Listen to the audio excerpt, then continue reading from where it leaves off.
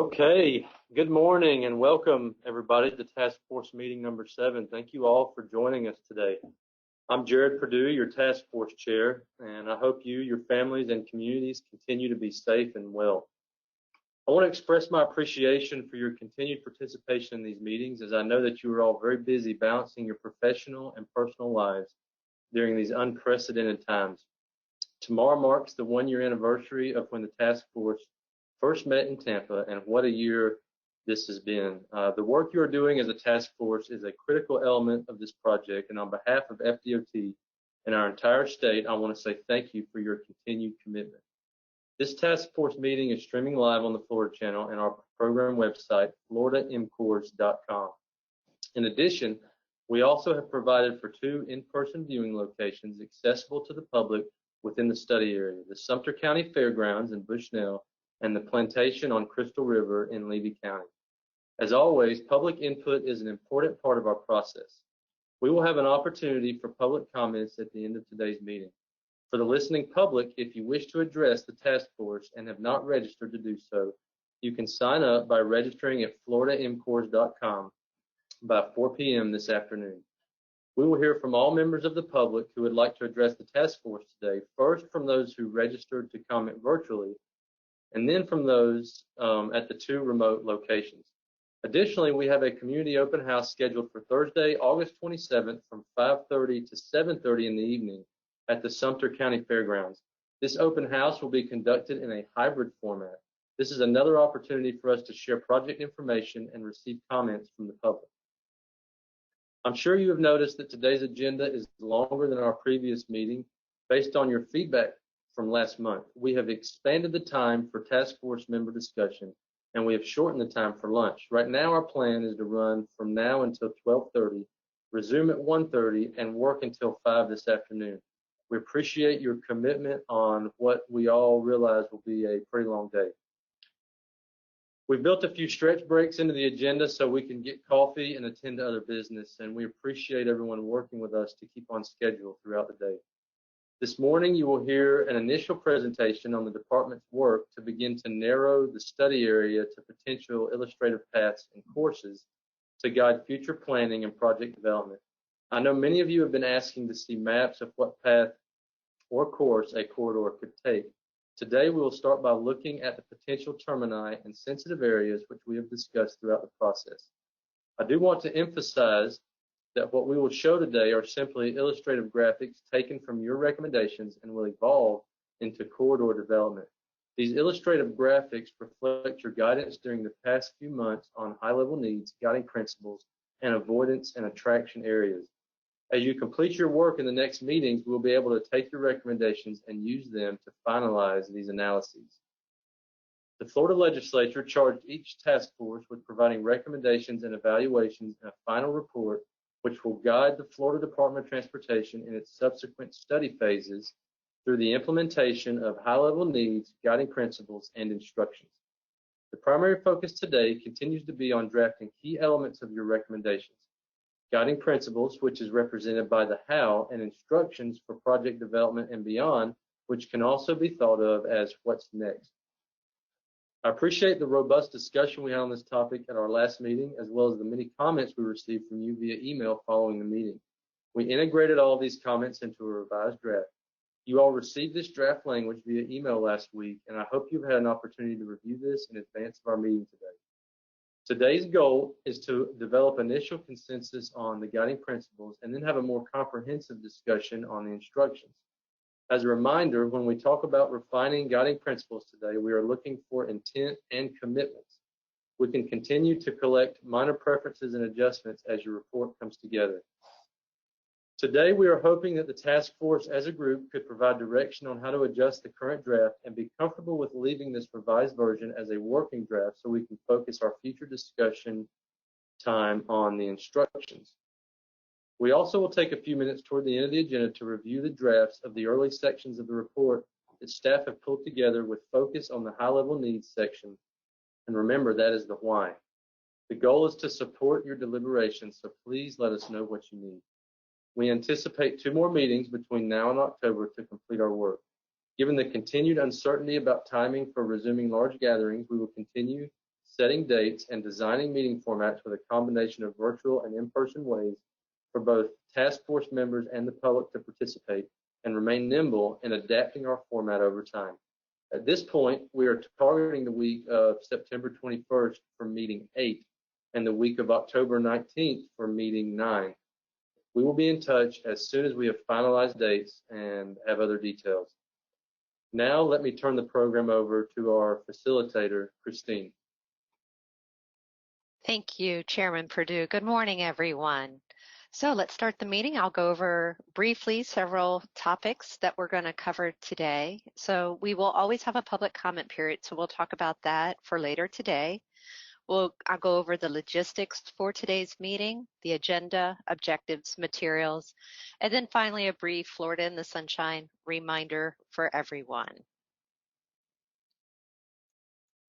So because, as Chairman Perdue mentioned, we will be having a little bit longer day, the public comment period will begin at 5 or as soon as we are done with task force member discussions. We'll receive comments virtually and then subsequently at the 2 physical public viewing locations that the Chairman mentioned, the Plantation at Crystal River and the Sumter County Fairgrounds. Requests to provide comments virtually need to be received by 4 o'clock today, and they will be addressed during the public comment period in the order in which they were received. For members of the listening public, if you've not registered and you'd like to provide public comment during today's virtual meeting, please sign up on the website under today's event. And if you need a link to the email to be emailed to you, please use the virtual hand raise function, and one of our team members will email you the link to sign up. Requests to provide comment at one of our public viewing locations can be made by just completing a speaker card on site at the registration area. All right, so let's talk about the how to do some of this. So today's meeting is being recorded and will be available with other materials on the m.cores website. You will remain muted for the presentations. And once we get into the task force member discussion, we'll shift to a more interactive mode. Similar to previous webinars, task force members, our discussion today will be more like an in-person meeting, well, the best we can. Instead of putting up your 10 cards as we did previously to indicate you'd like to ask a question or make a comment, once again, just use the virtual raise hand feature and I'll call on you in the order or as per the conversation moving on. You will be asked to remain to be self-muted when you're not speaking. This just reduces the background noise for everyone. So as I mentioned, I will generally recognize people in order in which they raise their hand. Although, as we do in in-person meetings, I may manage the flow at time to allow members who have not yet had an opportunity to make a comment or speak, or so that we can wrap up a thread of conversation before we begin another. So, task force members, if you have self-muted, please be sure to unmute before speaking.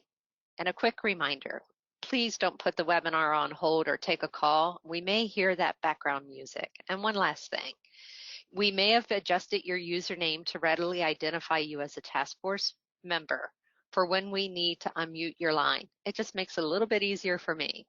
So please do not make any changes to the username so that you may be heard during roll call and the Q&A period at the end of the day, and lots of discussion today. Okay, so here's the agenda. So quickly, before we dive into the agenda, let's talk about the objectives. First, we want to discuss how the task force recommendations will be used to identify and narrow those paths and courses, as Secretary Perdue mentioned. We'll provide an update on recommendations for the framework and the work plan.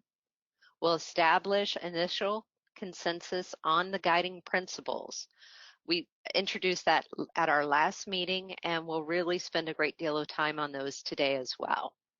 Then we'll discuss draft instructions, and that starts getting more refined for the project development and beyond.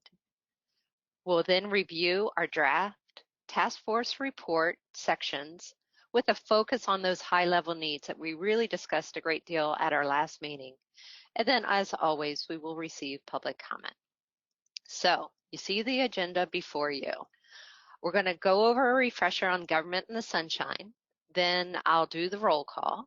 And at 9:15, Will Watts will make a presentation. Will's the FDOT Chief Engineer, and he'll discuss how these guiding principles and instructions will be used to identify and narrow those paths and courses into corridor alternatives.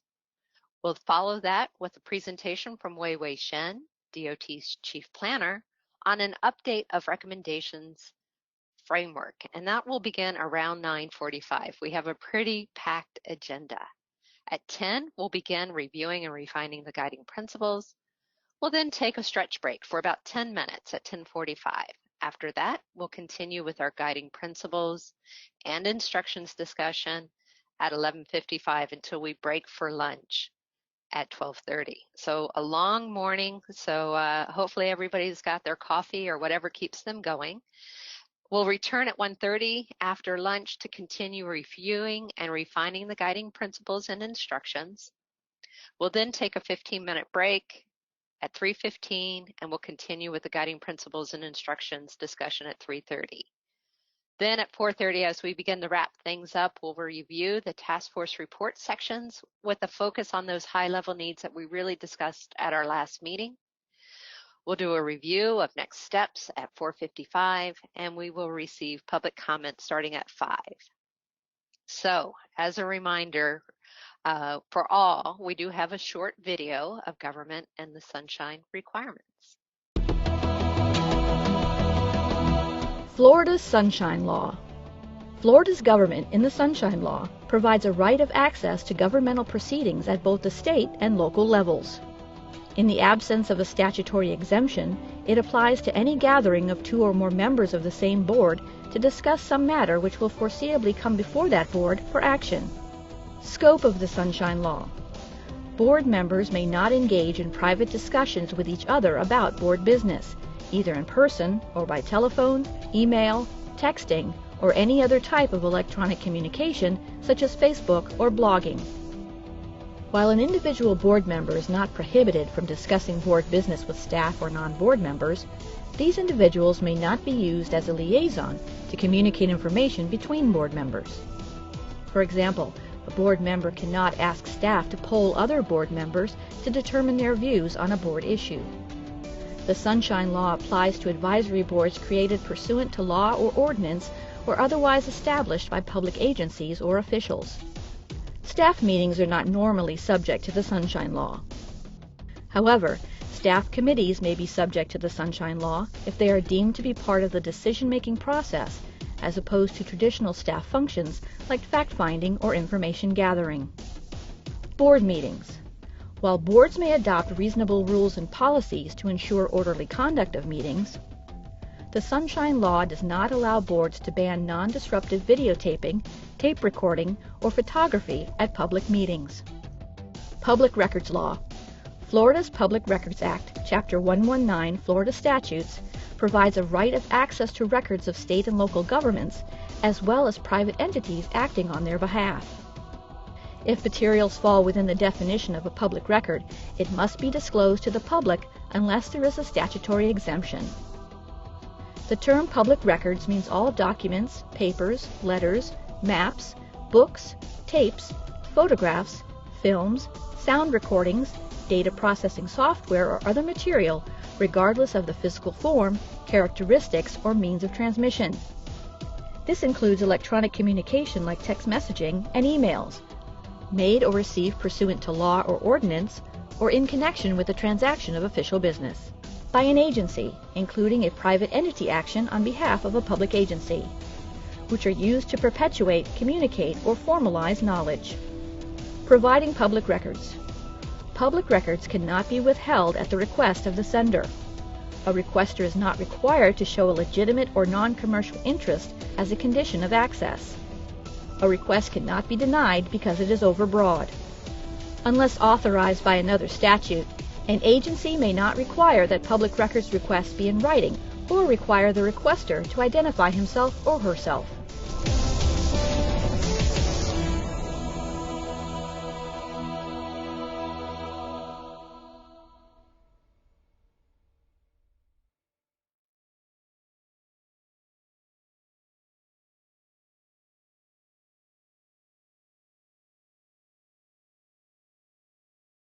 So that was a video. It's been a little while since we've seen it, since we've moved to the virtual realm, but a good reminder nonetheless for all of us to follow. So Diane Guillemette with the Attorney General's office is normally the attorney that's assigned to this, but she's unable to join us today. But her colleague John Frick, also from the Office of Attorney General, is online with us today. And he's available to answer any questions regarding the Sunshine Law as it relates to the task force. The cell phone number, or the number you see on the board on the screen, is available if you have any questions, and John's here if you need to ask him any clarifying questions. He'll be with us all day today as well. John, thank you for joining us. Yes, thank you. All right, so it's always important for everyone to know who is with us in this conversation. So as you know, all task force members were given unique links to sign in, and as task force members logged in, I did my very best to note your attendance. I'm going to read through the names and organizations in order of organizations so I can note who is present and who's not in attendance. We do have one substitute as far as I know, and if I do not recognize you as a substitute, please make sure you reach out and send an email to Jennifer Stoltz and we'll recognize that. So let me quickly go through the list of those who are with us this morning. We do clearly have Chairman Perdue with us with the Florida Department of Transportation. Christina Colon, who is our Vice Chair, she is with us as well from the Florida Department of Transportation. James Stansberry is our alternate for Mario Rubio with the Florida Department of Economic Opportunity. Chris Wynn is joining us from the Florida Fish and Wildlife Conservation Commission. Mark Futrell is with the Florida Public Service Commission, and he's with us. Thank you.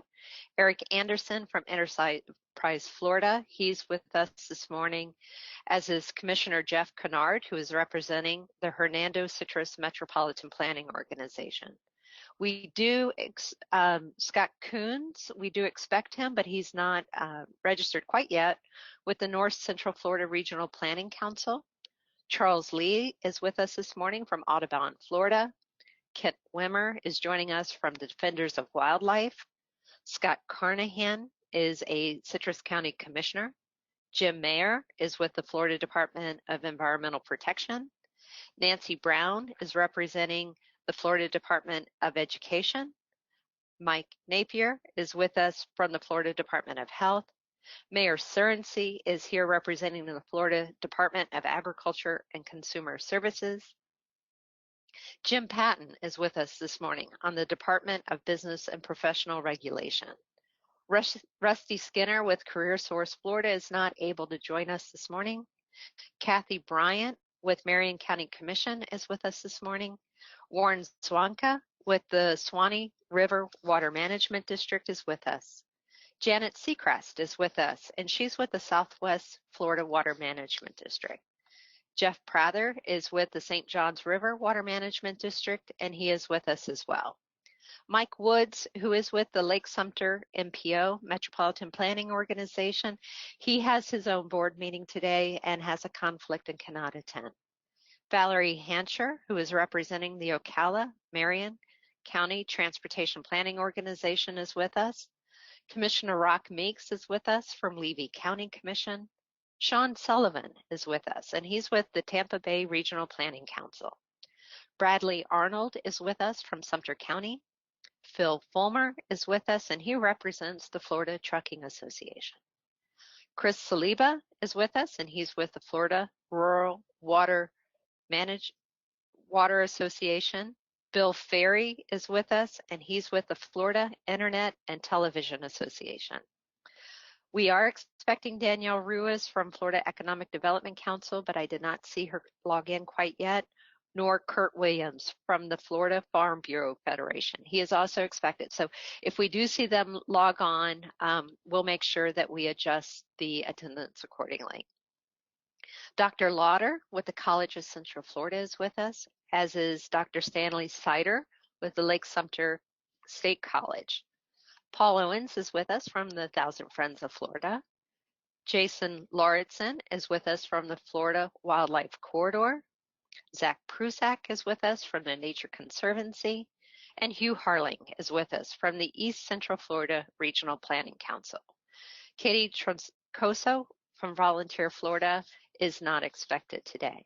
So if any of these change along the way, oh, and Scott Coons, I understand, has joined us. I missed him earlier, so I apologize, Scott. Thank you for joining us. All right, so we have tremendous participation, or task force member registered with us today. So we will have a great deal of conversation all around. So with all that kind of housekeeping behind us, let's get into the presentations. I'm going to invite Will Watts. He is the DOT Chief Engineer. He's going to give the presentation about moving from task force recommendations to corridor planning. We will have some time at the end of Will's presentation for task force member questions, so we look forward to that. With that, I'm going to hand it off to you, Will. All right, thank you, Christine. Hey, just as a side note, we did send out some updated links again this morning. I know you've had a few over the last few days with updated written comments from not only the email FDOT listens, but as well as all task force member comments that were forwarded in. So we're trying to keep that current and up to date for you. So you should have the latest and greatest as of midnight last night. So. All right, so today we'd like to show you how your recommendations will be used in the corridor planning and project development to determine the location of path and courses as we move into the corridor planning and project development. Task force work is developing guiding principles and instructions for project development, and beyond helps to define not only avoidance areas, but attraction areas. We will continue to review this process as the guiding principles will help us define the general location of the path courses while avoiding environmentally sensitive areas.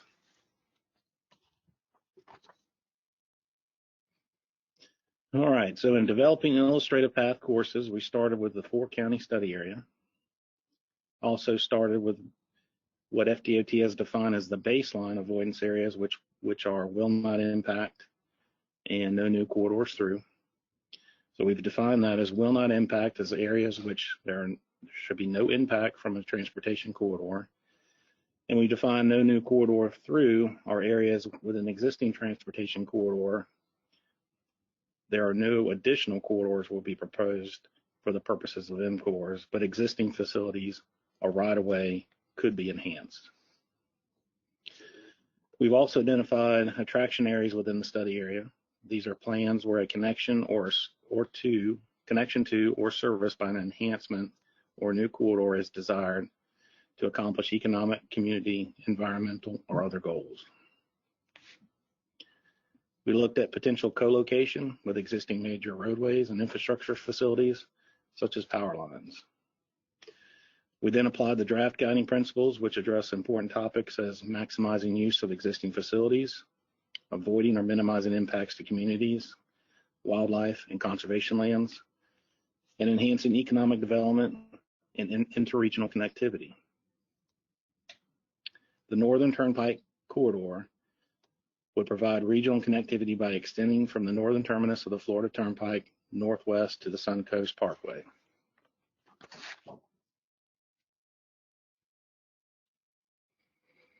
All right, so this is a new graphic. So zoom into the northern terminus of Florida's Turnpike. There are 4 potential starting directions for the path and courses of the Northern Turnpike corridor that we're going to illustrate today. So near County Road 470, this would allow for development of path courses in the southern portion of the study area. There may be a need for a possible new interchange at I-75. The second starting location could provide for a continuation along State Road 44. This is a potential co-location with State Road 44. We would further need extensive coordination with businesses and truck facilities along 44, however. The third could be near the existing terminus going north. May need to overpass State Road 44 at I-75. but we would need to avoid impacts to Lake Panasoffkee managed area.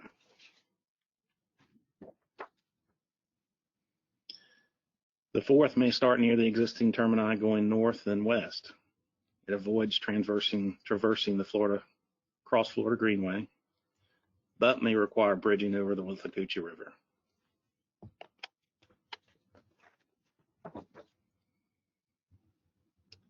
The second part of this presentation is we're going to focus on the environmentally sensitive areas that we may need to traverse. So we will use the guiding principles that you're developing to identify and narrow down the starting point and direction of potential path and courses. For instance, environmentally sensitive areas would need to be avoided, protected, and enhanced using the guiding principles. Here we're highlighting 3 of the environmental resources that are covered in the guiding principles. Cross Florida Greenway, shown in the green at the middle of the study area. Withlacoochee River, shown in blue.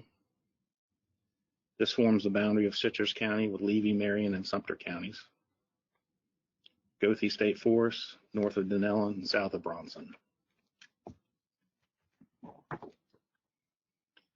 So taking a closer look at the Cross Florida Greenway, the 99 PD&E 4 Turnpike extension included a crossing over the Greenway. Depending on the direction, some path courses may need to cross or traverse the Greenway.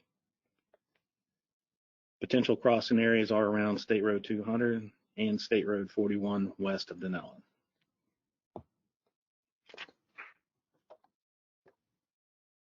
All right, so the Withlacoochee River flows through all 4 counties in the study area. There are various conservation lands and easements adjacent to the Withlacoochee River, which we will use guiding principles to avoid and minimize impacts. Existing bridge crossings include County Road 48, State Road 44, State Road 200, US 41, and US 19. Co-location path courses as one of the routes may require expansion or enhancement of the existing bridges.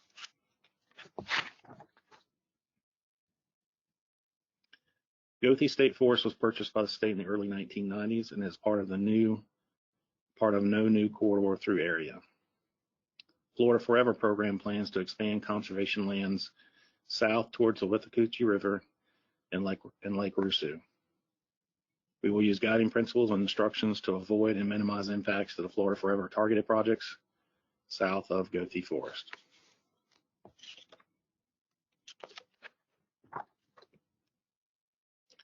So now let's look at the attraction areas such as opportunity zones, future land use regarding commercial, industrial, and cities, as well as electrical power transmission lines and the Sable Trail gas line for potential co-location. These resources may direct where the path courses could go, considering avoidance and minimization of environmental impacts and maximizing enhancements related to economic, community, environmental goals. We will use relevant guiding principles and instructions to holistically consider these resources and goals when developing the path course locations.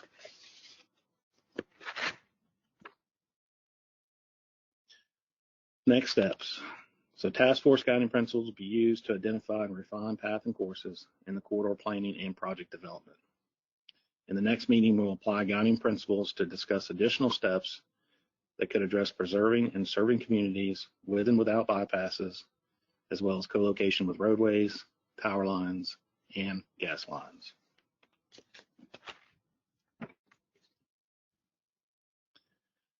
We also wanted to remind everybody of the 2 necessary and required steps. So Florida statutes, Florida law requires m.core corridors to meet both environmental and economic feasibility. Statutes also identify potential funding source options for the m.core corridors. And so you can see from the pie chart on the right, it kind of lists different funding sources that can combine or contribute to the total project cost.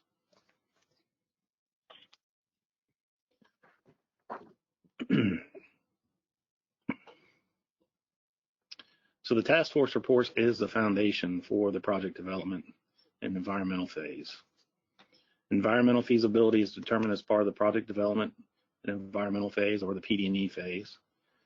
Field work and resource-specific technical reports completed as part of the PD&E study will help to provide details concerning the impacts and enhancements to the natural, physical, and social environments.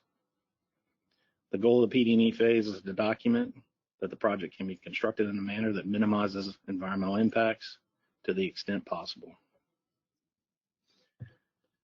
During the PD&E phase, there is extensive coordination with regional, state, and federal agencies, including water management districts, regional planning councils, Florida Department of Environmental Protection, Florida Fish and Wildlife Conservation Commission, the U.S. Environmental Protection Agency, and the U.S. Fish and Wildlife Service, just to name a few.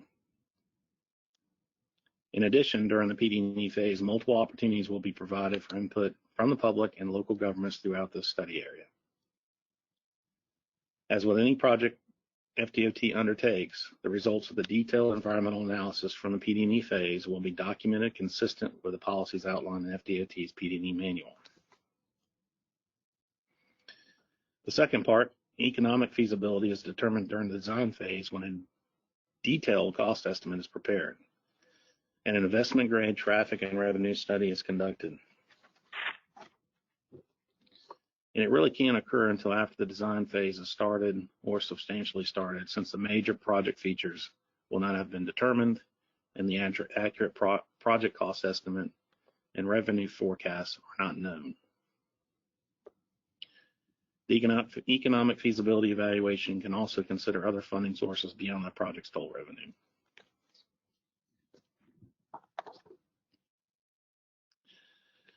All right, so generally there are 3 steps in the economic feasibility process. The first step involves identifying the estimated net revenues as determined from the investment grade traffic and revenue study. The next step is a determination of the Turnpike funding contribution based on the Turnpike bonding capacity for the corridor. In many instances, the Turnpike bond funding cannot cover the entire corridor cost. Thus, the funding shortfall will exist. The final step includes the development of the funding plan for the corridor based on the total project cost. Other funding sources will be considered to address any funding shortfall. If there is a funding shortfall, the project is prioritized through the work program, just like any other project. And I think we're ready to open up for questions, Christine.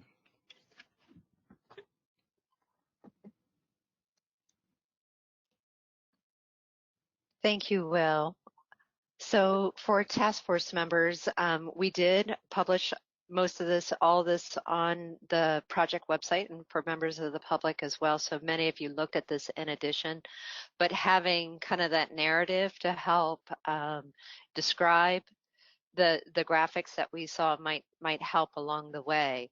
So task force members, now's a really good time. If you have any questions of Will on the process and how we're getting here and where we're heading, you know, this is just the first of many steps as we begin to illustrate the kind of how we're moving from guiding principles and instructions to ultimately what some of these paths and courses may look like.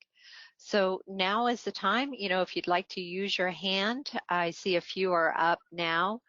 So Chris Wynn, so remember, task force members, you may have been self-muted, so let's go ahead and when I call your name, unmute. So Chris, we'll start with you. You had a question of Will? Can you hear me? Yes, sir. Hey, this is Chris.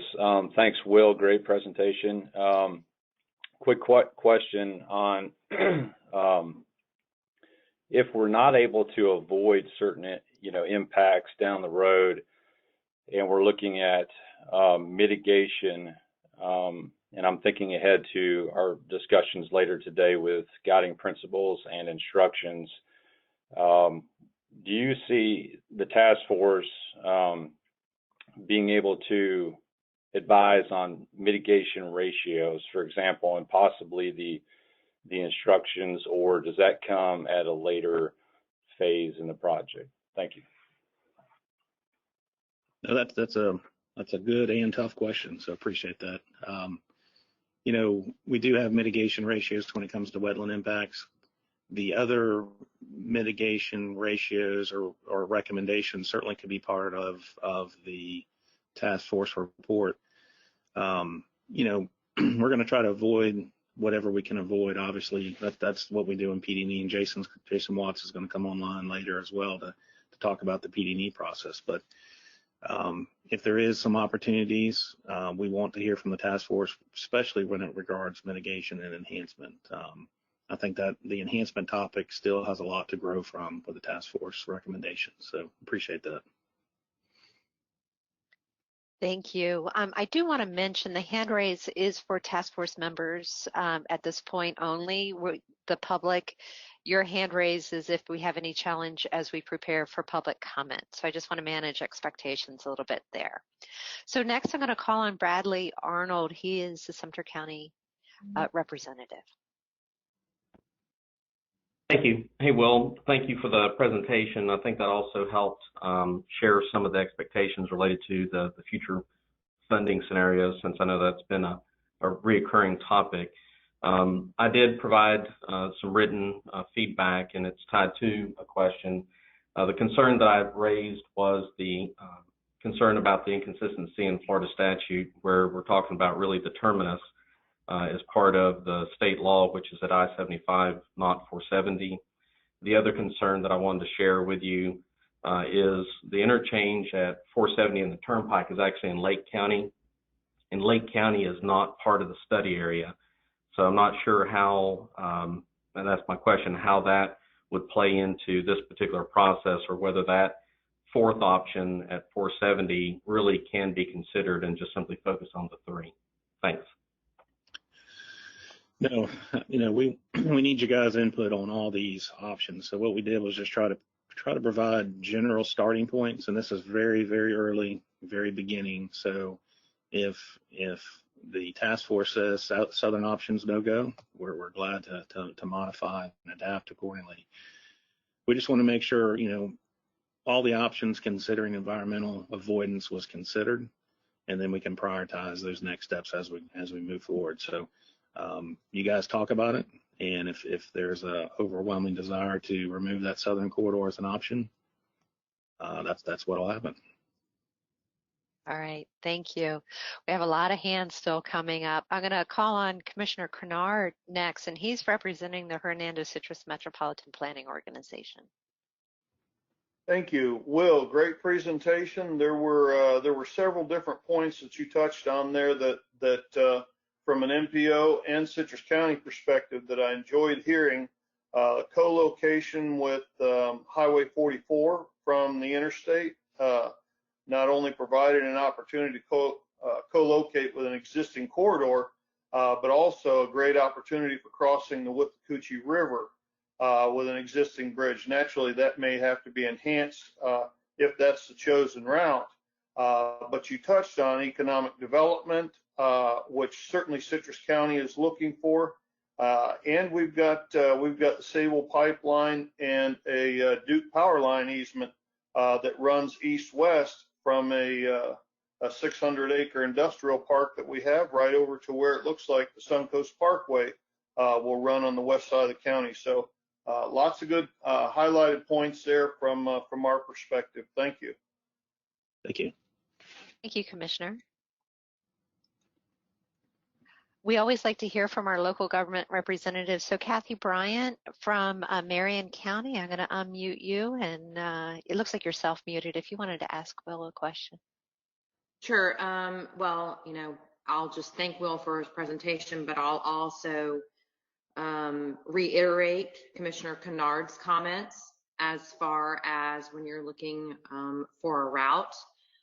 Originally, Marion County was not even in the study area, and we asked for a seat at the table, not to be considered, but so that we could keep an eye on what's going on. And I think, you know, if some of your routes, the areas that they would go through just would make absolutely no sense for Marion County, as some of those areas are very densely populated. And, you know, if we're going to do this, it would make sense to bring people right off of 44 where our right out where the connection is to 44, where the Turnpike comes into 75, and connect over into Citrus County. That would make the most sense and probably have the least amount of environmental impact. Yep, appreciate the comments. Those are the exact comments we want to hear from all the task force members, so appreciate that. Thank you. We also have Valerie Hancher, who is representing the Ocala-Marion TPO. Hey, thank y'all. And I have to agree with Commissioner Bryant regarding Marion County. We did come in as wanting to see what our neighbors were doing and make sure that we were protecting them as much as possible. And of course, with our area, with the Rainbow River, with the Coochie, Lake Russo, it's vital that, and all the farming and just all of Marion County, that we stay as far away from those natural resources that we cannot, get back. But my question to you is, when I looked at the chart, the pie chart of funding, it stated that, local funding would be needed. When I read over the letters, like the city of Dunellen, voiced their concerns and asked for there to be no roads near us. Some of the cities that, like Inglis, for instance, Yanktown, they were like, yes, please come. However, we need FDOT to give us funds so that we can,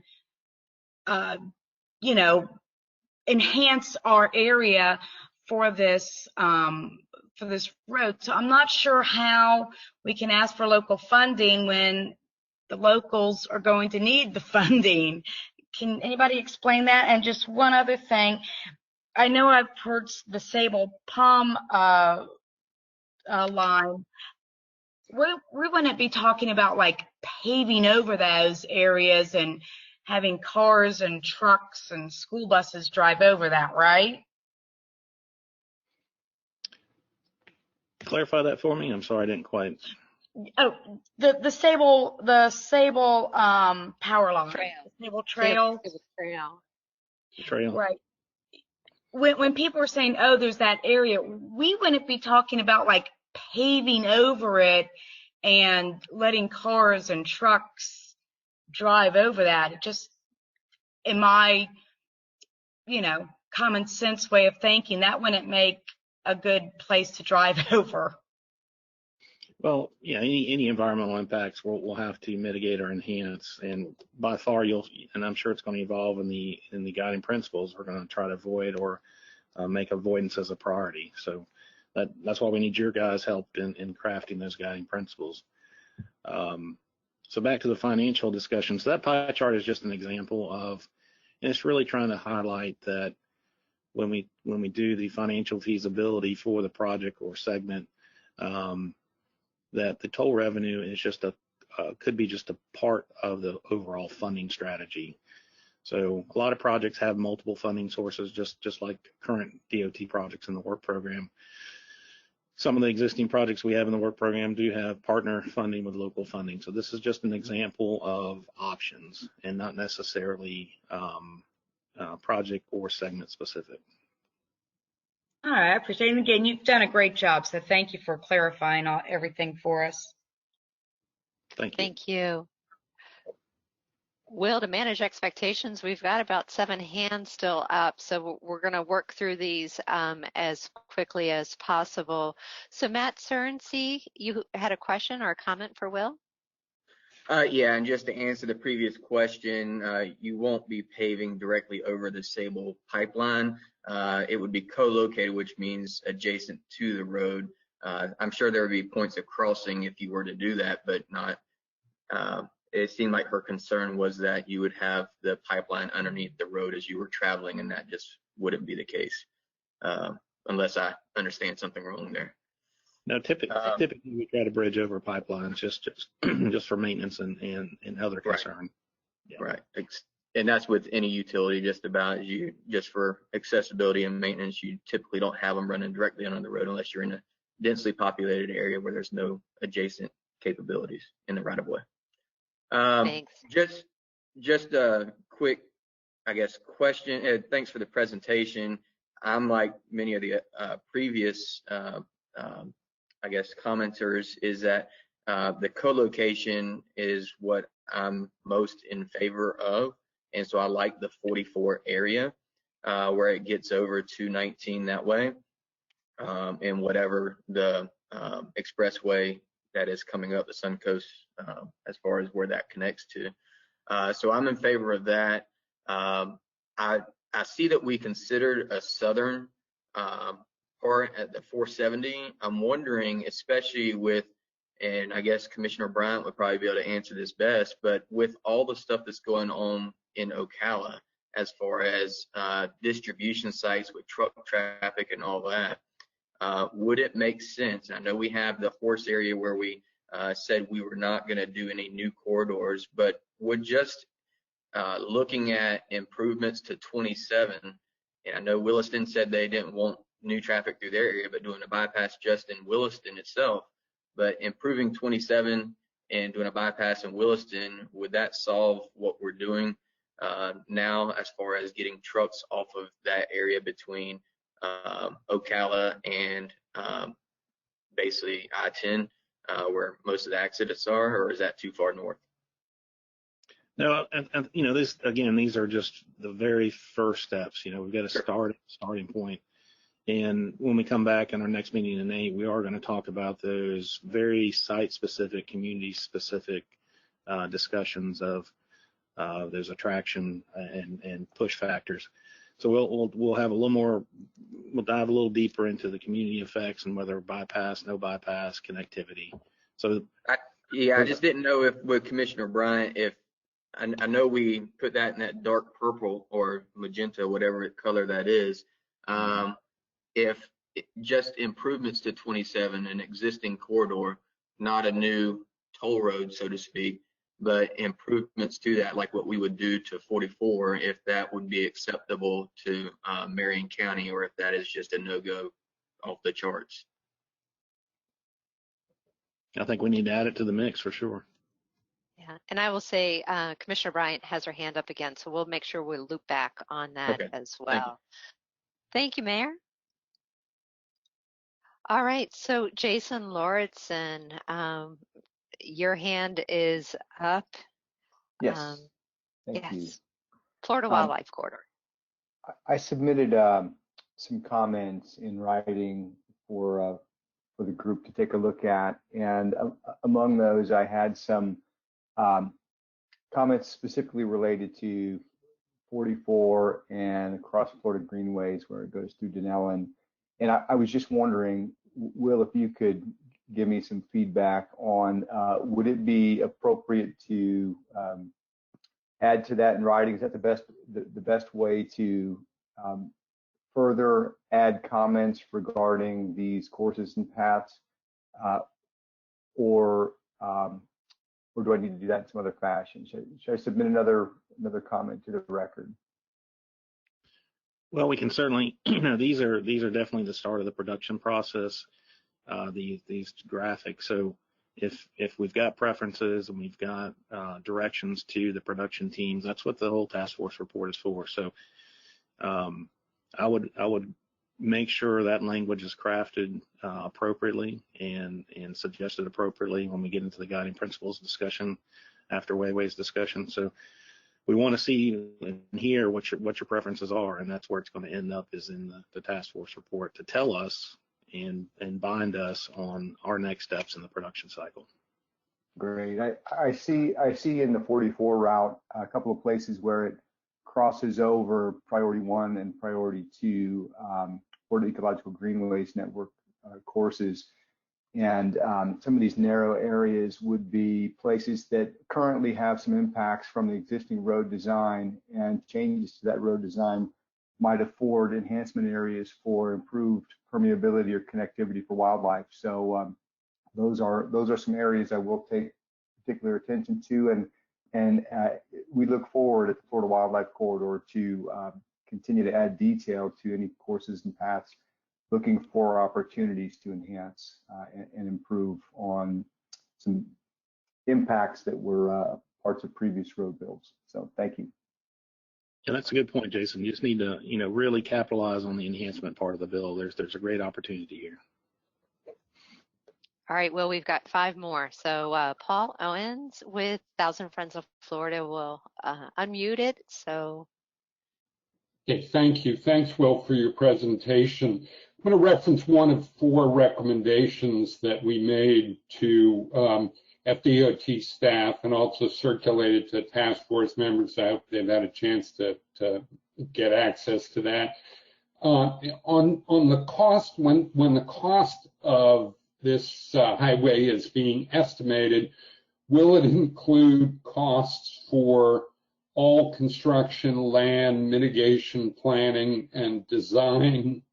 And I'm thinking specifically of things like you referred to the possibility there might have to be a new I-75 interchange construction. I'm also thinking of the widening or construction of feeder highways and any mitigation activities that are necessary to satisfy the legislation for the program. Will that be part of the overall cost evaluated in the feasibility analysis?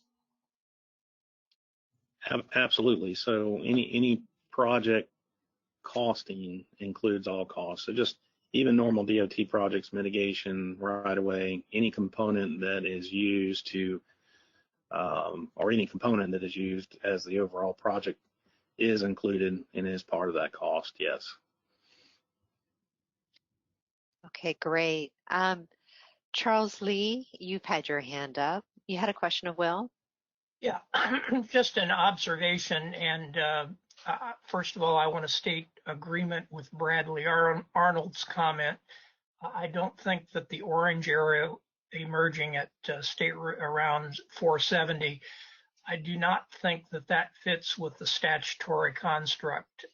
It starts in an area outside of the study area. My main concern about that is that if you go west, regardless of how you would deflect it going west, you run into the Withlacoochee State Forest and another complex of very dense conservation lands before you get to the opportunity to connect to Suncoast in the area south of State Road 44.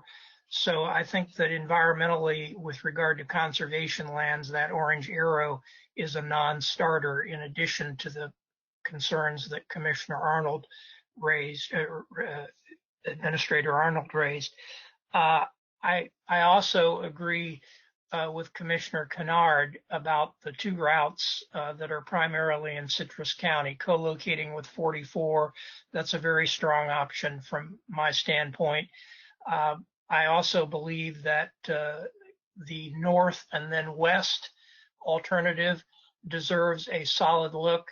Will, in your description of that on the slide, you did not indicate that that was also a power line co-location route. Virtually all of that route would be co-located with that Big Duke energy line, which is well over 300 feet wide as it cuts its swath through that area. And so I think co-location with that line would be good. I would further note that just a little south of the point where that line crosses the Withlacoochee River, there is a break in the conservation lands. There are conservation lands to the north of it and to the south of it, but there's a gap. So there's a potential crossing point of the Withlacoochee River where you're not invading conservation lands. My final observation is, in addition to taking the orange arrow off the map, I would recommend taking the green arrow that crosses the Cross Florida Greenway and goes up into Marion County off the map as well. I think that Commissioner Bryant alluded to it pretty well. It would come perilously close to the farmland preservation area in Marion County. And if you imagine where that arrow would have to track further north, it's going to go through the heart of the undeveloped agricultural lands in Marion and potentially Levy counties. it would be, in a land use sense, that arrow would produce the worst effects of opening up agricultural land to development pressures. So my recommendation would be orange arrow, take it off the map, and the green arrow going north across Florida Greenway into Marion County. I would recommend that one come off the map. Those are my comments. All right, thanks, Charles. Appreciate that. Thank you, Charles. We have two more. Commissioner Bryant, your hand is up again and your name keeps getting mentioned. So did you want to follow up? Yeah, sure. Can we unmute Matt as well? Yes, I'm off. Okay, because I just want to make sure that I understood what your question and comment was. So are you suggesting that you continue to take traffic up 75 and then go over and co-locate on 27? Yeah, that was just a question as another option, especially with the truck traffic that is now based out of Ocala, to try and get them, if that's what this is for, is to get them to the West Coast quicker on I-10, then it would make more sense than them going south to get to it, to the expressway, and then going west and then coming back north. So we have two different areas where we have commerce parks. And one of them is North Marion County, and we actually have a new interchange that we've been working on for quite some time in between 326 and Highway 27, and that will service that distribution area. And I wouldn't see any reason why they would go south when they're already that far north to get to 10. Especially I would not want to support the option of continuing to have that truck traffic come off of the Turnpike or that vehicular traffic. One of the most highly traveled areas of I-75 is that area where the Turnpike comes into I-75 all the way up to 200. When we do have any kind of an accident, and I know that some of the folks from FDOT can also comment on this, that is a bottleneck area right there. So I think that even further more supports keeping this south of Marion County, because it will free up some of that capacity on I-75, which would also help to solve some of the other issues that we have there. Like I said, we do have the new interchange that is in the design phase at 49th, or at our new. We also have a new roadway that we are building. It's the 49th Avenue, and that's going to connect to our new Commerce Park, which is further south in between 44 and 200 at 484. Keeping this south, I think there could be connectivity would be fairly easy for anyone coming out of that 484 area as well. And, you know, have I answered your question? Yeah, I'm sorry. That makes sense. I didn't know if that would help what y'all were doing already. But I like the 44 more than that option. I just didn't know if it'd help kill two birds with one stone. Yeah, no, and 484, I mean, we would, like I said, we would not be in support of continuing to move traffic from the Turnpike up to 484. I think if we're really going to do this and we're going to do it right, we need to keep that traffic off of 75 coming off of the Turnpike. And so, you know, supporting that the more southerly routes is probably going to solve a lot more of the problems that we see. Number one, you know, the purpose of this is supposed to be connectivity over to the Sun Coast. Number two, I know that the I-75 task force has tried to identify ways to reduce the traffic between 484 and 200, that corridor right there, you know, for many, many reasons. Number one, it's overcapacity. Number two, we have, you know, accidents in that area, and you have traffic backups and jams quite a bit. So I would stick with Charles's recommendations as well. We certainly do not want to do anything that's going to impact the Cross Florida Greenway.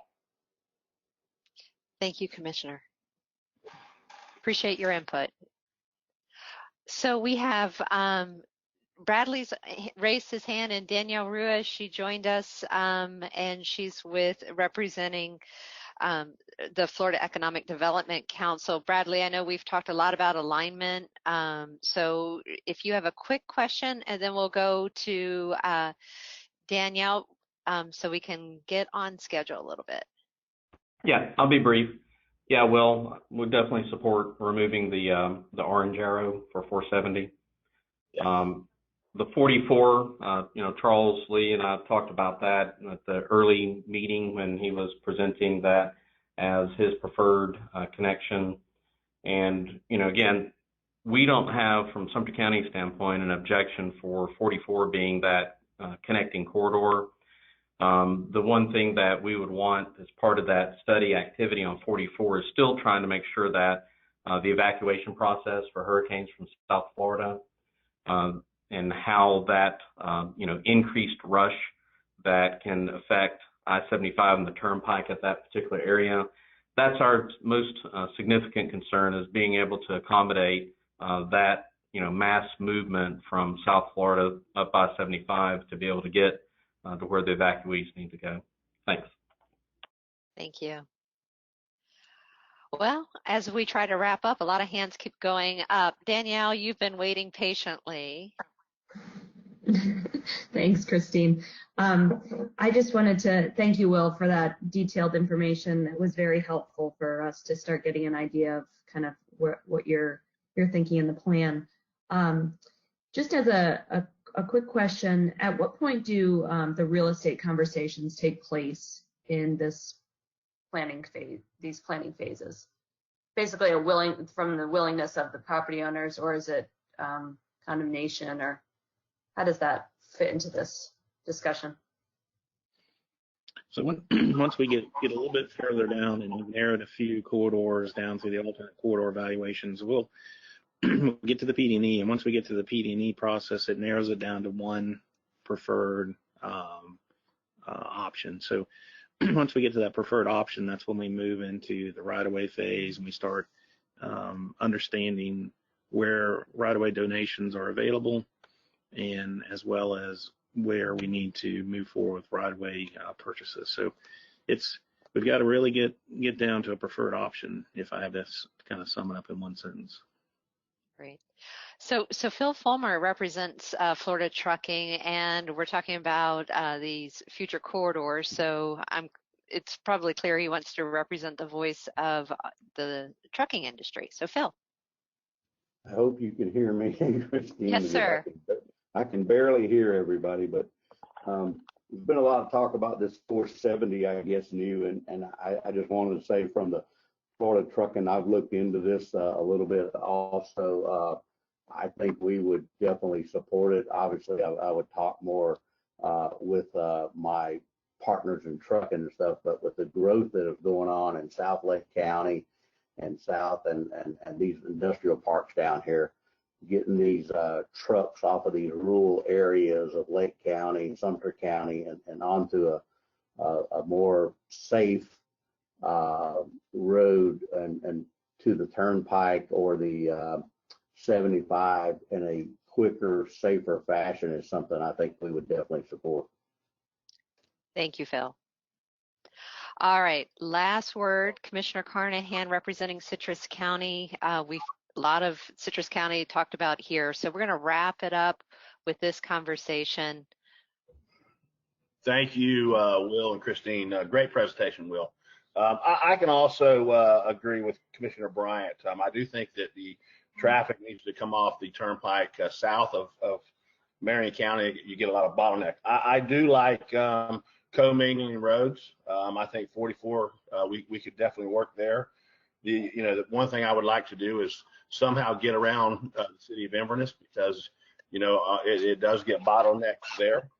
But I also like the 475, I believe, is already permitted to put put a off ramp there. You know, if we could co-mingle with the Duke power line, I think that gives Citrus County a great opportunity for economic development, because we just permitted a big industrial park there in Holder, and that would give us great access. But you know, and also, you know, 27 is going to be upgraded, 484 is going to be upgraded.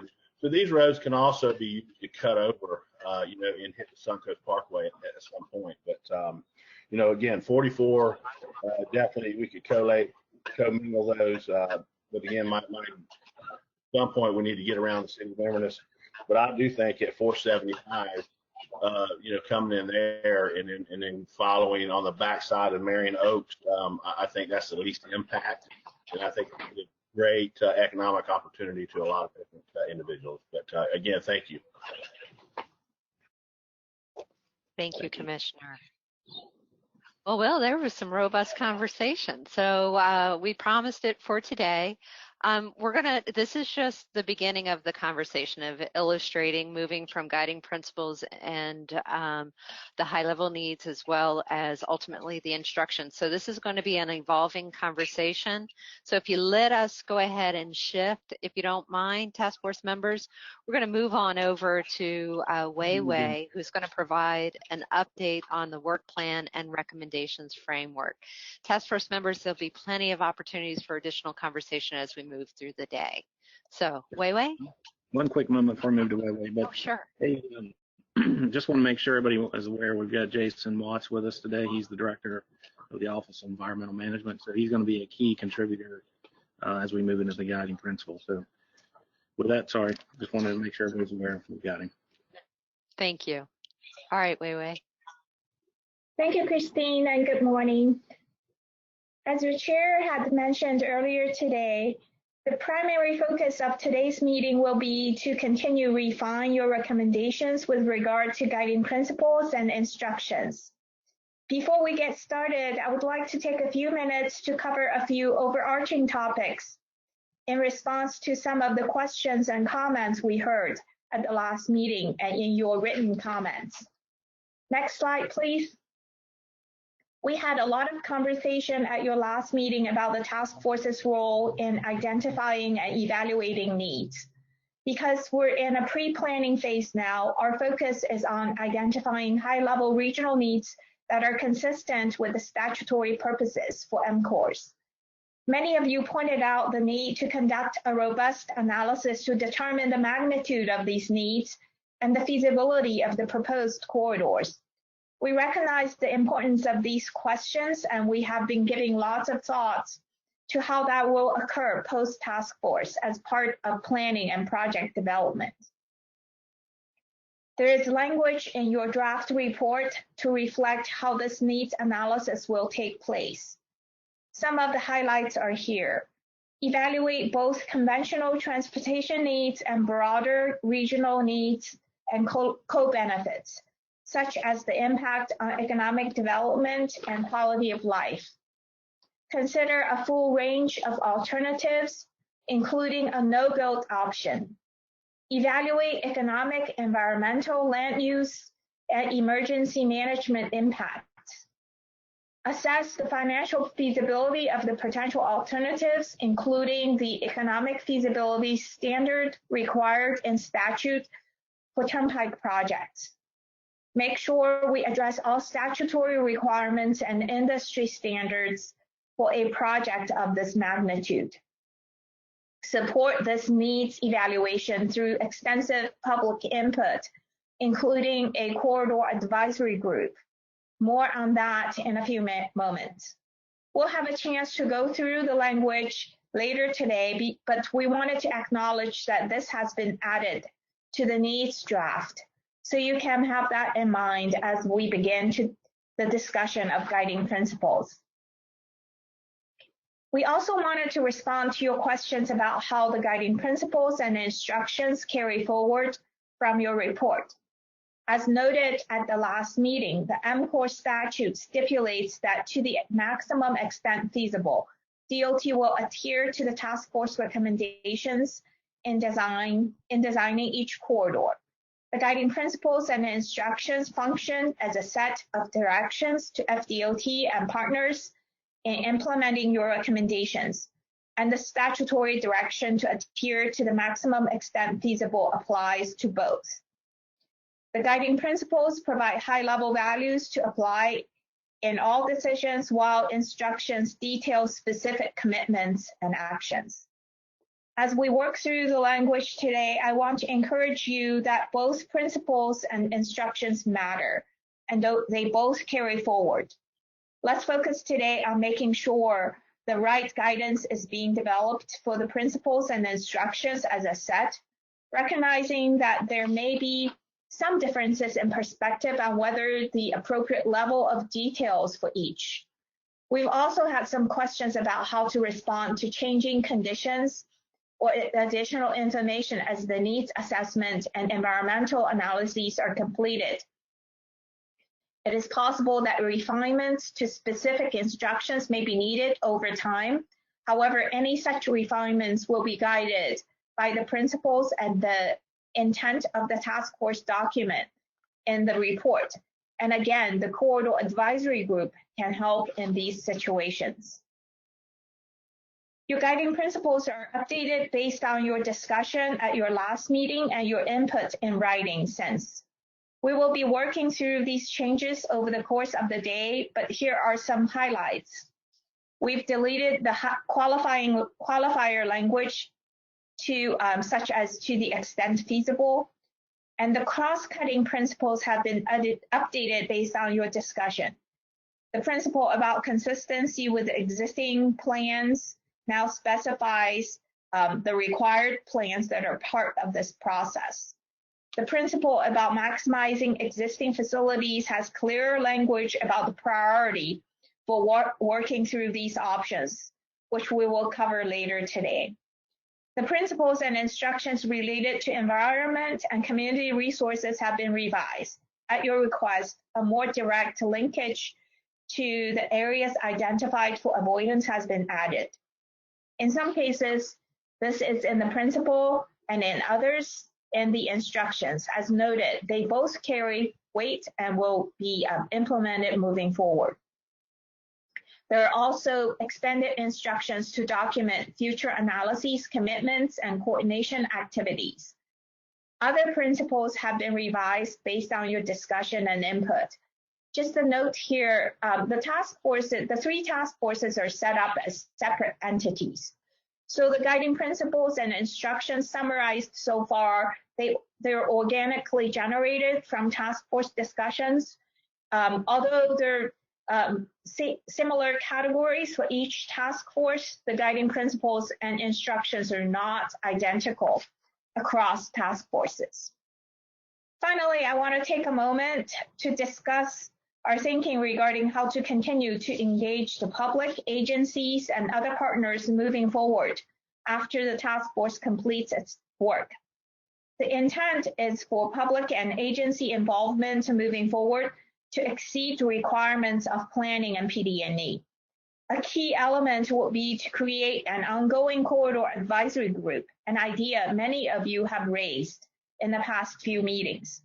We anticipate the corridor advisory group could include many of the organizations around the virtual table today, local governments, state agencies, regional agencies such as the MPOs and RPCs, environmental groups, and industry partners.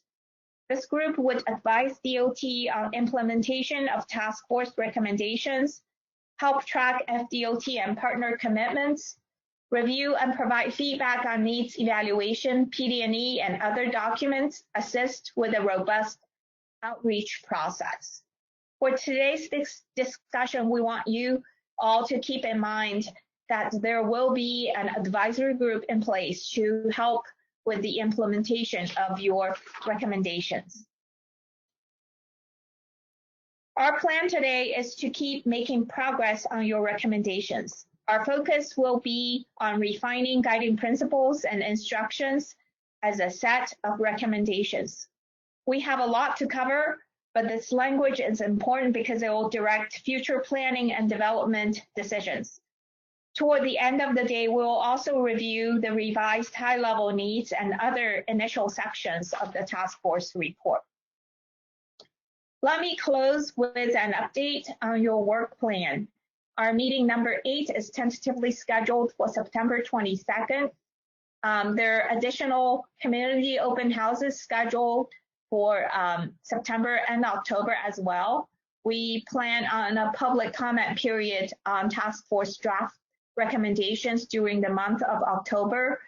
And then meeting number 9 is tentatively scheduled for the week of October 19th. By November 15th, we'll submit the final report to Governor and Legislature.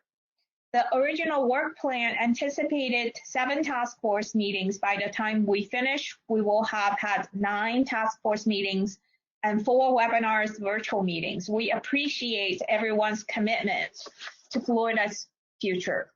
We also appreciate the extensive public input we have received.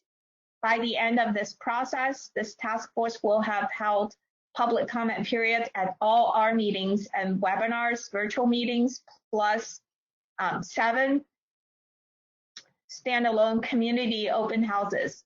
We have received a total of 12,308 written public comments as of this weekend. We provided you an update of all these comments, and we'll provide another update before our next meeting.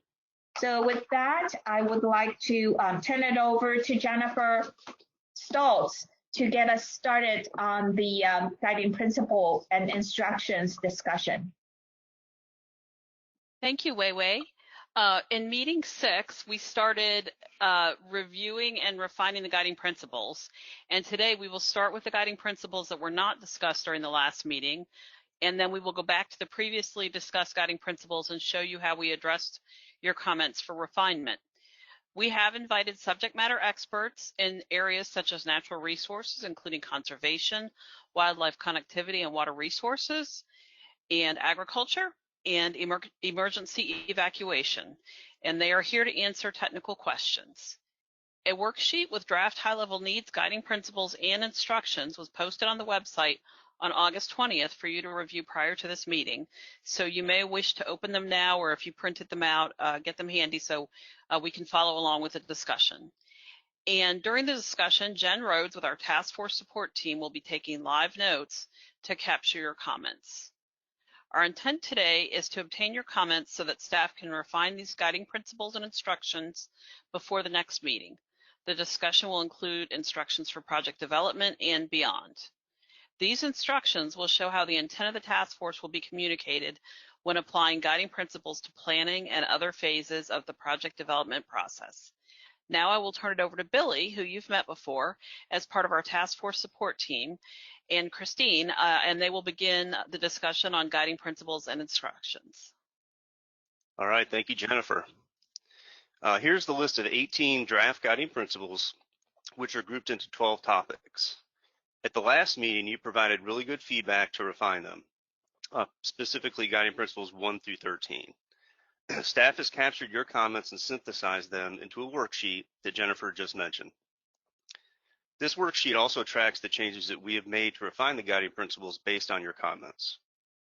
Remember, the numbers used for the guiding principles do not represent any priority order. They are simply used for tracking purposes. So this is just scrolling through, continuing with the list that was discussed last month. Now, we did not get the guiding principles 14 through 18, so that's where we'll start today's discussion. These 5 guiding principles related to emergency preparedness and response, infrastructure opportunity, and transportation connectivity. Please remember, the discussion will include instructions for project development and beyond, as they are part of task force recommendations, as Wei Wei mentioned. After that, we will go back to discuss how we refine guiding principles that we discussed in the previous meeting, and then take additional input to improve them. Our desire is to focus on major comments.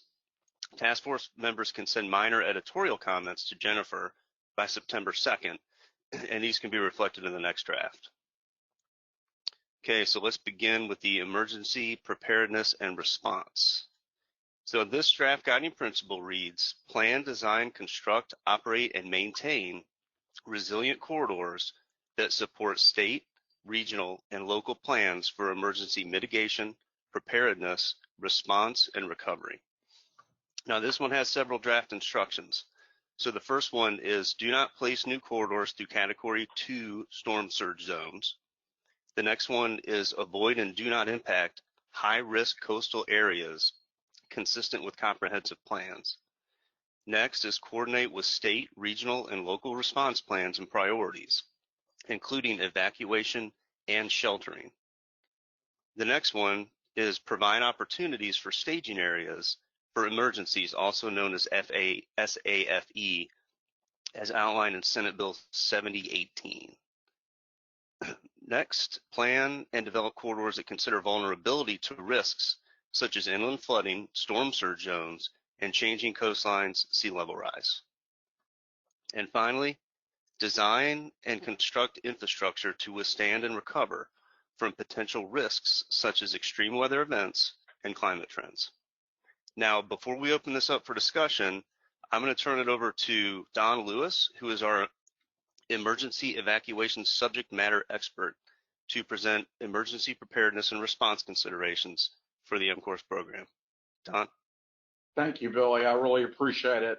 It's a pleasure to get to talk to you this morning about a subject that is near and dear to my heart, to say the least.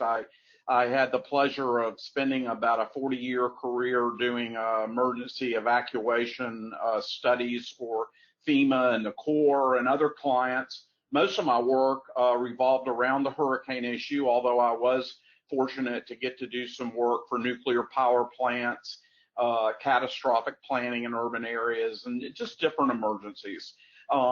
Obviously today, looking at the Gulf of Mexico, it's one of those days where I'm humbled and stunned thinking about some of the people I've worked with in Southwest Louisiana and what they're facing. So you'll have to forgive me if I seem just a hair distracted. Next slide. So for those of you in the task force, I want to tell you that my work has been involved in all phases of emergency management, but I've been fortunate to also get to chair or co-chair the evacuation planning committee of the National Hurricane Conference. And we try to invite speakers every year that do a good job with each of these subjects.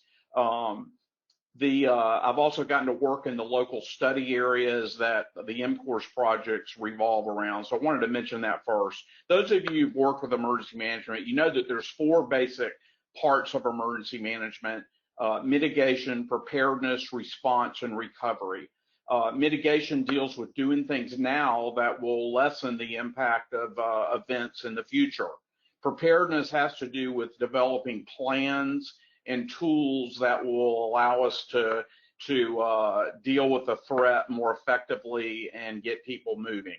Response has to do with, well, what happens during the storm itself, and then recovery has to do with how do we get back to normal, and that includes things like re-entry, debris removal, things that are pretty heavy duty. I believe that m.cores can and will affect all 4 of these particular areas. Next slide.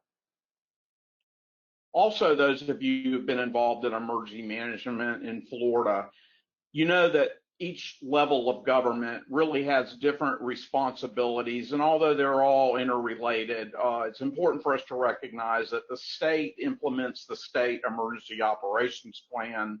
It oversees and coordinates the counties in all phases. And one of the most important things is really getting the Florida Highway Patrol activated and mobilized well in advance to facilitate the evacuation and other issues. The state also deals with the county and federal partners who will assist in different ways, not the least of which is financial, and then monitoring congestion on the highways. At the regional level, you know, the state is basically divided up into 11 or 12 regions, and so you have groups of, say, 4 or 5 counties that communicate with each other about what's happening with their region and their preparedness. But also I want to mention to the task force that at the regional level, this is where the hurricane evacuation studies are conducted. And these studies basically define the vulnerable areas, the evacuation zones, numbers of evacuating people, and the length of clearance times that are involved. So very important. The heavy duty lifting, though, comes at the local level. And this is where local plans are activated by county commissioners working with their emergency management staff, messaging to which areas you want to evacuate, opening local shelters, coordinating with the state, and boy, it gets even tougher after the storm if you get hit, because the recovery efforts involve resource storage, distribution, and then debris removal, and those are all really tough things. Next slide. So let's talk a minute about some of the things that I see regarding evacuation traffic capacity needs in the state of Florida. We don't have to guess at this. We actually have past events that give us a glimpse of what's involved here. It's pretty clear to me, at least, that there's more north-south capacity needed, not only for evacuation, but for reentry and bringing resources back into the state in a timely fashion.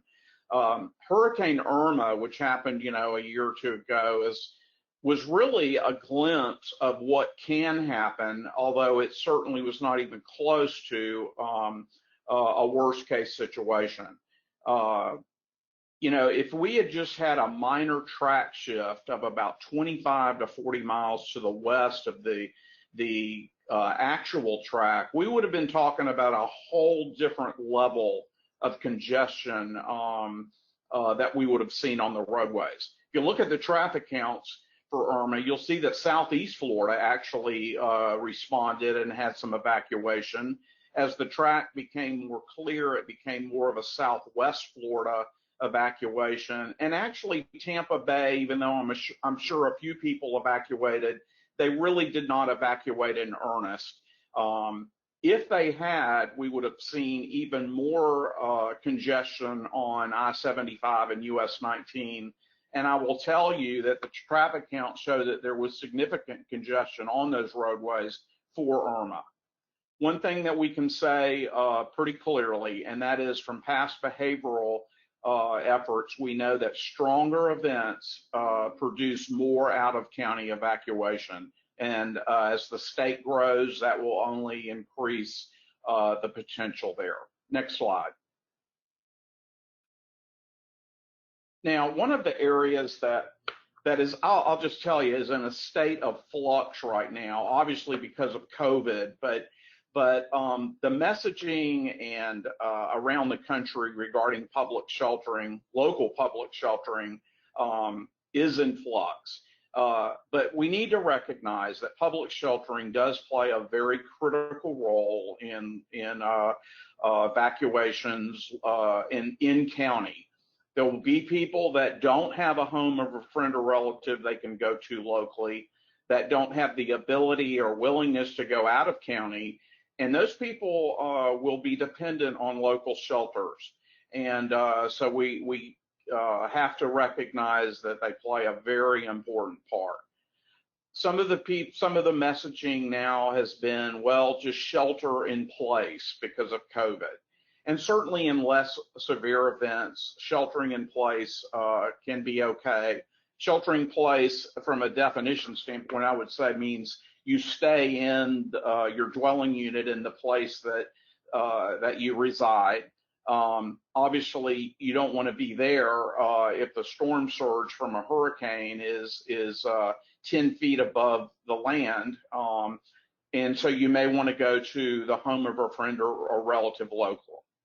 We know from past hurricane events where we've done these post-storm behavioral studies that really less than 10% of the evacuating population goes to public shelter. When I originally got involved in these studies decades ago, I'll be honest with you, I used to assume about 20% would go to local public shelter. For some reason, as time has gone on, that percentage has really come down. and it's definitely a behavioral phenomena. Although COVID is a big issue right now, and it's kind of compromised some of our shelter capacities, I would think by the time that m.cores projects are implemented, if they are, that hopefully this virus will be a distant memory. But we need to remember that people will be much more conscious of germs and that kind of thing, so that will be involved. And people don't like to give up their privacy. That's another aspect. So anyway, the public sheltering issue is one that will be an important part of our consideration in the project. Next slide.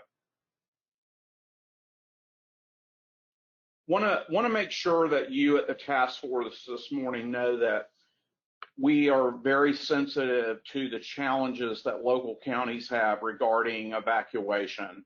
One of the biggest challenges for Florida is that there are certain scenarios that produce really long traffic clearance times, and basically force some of the counties in the state to make evacuation decisions before you're really confident of whether the storm track is going to hold and what the intensity might be. This current storm Laura is a great example of that. You know, yesterday we were looking at a Category 1 or 2 hurricane. Last night the bottom started dropping out of it from a pressure standpoint, and this morning we are just in amazement at the strength of it. Well, that happened in Florida with Hurricane Opal up in the Panhandle, Michael a couple years ago. So I'm very sympathetic to what you deal with from a decision-making standpoint. We recognize that you want to have as good of control as you can for your evacuees to be able to get out of storm surge areas without through traffic from other parts of the state compromising that. The preservation of local shelter space for your own people certainly can be an issue in areas where shelter capacity is already strained. I do think m.cores provides an opportunity to deal with some of these issues, including being able to message real time through electronic boards messages to through traffic that could be very important for the evacuation to progress efficiently. Next slide. The last slide, I can't overemphasize this. If you think about hurricane evacuation, the role that m.cores can play, we have to really think about what scenarios is this meaningful for, and that includes scenarios that revolve around track and intensity, which has to do with which counties are evacuating, what level are they evacuating to, public participation, what kind of participation are we getting out of the storm surge areas, and what kind of shadow evacuation are we getting from people that theoretically don't need to evacuate but choose to anyway. Also, in-county versus out-of-county destinations. We know from a behavioral standpoint that this has everything to do with roadway congestion. And we documented for many different events, both small and large, that in weaker storms, people go to local destinations more than they do out of county, and we get more shelter use, but the converse is true as well, and that is for more intense hurricanes, we're going to have a lot of out-of-county evacuation. Traffic control and messaging is important. And then I would say in Florida, we better pay attention to tourist populations and the different areas that will feed the roadway network. And we better recognize whether those people flew in or whether they drove in, because they could also play a part in the congestion. Another point that I have to emphasize before I stop is evacuations are conducted before the arrival of pre-landfall hazards. What I mean by that is that emergency managers, as a matter of protocol and operating procedure, try to complete the evacuations before the arrival of sustained tropical storm winds, which is about 39 mph sustained.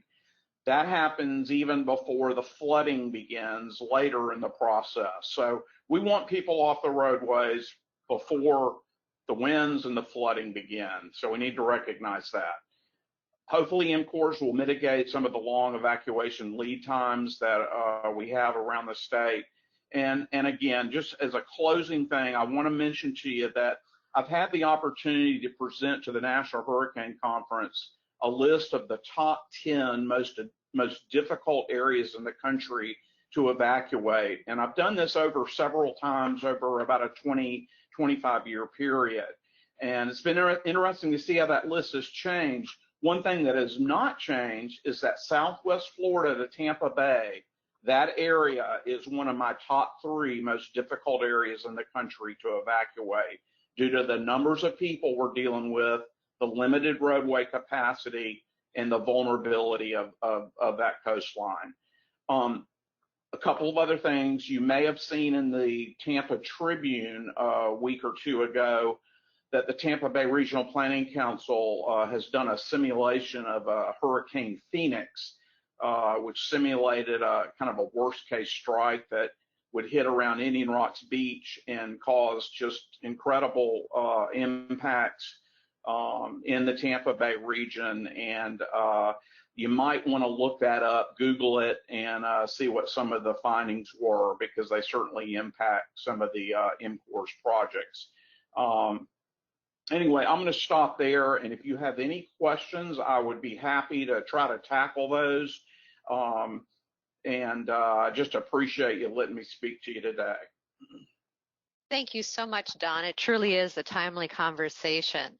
So let's set the stage a little bit. We've got a few minutes before our scheduled break. If you don't mind, let's maximize that with a few questions to begin with. And then if folks come up with additional questions that they thought about, we'll loop back, and then we'll move into the guiding principles and instructions. And for all of our task force members and members of the public, I have an apology to make. Kent Wimmer had his hand up earlier before we ended the previous conversation. Kent, I see you. If you don't mind, we'll loop back with you right before break to make sure that you finish the thread on the previous conversation. But if we can, let's go ahead and continue on with those who have their hand raised on behalf of emergency preparedness and response. So we have folks that are very involved in local government, as you can imagine, raising their hands to ask some questions. So we're going to start with Bradley Arnold with Sumter County. Obviously, probably front of mind for you as well. Go ahead, Bradley. Yes, and thank you. It sort of fit right into my conversation about State Route 44 and our specific concerns about the evacuation process. That, again, the 44 co-location is, again, not objectionable for Sumter County. It's really what the presentation was just about the evacuation, the sheltering. And I think one of the draft instruction components that I think we also need to consider is the January 2018 Florida Department of Transportation study, which was the Hurricane Irma effect on Florida's fuel distribution system and recommended improvements. I think those recommended improvements could certainly be an enhancement component for the project. They specifically listed in there Wildwood as one of the distribution locations. And that type of distribution activity doesn't necessarily have to have fuel sitting there going stale because you can't turn it over. A certain facility that could handle a distribution process where fuel bladders could be dropped, filled, so that evacuees can continue to have fuel, not only when they're evacuating, but also upon their return. Thanks. Thank you, Bradley. We often say that those in local governments, they face all of this and manage almost everything that we're talking about through our guiding principles and instructions. So thank you. Charles, we'll open it up to you next. Well, I'd simply like to say that I think that the hurricane evacuation picture has shifted in the last 5 to 7 years in a way that has made it much less manageable. When we had Hurricane Irma, there was a broad-based call by our governor, which I think was improvident, to generally evacuate the population of South Florida. And that action took many people out of their post-Andrew constructed homes who were not in a flood zone and put them on the road. That needs to be avoided. And we need to be much more targeted in focusing evacuation calls to coastal high hazard areas that are going to flood. If you're in a post-Andrew home and you're out of the flood zone, you shouldn't move. And yet we had public officials encouraging people to get in their cars and drive. The problem is more than fuel. Fuel is certainly an issue, and it was an issue in Irma. But the basic problem is most of these people have nowhere to go up the road. The last place you want to be in a Category 4 hurricane is in your car on a road. And yet that's where, if Irma had been different, that's where people would have been, because there's only a certain number of motel rooms in Ocala and Gainesville for people to go to. There is no big evacuation center. There is no Superdome where hundreds of thousands of people can be put. And so you have to sort of start thinking the evacuation situation through from the end point, and you need to say, where are these people going to go? And the answer is there is no place for them to go. They don't all have relatives, and they won't all have motel rooms. So I think we need to temper our fervor for evacuation with a little bit more realistic thinking.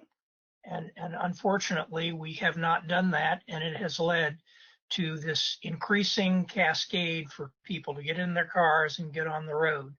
And I would strongly recommend that we begin to rethink that behavior, because at some point in time, it is going to cause an utter disaster when we have tens or hundreds of thousands of people on a section of a road with a Category 4 or a Category 5 hurricane coming through, people who will basically be swept aside by that hurricane because they're in their car as opposed to in their post-Andrew constructed home. Thank you, Charles. Don, did you want to comment? Well, I'll just tell you that in not just in Florida, but the official guidance for just about every coastal county I've worked with, and that includes all of the U.S. East Coast and Gulf Coast states, as well as the territories. I mean, the guidance is, Charles, is to evacuate the storm surge areas, as well as mobile homes and those structures that are substandard. And when we throw in, say, a shadow evacuation of only, say, 10 to 20%, and you start adding up the counties that are included in a major hurricane, the evacuation traffic is enormous. So you make a good point, but we would never tell everyone in a county, unless you're in Cameron Parish, Louisiana right now, which is, you know, very low lying, the whole place. We would never tell an entire county to evacuate en masse. We can't accommodate that. We have enough problems capacity-wise just to accommodate what we're planning for. So it is a behavioral issue, and it's a tough one. It's a tough one. You know, if a Category 4 or 5 hurricane was bearing down on Dade County, Florida, even if I was in a non-surge area, I'd be one of the first people to get out. I'll promise you that. That's a very difficult thing to sit through. Thank you, Don. So let me just set the stage a little bit. We've got a few hands up still. We're getting ready to go into break. Sean Sullivan's one of them, and he's with the Tampa Bay area RPC. So he may loop back on some of the conversation, but Sean, I'm going to ask you to hold that until we come back from break. And I'm going to give the last moment or two to Kent because of my oversight earlier. And so Kent's comments may be off topic right now, but we'll get back to this as soon as we get back from break. So there you go, Kent, you're up. Thank you very much. I appreciate it. I was having some technical issues this morning. Couldn't hear whether I was being called on or not. I'd like to go back to Will's presentation. You know, Will made a remark on one of the maps, you know, that the ability to transverse the cross-border greenway has allowed for development of the initial avoidance map. Well, to be honest, we have never had a full, robust discussion on what's going to be on the maps and what's not going to be on the maps. I'm still advocating for no impacts to existing and proposed conservation lands. So I will let that go. You know, so anyway, I just wanted to offer that. In addition, I do have comments on this as well. You know, in light of the build out time, the lifespan of this potential highway, which is 100 years, in the light of sea level rise and that we're going to experience over time, I think the state should at least be considering building this to withstand Category 3 storms. I mean, the Category 1 storms we used to have are now 2. The 2s now we're going to be 3, and especially if you're going to put more people on the road, you need to develop these roads to a much higher standard. You know, and I guess I was curious as why, you know, we have all these experts within, you know, our own emergency management, why we're not having someone from, you know, one of our state agencies that works here, you know, give this presentation. And then also, you know, there's a lot of generalities that, you know, specified about, you know, the, you know, that this road is needed for evacuation. There's no quantification. It doesn't say, you know, how much this is going to help, you know, who's it going to help, you know, where are you going to send them to? You're going to send them to Monticello? I mean, that's just crazy. You're going to send them to Perry? I mean, so, you know, I think there's a lot of questions left unanswered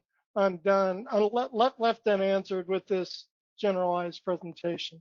So thank you very much. I do appreciate the opportunity to comment. Thank you. Thank you, Kent. And knowing that we're talking about, you know, an interconnected network ultimately. And so, Don, if you don't mind, can you come back with us after the break to finish some more of these questions that we have queued up? Yep. And then in the meantime, task force members, I'm going to use a little visual aid. If you have a chance to print this document out, and for members of the public, it is on our website as well, the project website, because I think it might help guide our conversation when we come back and really look at our guiding principles and instructions. And that is the draft high-level needs, guiding principles, and instruction worksheet. And it kind of looks like this on the other side. So with that, let's break for 10 minutes for break and get back right at 11 o'clock so that we can stay on schedule. And those of you with your hands up, we will absolutely get to you as soon as we get back. Don, thank you so much, and appreciate you coming back with us in a few minutes. All righty. Okay, welcome back from break. A lot of good discussion this morning on the presentations. Really appreciate the engagement. Now I'm going to hand it back to Christine to continue the review and refinement of the draft guiding principles and instructions. Thank you, Christine.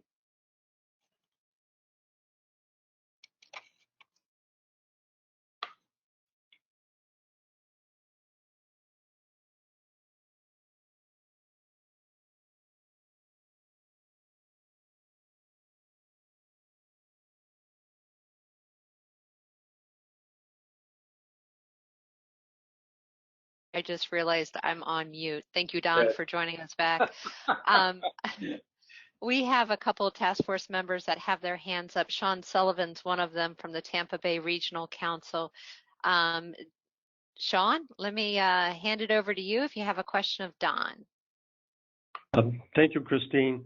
And thank you, Don, for a terrific presentation, eye-opening, and your experience speaks for itself. I could tell just by your presentation. And I also think that the m.cores project will benefit hurricane evacuation. Currently, there are 10 RPCs in the state that are working with the Florida Department of Emergency Management to develop a statewide evacuation plan that also includes a behavioral study. And I know that was discussed a few moments ago. Also, Christine, I recall Commissioner Bryant, and I think it was the second task force meeting, saying that as an elected official, she would not want to advise anyone whether they should evacuate or not with an impending hurricane, and that is really a personal decision. And Commissioner, I agreed with you then, and I continue to reinforce my agreement with you today. In regard to some comments Charles made, there will be no place for folks to go during an evacuation. My thought is that Floridians and tourists alike are intelligent people, and if people choose to evacuate and are told to evacuate, then they will have a place to go, and they will, for the most part, know where they're going. And I know this because I lived it.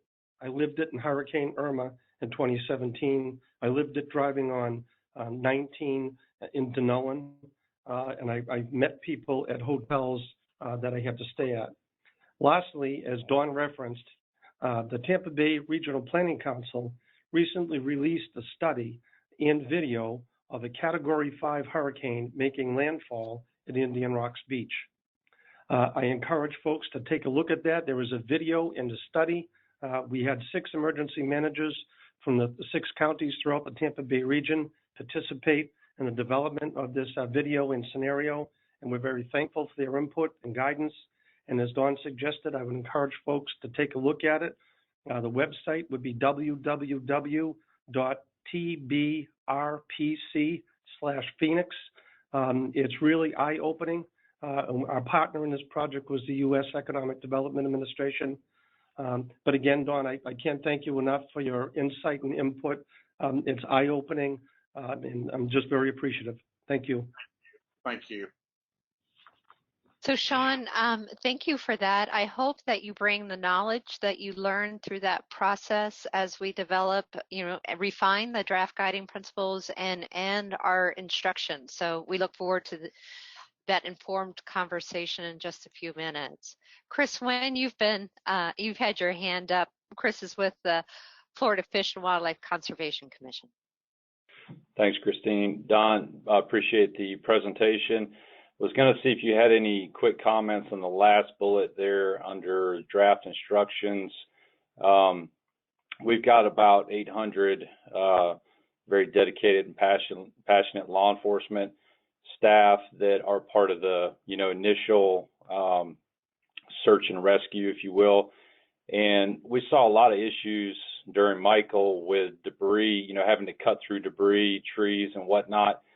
Do you see, is there a place for the task force to maybe put a little more meat on the bones, so to speak, with that last bullet in terms of designing, future structures to, mitigate, limit risks during hurricanes such as I described with Michael? Thank you. That's a really, really good point. And it's a little bit of a tricky one because people that love trees, and I love trees, they want the road to be scenic, and so they're going to want the trees to be as close as possible to the corridor. However, and this firsthand, that once the storm is through, those trees that were so beautiful make it very difficult to get into areas that you need to get into. So that one, I'm really not sure what you should put under draft instructions, but I would love to hear from the task force if anybody has an idea of a language that would make sense there. I don't know. Well, we'll move right into that after we finish the Q&A. So Don, you'll remain available if we need some clarification after we get through this. Yes. Thank you so much. All right, so we have 2 more hands up, both from elected officials. Rock Meeks with Levy County Commission. I'm going to go ahead and unmute you. Hey, can you hear me, Ms. Christine? Yes, sir. Okay, good deal. Mr. Charles and the last gentleman that spoke right before we went on break kind of touched on this a little bit about evacuations and using these proposed routes for evacuations. And being in a rural small county, one of the things that we run into and Mr. Charles touched on it whenever he talked about somebody on the state level, which was the governor, has a protocol that South Florida evacuates first, and then we move north every so many hours. Other counties start to evacuate those people that you're talking about that are in homes that need evacuation. But whenever it's said on the stage, if you're in the state of Florida, get out. That just absolutely that just clogged up everything. It took fuel from areas that's never saw a time whenever there was not any fuel to get, or you could only get $25 worth of fuel, and that really put people in a bad spot. But I believe moving forward that I don't believe that'll be the case ever again. But being in a rural county, whenever your southern counties in Florida start to evacuate first, we still have, whenever we enact our shelters, our employees are still working here, and people from South Florida evacuate and coming this way. And a problem that we run into, our people here are still working, and those people get just up here above where the storm's supposed to hit, and they just start filling the shelters up before the people that are in our county can get off work and move to the shelters, because those counties to the south of us evacuated before it got to us. And that kind of puts us in a tight spot when the shelters are already full, and then the people here, whenever they finally do start evacuations here, they have to move north because we're kind of filled up here. So, and then moving those people up to Perry, up an evacuation route, it just, if it was to go to Perry or Monticello or wherever, I mean, is there anything in the site plan for making those areas, making something be available in those areas if this is going to be used as evacuation routes? You make some great points. First of all, let me say on that one slide I had of local challenges, the thing you mentioned about shelter capacity locally was one of the main bullets I had. I could not agree with you more on that. I think m.cores could give an opportunity, though, to message those through our downstate evacuees, message them as to whether there is available capacity local. So maybe that would help with that. In terms of destinations, that is a tough one, but I do know that the state has places like Tallahassee, some of the larger urban areas that they provide shelter space for people from other parts of the state. And again, maybe m.cores, the way the project could be built or designed would allow messaging to direct people to those places. Let me just say this. One of the destinations that we don't recognize officially in the studies, but I'll tell you has become a big thing. People just they will find an urban area that's outside the path of the storm, and they'll park themselves in a Walmart parking lot. They'd rather have their own privacy in their own vehicle, be able to go into the Walmart, go to the bathroom, buy supplies, food, whatever, and they tend to hang out there until the storm, clears and they can go back into their areas. But we don't recognize those officially, but I wanted to mention that. Thank you, Don. So we have one last question, and then we're going to move into kind of diving into our guiding principles and instructions, and starting with emergency preparedness. So I'm going to leave it with you, Commissioner Carnahan of Citrus County. Last question of Don for now, although he'll be available the rest of the day. Go ahead, Commissioner. Oh, no, hey, listen, All right, maybe his hand was up for something in addition. So, all right, let's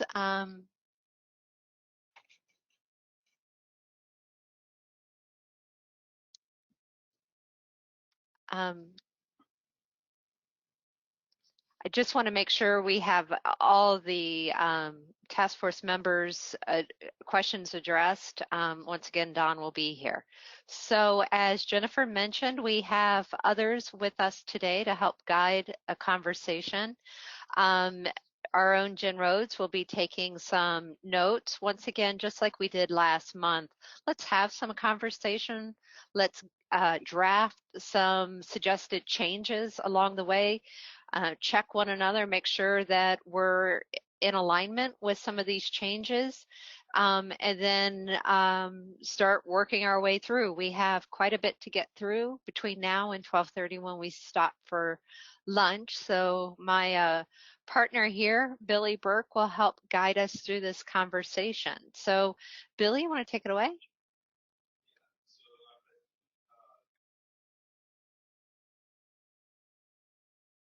Sorry, now it's my turn to be on mute.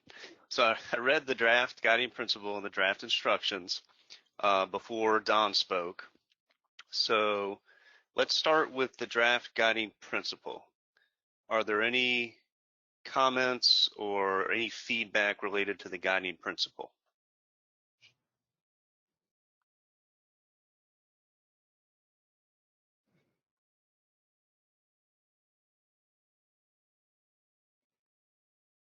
And we'll give everyone just a minute to read over that one more time.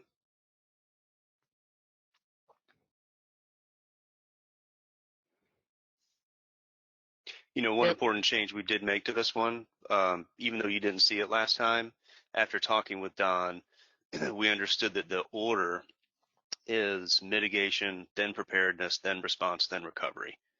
So that's just an important wordsmith that we've done internally.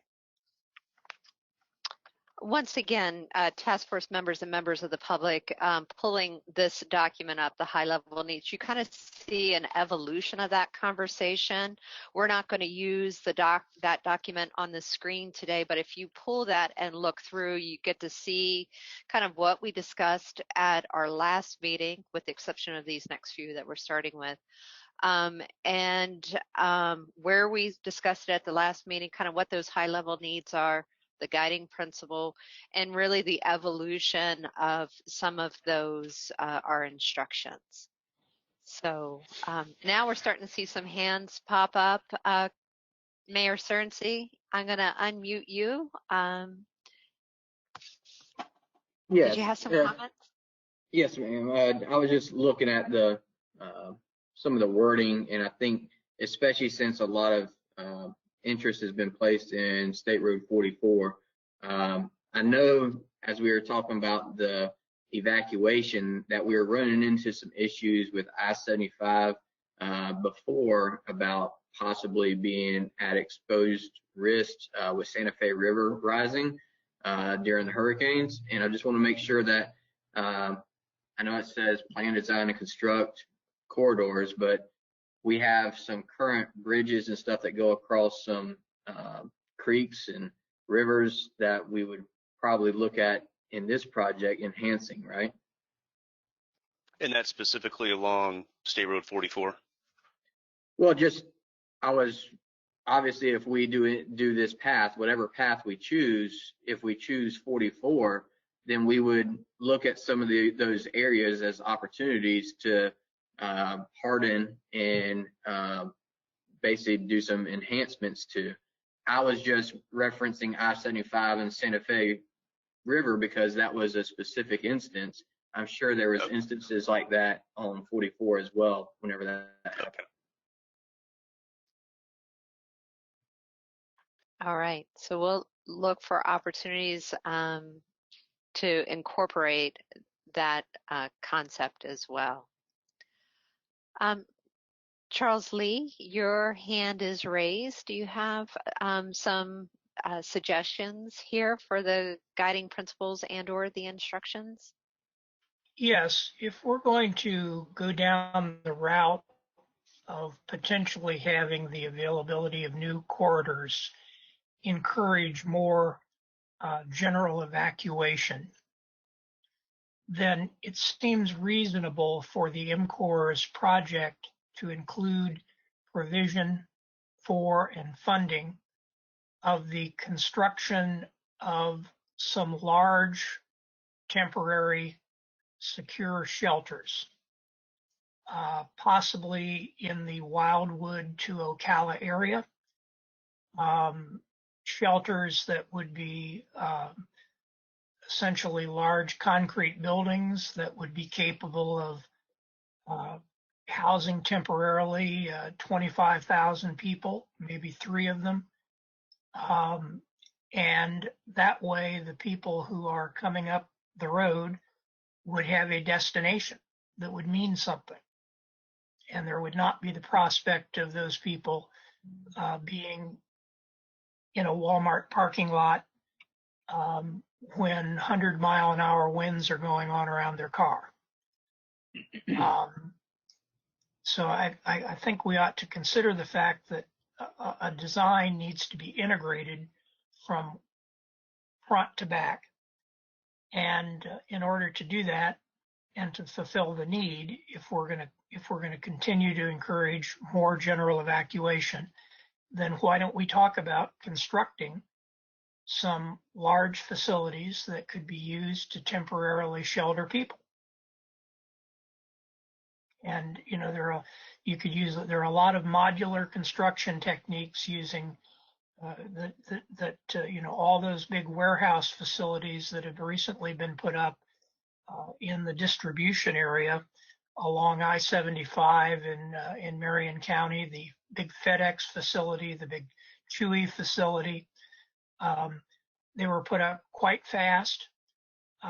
They're heavily reinforced buildings, and something similar could be constructed that would provide for a place for people to safely huddle and wait out the storm. All right. Thank you. Bradley Arnold, you had your hand up as well.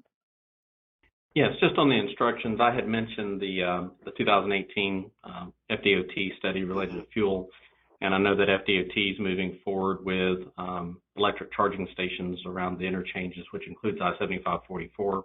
But I would include, both of those as part of the instructions, is to be able to have fuel electric charging at this particular location, because this is one of the major interchanges for evacuation, as we saw during Irma.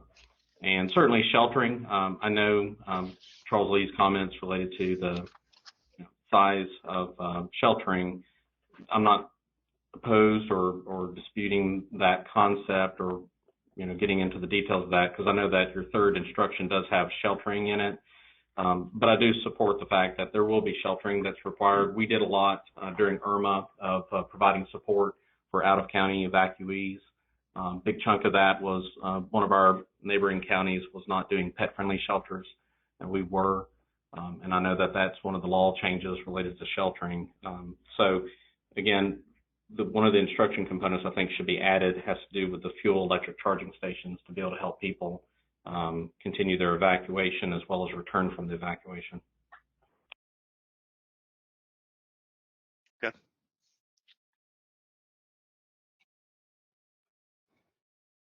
So Billy, looking at that, we'll come back and loop back with that on as we talk through some of the instructions.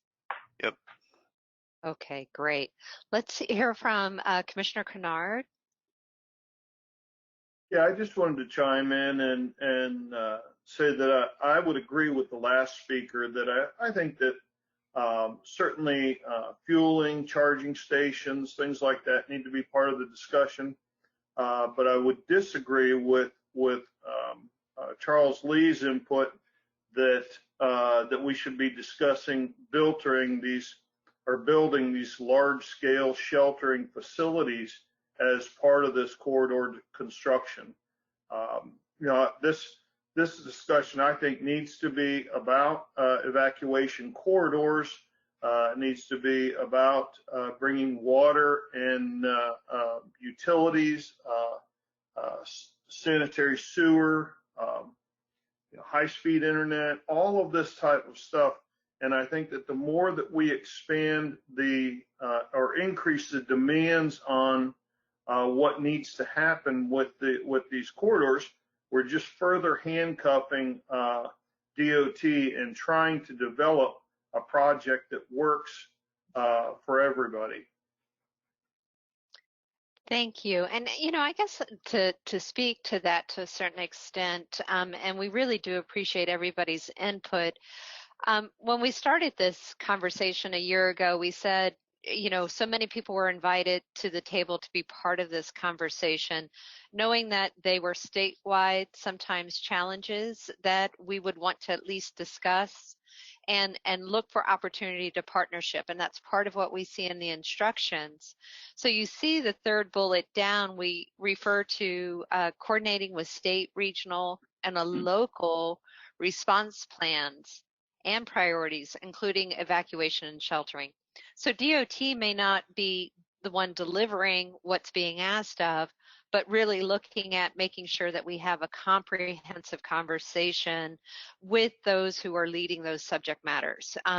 So let's make sure that as we look at our instructions, they're indeed addressing that collective conversation, and FDOT is in partnership to look at resolving ultimately, but not owning that resolution sometimes. And so I really do believe that that's the goal of the instructions as well, and not to lose sight of these priorities that we hear from task force members. So Phil, your hand went down there just a second. Oh, and it's back up. All right, Phil. Once again, Phil's representing the trucking industry, which is really important on that recovery side as well. So Phil? Well, mine was a little before you just made your comments, so I'll still go ahead and comment a little bit. You know, Mr. Lewis said a little earlier about these evacuees going north and finding the Walmart.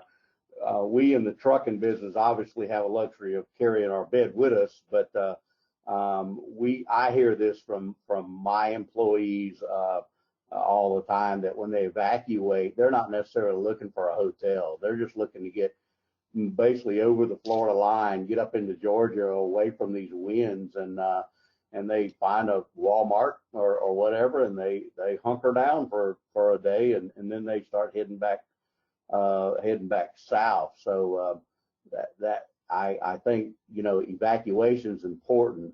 I don't think building buildings to put these people in is going to make sense.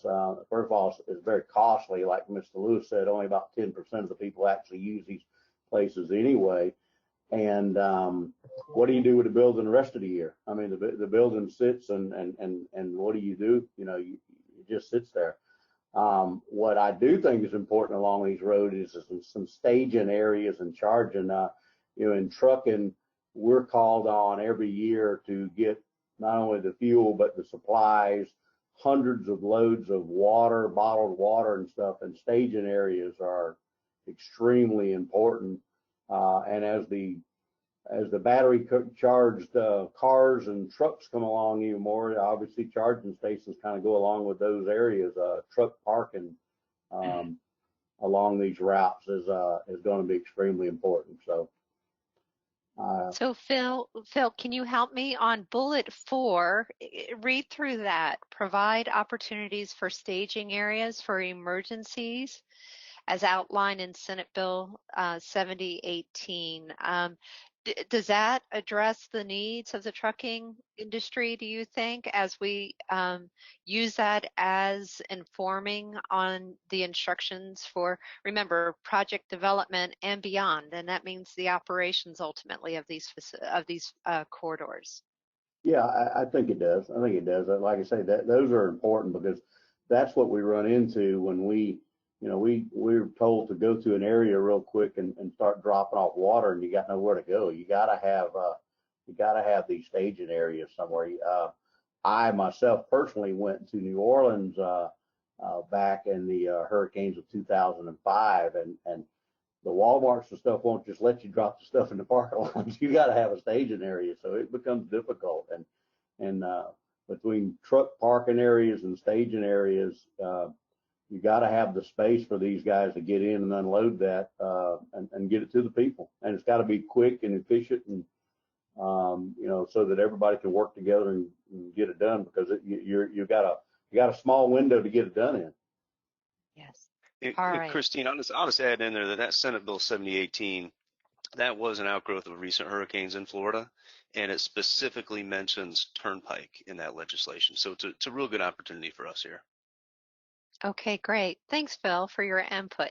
We have a few more hands up. Kent, I'm going to call on you. Kent Wimmer, Defenders of Wildlife.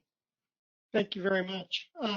Goes back to my comment earlier about increasing the design levels to a stronger storm.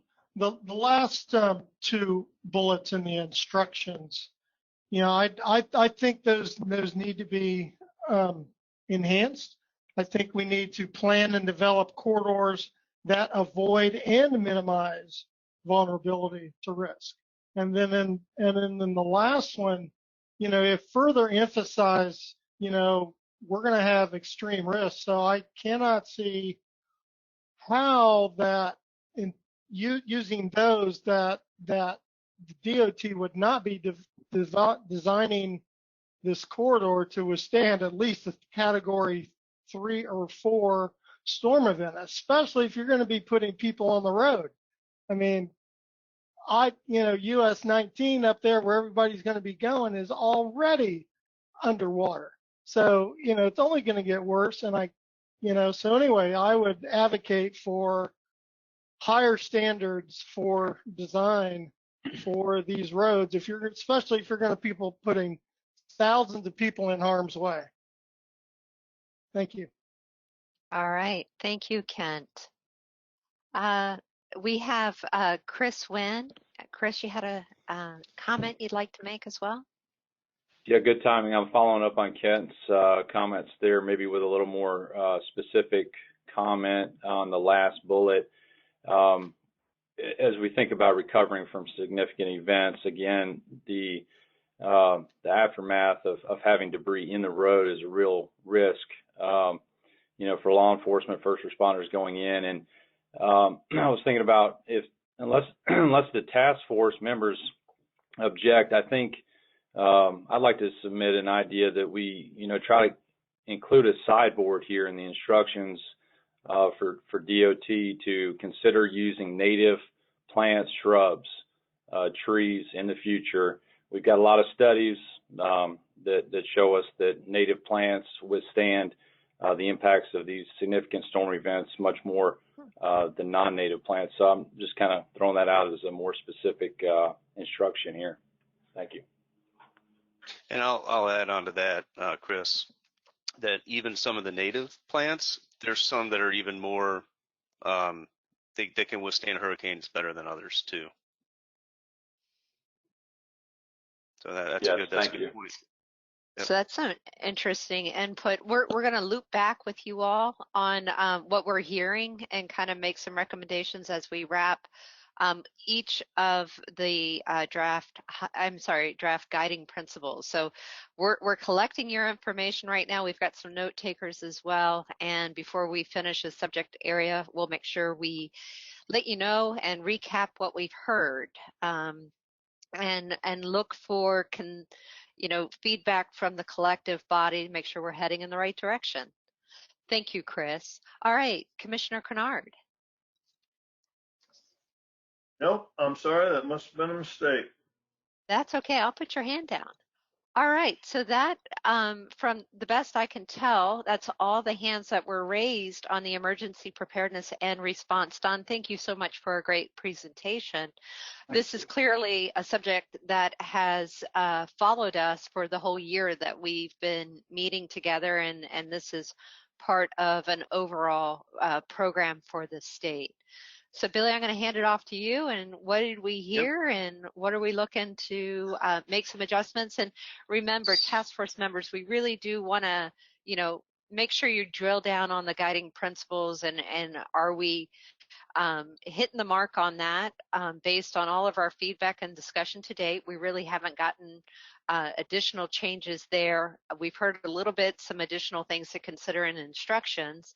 So we'll consider those, and as Billy talks about those, and if there are any areas that you just are not in agreement with, please let us know. Okay, Billy, it's yours. Okay, so Bradley Arnold mentioned the FDOT study and also fuel distribution and charging. So under that SAFE bullet, the fourth one down, let's just add some red text just to remind ourselves. Just put FDOT study and then charging stations as well. And I think Phil Fulmer mentioned that as well. So that was one. Chris Wynn obviously is concerned with the debris, mentioned that a couple times. So let's create just a red bullet at the end, just to, and again in red text. And let's say debris / hurricane resistant landscape.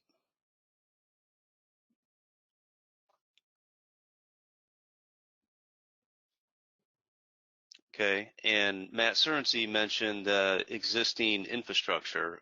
So let's just add another red bullet there. I don't know if this will be a new one or if we'll add to one, but let's just look for opportunities to enhance existing deficient infrastructure.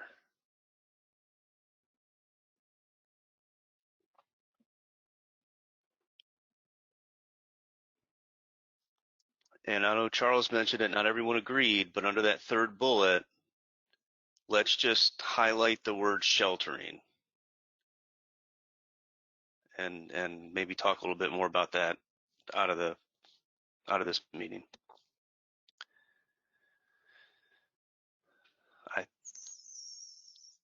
And then Kent had mentioned after what was the last two? So plan and develop, and then design and construct. He had mentioned avoid and minimize. So let's just in red after those two, let's just put avoid / minimize. No, I'm sorry, not a new bullet, but after those existing two bullets, let's just put in red, like so after rise period, let's do avoid and minimize. Yep.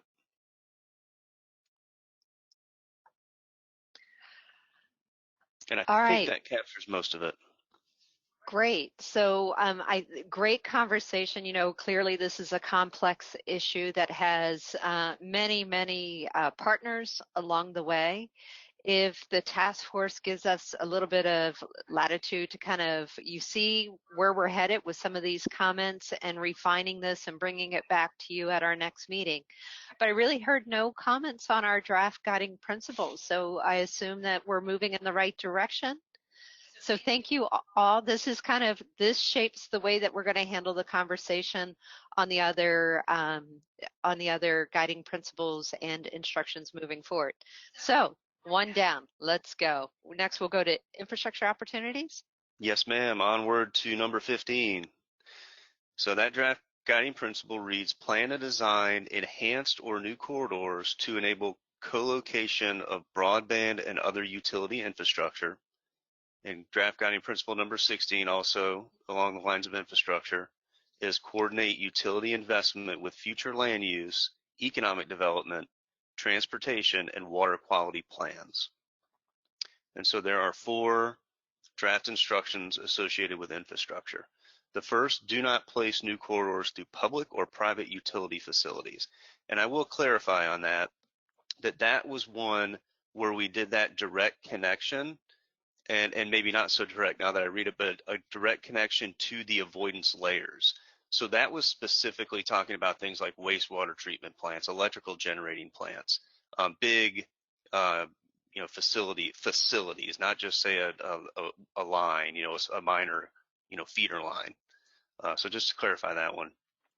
The next one is support local governments and utility providers regarding existing and planned utility projects, including identifying opportunities within the study area to co-locate utilities within the adjacent transportation corridors.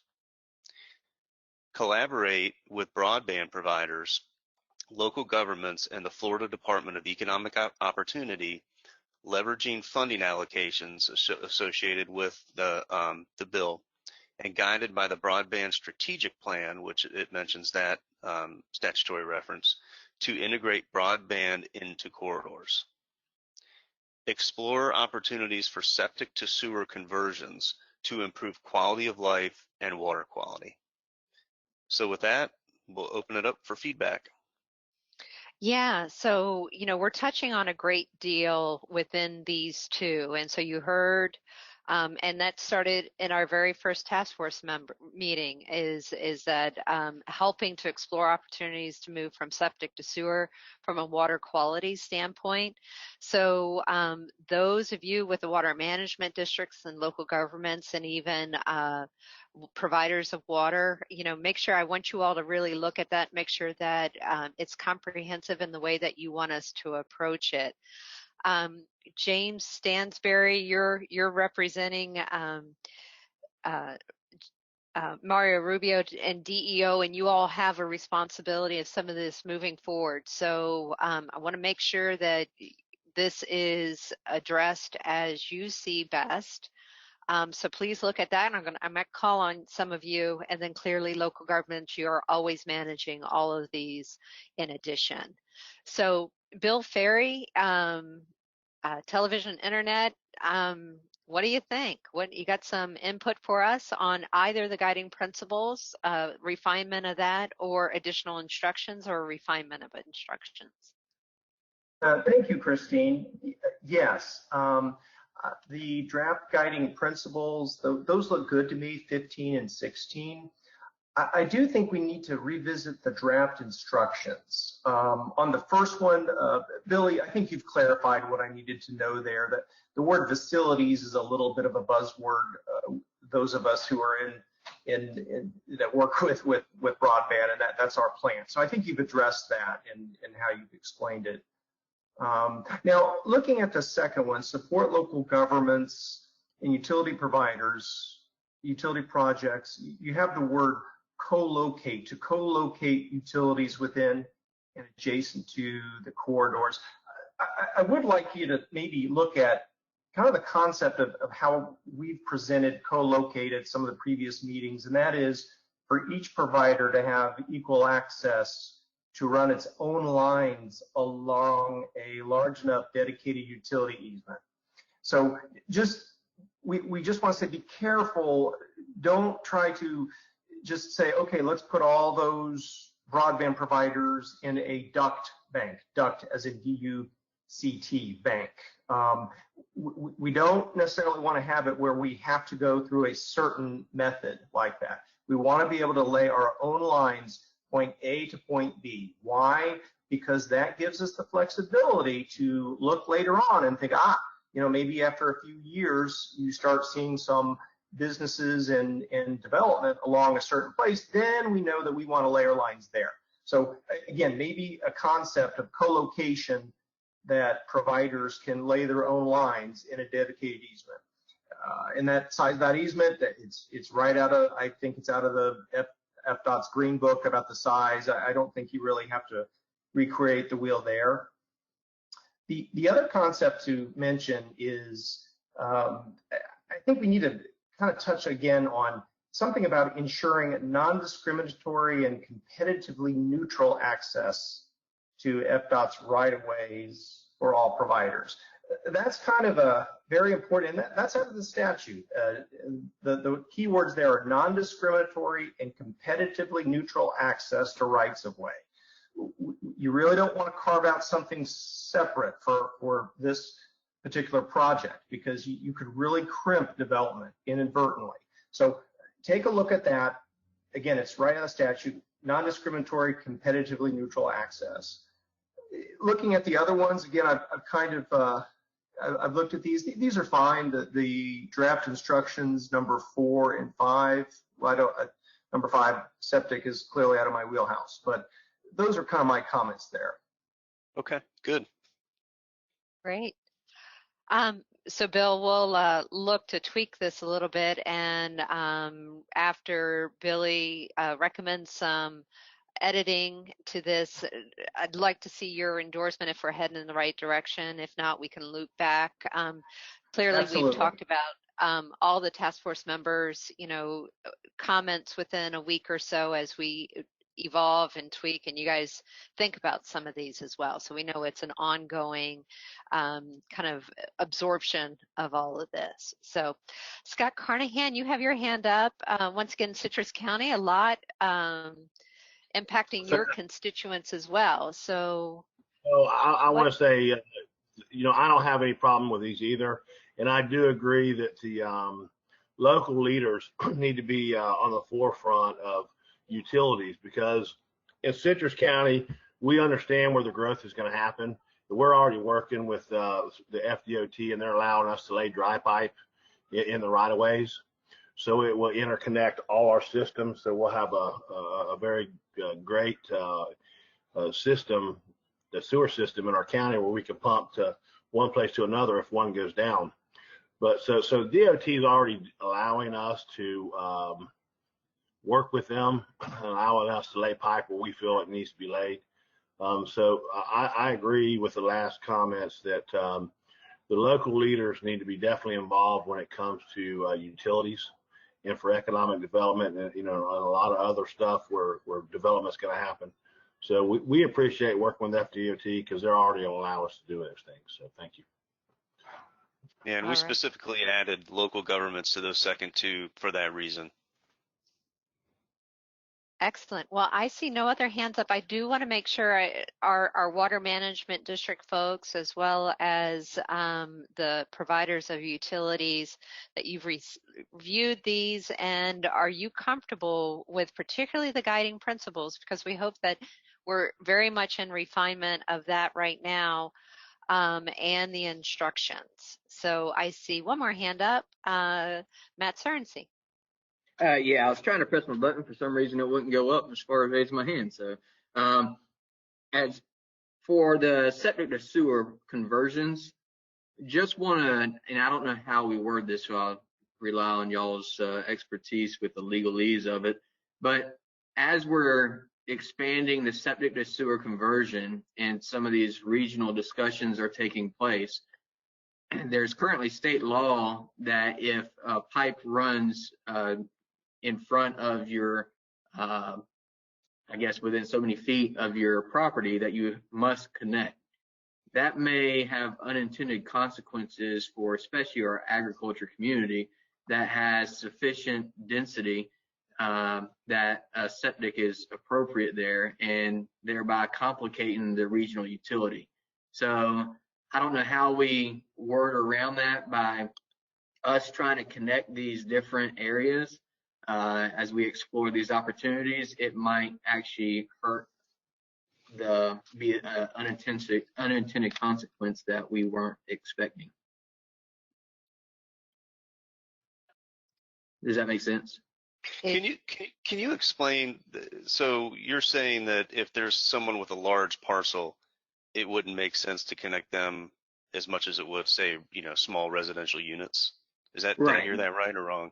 Right, and okay. Especially because you're going to then have to, depending on how the sewer system is designed, if it's pressured or if it's gravity, then you're going to have an additional tie-in that will complicate how the utility handles that, but also how the homeowner or property owner, because it may be a commercial entity that has zero to low impact as far as when we think of these septic to sewer conversions, we're thinking of these communities, the highly dense communities that we need to connect because they don't have the sufficient space for on-site treatment to work appropriately. So it's kind of a density issue as much as anything. Right. With these things where they make sense. And then also density.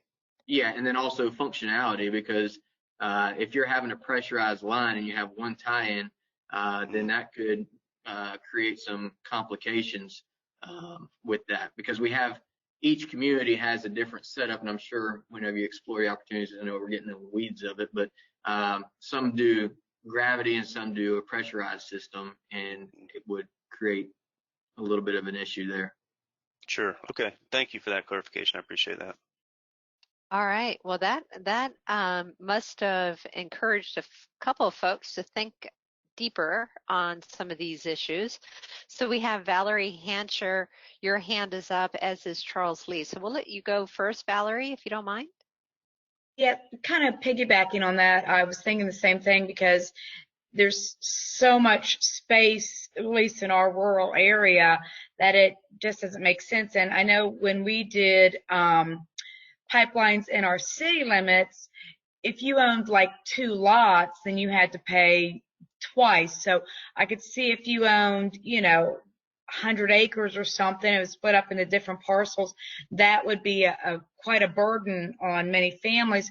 Plus, in Citrus County, I know they have it right now where if you're within so many, an area near rivers and other things, that if your property is less than an acre, you already have to put in a special septic, and then you have to have testing. And on my other hat as a realtor, a lot of our quarter-acre lots and half-acre lots are being not able to be sold as readily because of that. So I think there's like he said, a negative impact that we might have on our areas, especially the rural areas, financially, to requiring everybody go on sewer. Even though I understand it, it's not always a logical process. So we do need to somehow make that one of our guiding principles, that we're not impacting people financially negatively. So that would be my comments. Thank you. That's good insight. Thank you. Yeah, so we appreciate you all helping us look through these unintended consequences.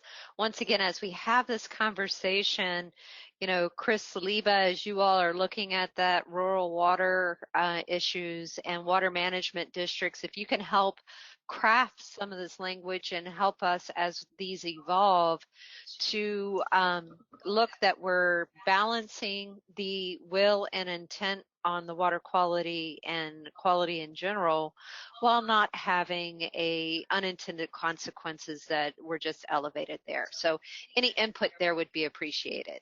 So Scott Carnahan? Yeah, I just want to just make a comment on the last speaker. First and foremost, the state regulates the septic systems, and when you're in the new BMAP area, and you're in certain areas, you're definitely going to have to enhance your septic system. We were very fortunate to secure a lot of money from the state to expand our system, because it's beneficial in some areas that people get on sewer, and it's a lot cheaper than going and putting a new septic system in, or and then try to maintain it. There's no doubt that this corridor in certain areas is not going to allow sewer everywhere. There's no doubt that there's still, there's so many septics out here, and for just like Citrus County, to get everybody off the septic, it's not doable. It's not feasible. Okay. So, what we have to do is work with the local governments and really connect to their systems. I believe that's what needs to happen. And, there's areas in Citrus County that will never get off of septics, but there's areas that are in the BMAP area and in the spring shed areas that we need to get them over to sewer to help the water quality. But, there's no doubt when it comes to rural areas, it's not feasible to put these in. And then when you talk about the large property owners, there's things that local governments can do to help those with it. Help that. Thank you. All right, so we're once again taking in all of y'all's comments and looking for ways to, tweak some of these so that a little bit more comprehensive, and your thoughtful conversations really appreciated. All right, Charles, you're up next from Audubon, Florida Audubon. Yeah, Florida, sorry. In relation to the last several comments, it's important to note that this bullet point in the draft instructions begins with the words explore opportunities. There's nothing in exploring opportunities that says if you have a 100-acre farm with a farmhouse on it, that you're going to be forced to necessarily hook up to central sewer. Yet that seems to be the fear. The reality is that in terms of putting together the economic realities of a septic to sewer conversion, you're never going to go after that as the target. What you're going to go after is denser populations of septic tanks that are much more readily hooked up for the same dollar. And so, one thing that you might want to consider in terms of this language is to add a phrase that would say explore operations in coordination with local governments and utilities.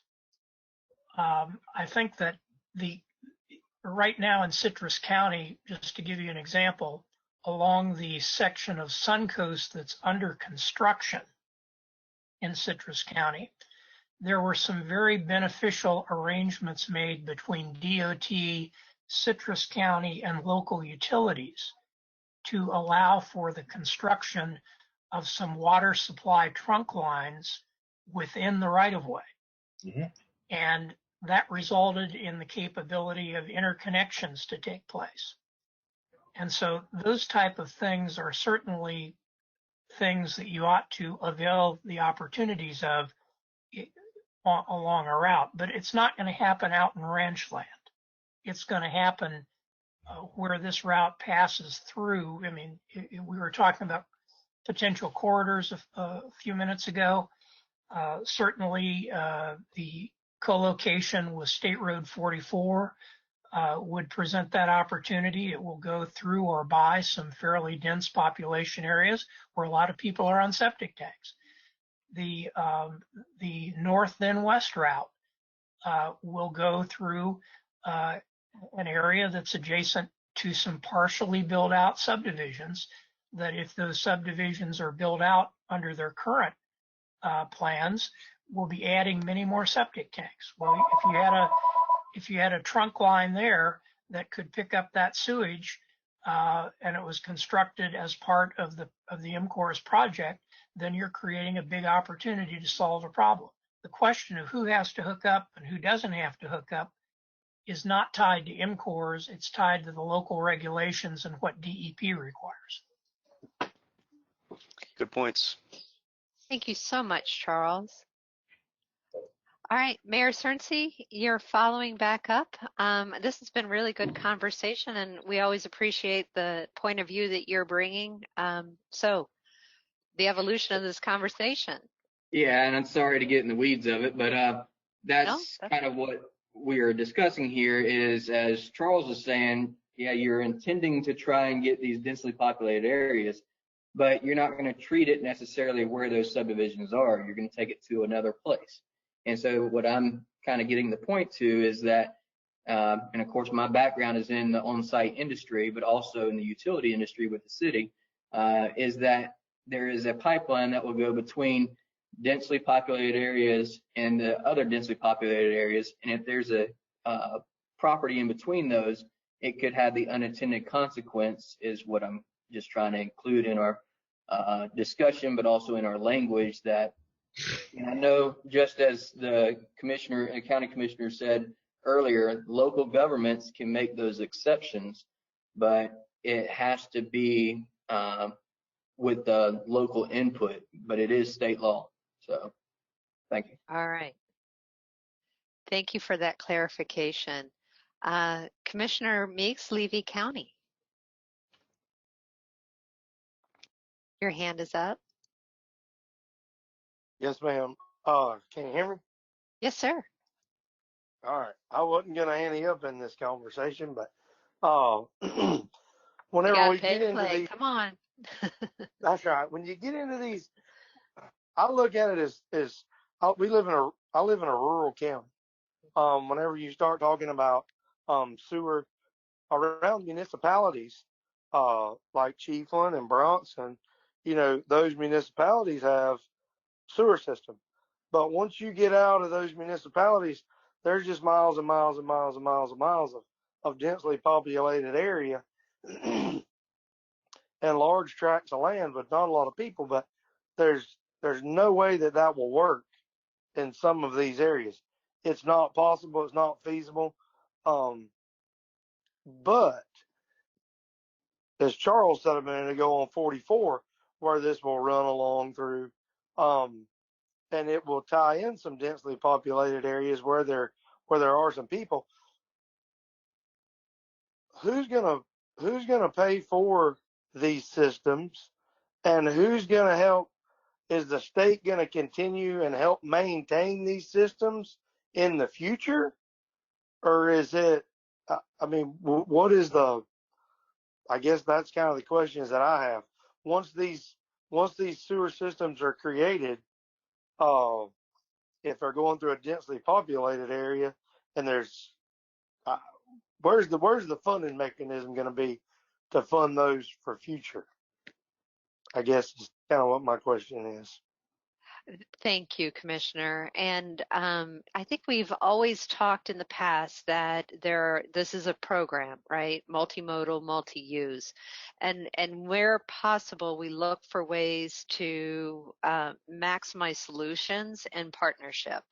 So speaking, it's not DOT's goal to ever operate a local utility, but they will partner with them. And I think that that's what the guiding principle and the instructions are encouraging, is that we explore those opportunities. Once again, I really appreciate Charles bringing up that doesn't mandate or dictate, but when appropriate, right, explore those opportunities and to be open in those partnerships along the way.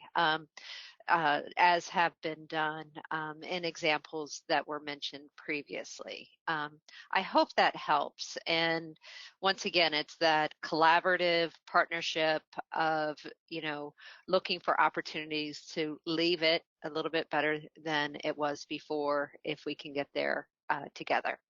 So, that is all the hands that were up. So Billy, some good conversation there. Are you ready to summarize some of the things we heard? And let's partner with Jen over here to put some of this in writing and look for some feedback. What's interesting is it appears as if our guiding principles really were spot on and we didn't get any direct edits to that. So we must be heading in the right direction.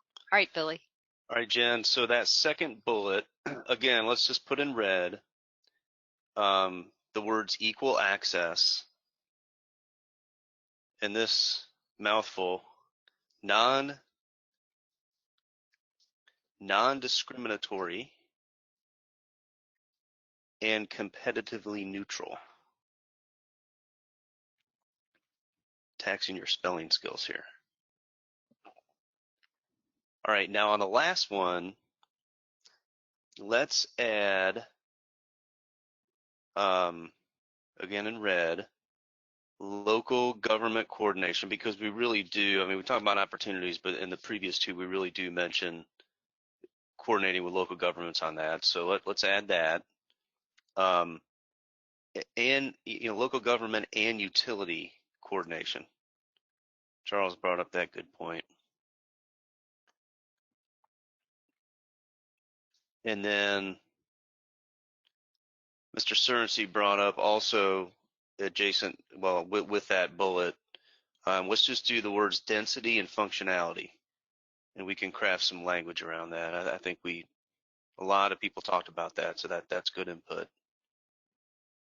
And then maybe just in parentheses, let's just say avoid unintended consequences.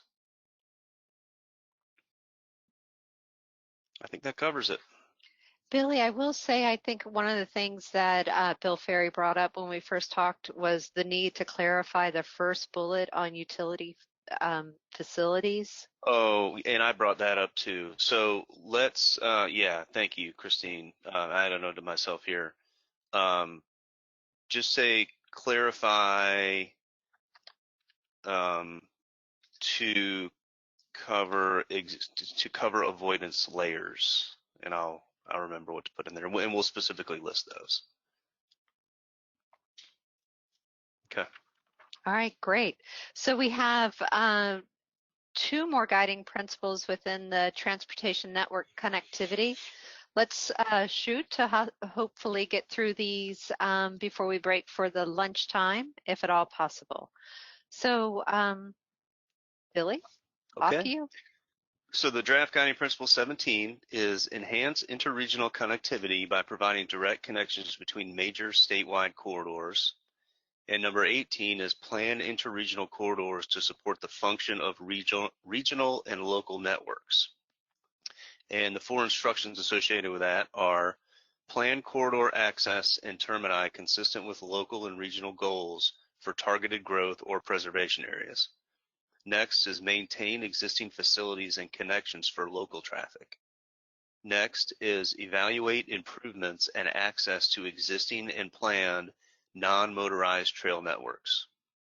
And finally, coordinate with metropolitan and transportation planning organizations and transit providers on transit needs and opportunities. And I'll clarify, those last 2 actually came from previous task force discussion on other guiding principles. I believe the access to local, that may have come from the technology one, if I remember correctly. And I believe it was Valerie Hancher that mentioned something about the coordination for transit. And I don't remember which one that was associated with, but I remember that discussion last time. So just to clarify, those 2 resulted from other conversation. And we'll open it up. Well, task force members, I'm going to let you kind of absorb that a little bit. Once again, we did not discuss these at our last task force meeting per se, but they are where we are in the collective conversation. Billy, you may just be getting a gold star on this one. Oh, you shouldn't have said that. Oh, sorry. Task force members, are we good with these? Well, Billy, well done. Easy day for Jen. Well, Charles, you had a comment on these that you wanted clarification? Well, there is a suggestion I have perhaps for an addition in the draft instructions. If you will recall the very effective task force recommendations that were developed for the Wekiva Parkway, which are sort of the model for m.cores. One of the specific points in the recommendations of the task force was that in the rural area of Lake County, that the number of interchanges on the new beltway be limited. And in fact, in the 25-mile stretch of the Wekiva Parkway that goes through that rural area, there were only 3 interchanges, and they were at existing major state and county roads. One of the ways that a new roadway will cause the deterioration of a rural area is by creating a point of access that causes real estate speculation and farms flip over into rooftops. And so there needs to be a provision in the draft instructions that when the corridor is in a rural area that the local government is desiring to maintain, as many of these local governments appropriately do, in farming, agriculture, horse farms, forestry, what have you, that the interchange distribution be limited and restricted to only the major existing thoroughfares. Technically, on an interstate highway, you can have, I believe, an interchange every 2 miles. And if we get into a situation where once an m.cores facility is built, any landowner along the way can start the process of pressing for a new interchange so they can open their property up to development. We've just lost the rural area. And so I think that a bullet point in the instructions is called for that suggests limitation limit interchanges in rural areas to existing major state and county roads, something to that effect. Charles, let's look at your comment in relation to the first instruction. And I don't think, I'm not saying we shouldn't add one. I'm just saying let's see if we could maybe enhance this one to cover that. So this one says planned corridor access and termini, and access I would interpret as interchange, consistent with local and regional goals for targeted growth and preservation areas. I think that gets to that.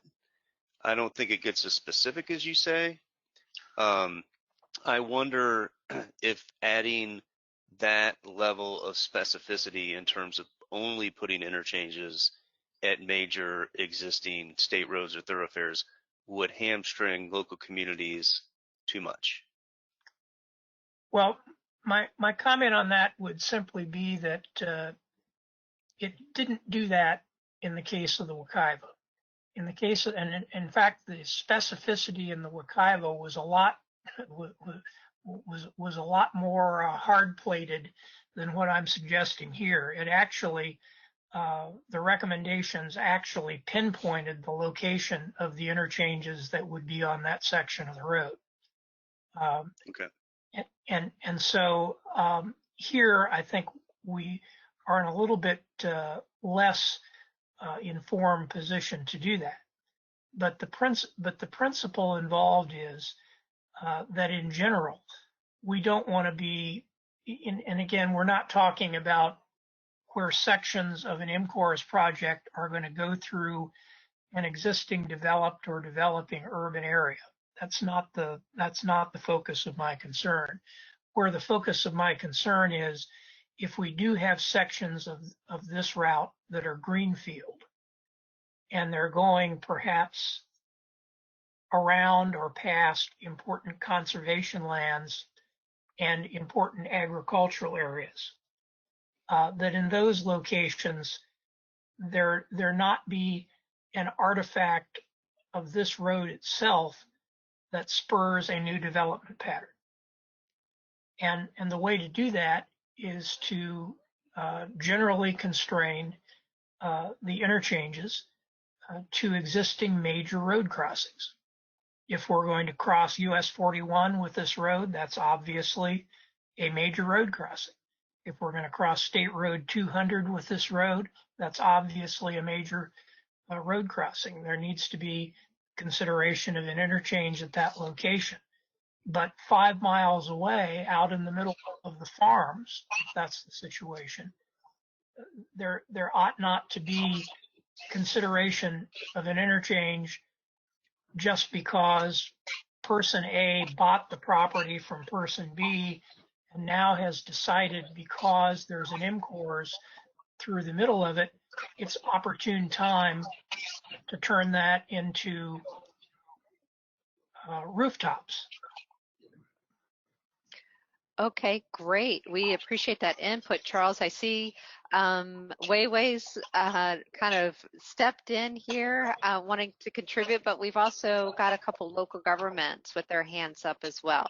So Weiwei, before we call on the local governments, did you want to contribute? Yeah, I just had a brief comment, Charles. The Wekiva Parkway covered a smaller geographic area, and the transportation need was much more defined than where we are with the m.cores process. So maybe instead of going into specifically restricting it to major highways, if we could have some language in there to help the locals if they would like to maintain the rural characteristics, something a little bit higher level than what you're suggesting. That's just a suggestion. Well, let's see how some of our local governments feel about that. Jeff Kennard, you've heard that conversation, and really starting with that conversation of things being consistent with local and regional goals and targeted growth. What would you like to add to this conversation? Well, Mr. Burke got to it faster than what I could. I understand where Mr. Lee's coming from and wanting to direct these intersections only towards or these interchanges only at major highways. But he lost me when we eliminated the coordination with local officials. The local officials, wherever this road ends up going, need to be part of that discussion. And I just think I would not favor eliminating that from our draft instructions. I wouldn't want to get so specific that we are, as Mr. Burke said, hamstringing local officials who may have a long-term growth plan that involves an interchange in a specific area that now is contradictory towards our draft instructions. All right. Thank you. And also, just also looking at the coordination with metropolitan and transportation planning organizations on, needs and opportunities, and that's collective and comprehensive as well. So thank you, Commissioner. Bradley Arnold, also representing local government with Sumter County. Hi. The instructions changes that I would propose would eliminate the second bullet point and change the first bullet point to where it would say corridor access and termini shall be consistent with local and regional plans for targeted growth or preservation areas. I think that not only meets the Commissioner's comment, but also for Charles Lee, that's where the input and support could really be in regard to those plans for targeted preservation areas to limit, with the partnership with the local government, to not have interchanges near those targeted preservation areas. But it does reemphasize that component that, the corridor access and termini, it has to be consistent with the local and regional plans. I think we've talked about that in the past, that there may be a need for modification of local government comprehensive plans based on the ultimate plans of the corridor. All right, that's some constructive feedback. I'm going to loop back. Both Charles and Jeff have their hands up. I'm going to start with the Commissioner. Does that? Let's go with Charles Lee first. Is that a friendly recommendation? Well, Charles, is that something? Yeah, I think in general, and I want to make clear, I'm not wanting to cut local governments out of the process. If there is a yet to be built but present on a local government comprehensive plan proposal for a new access road, for example, then that it ought to be considered.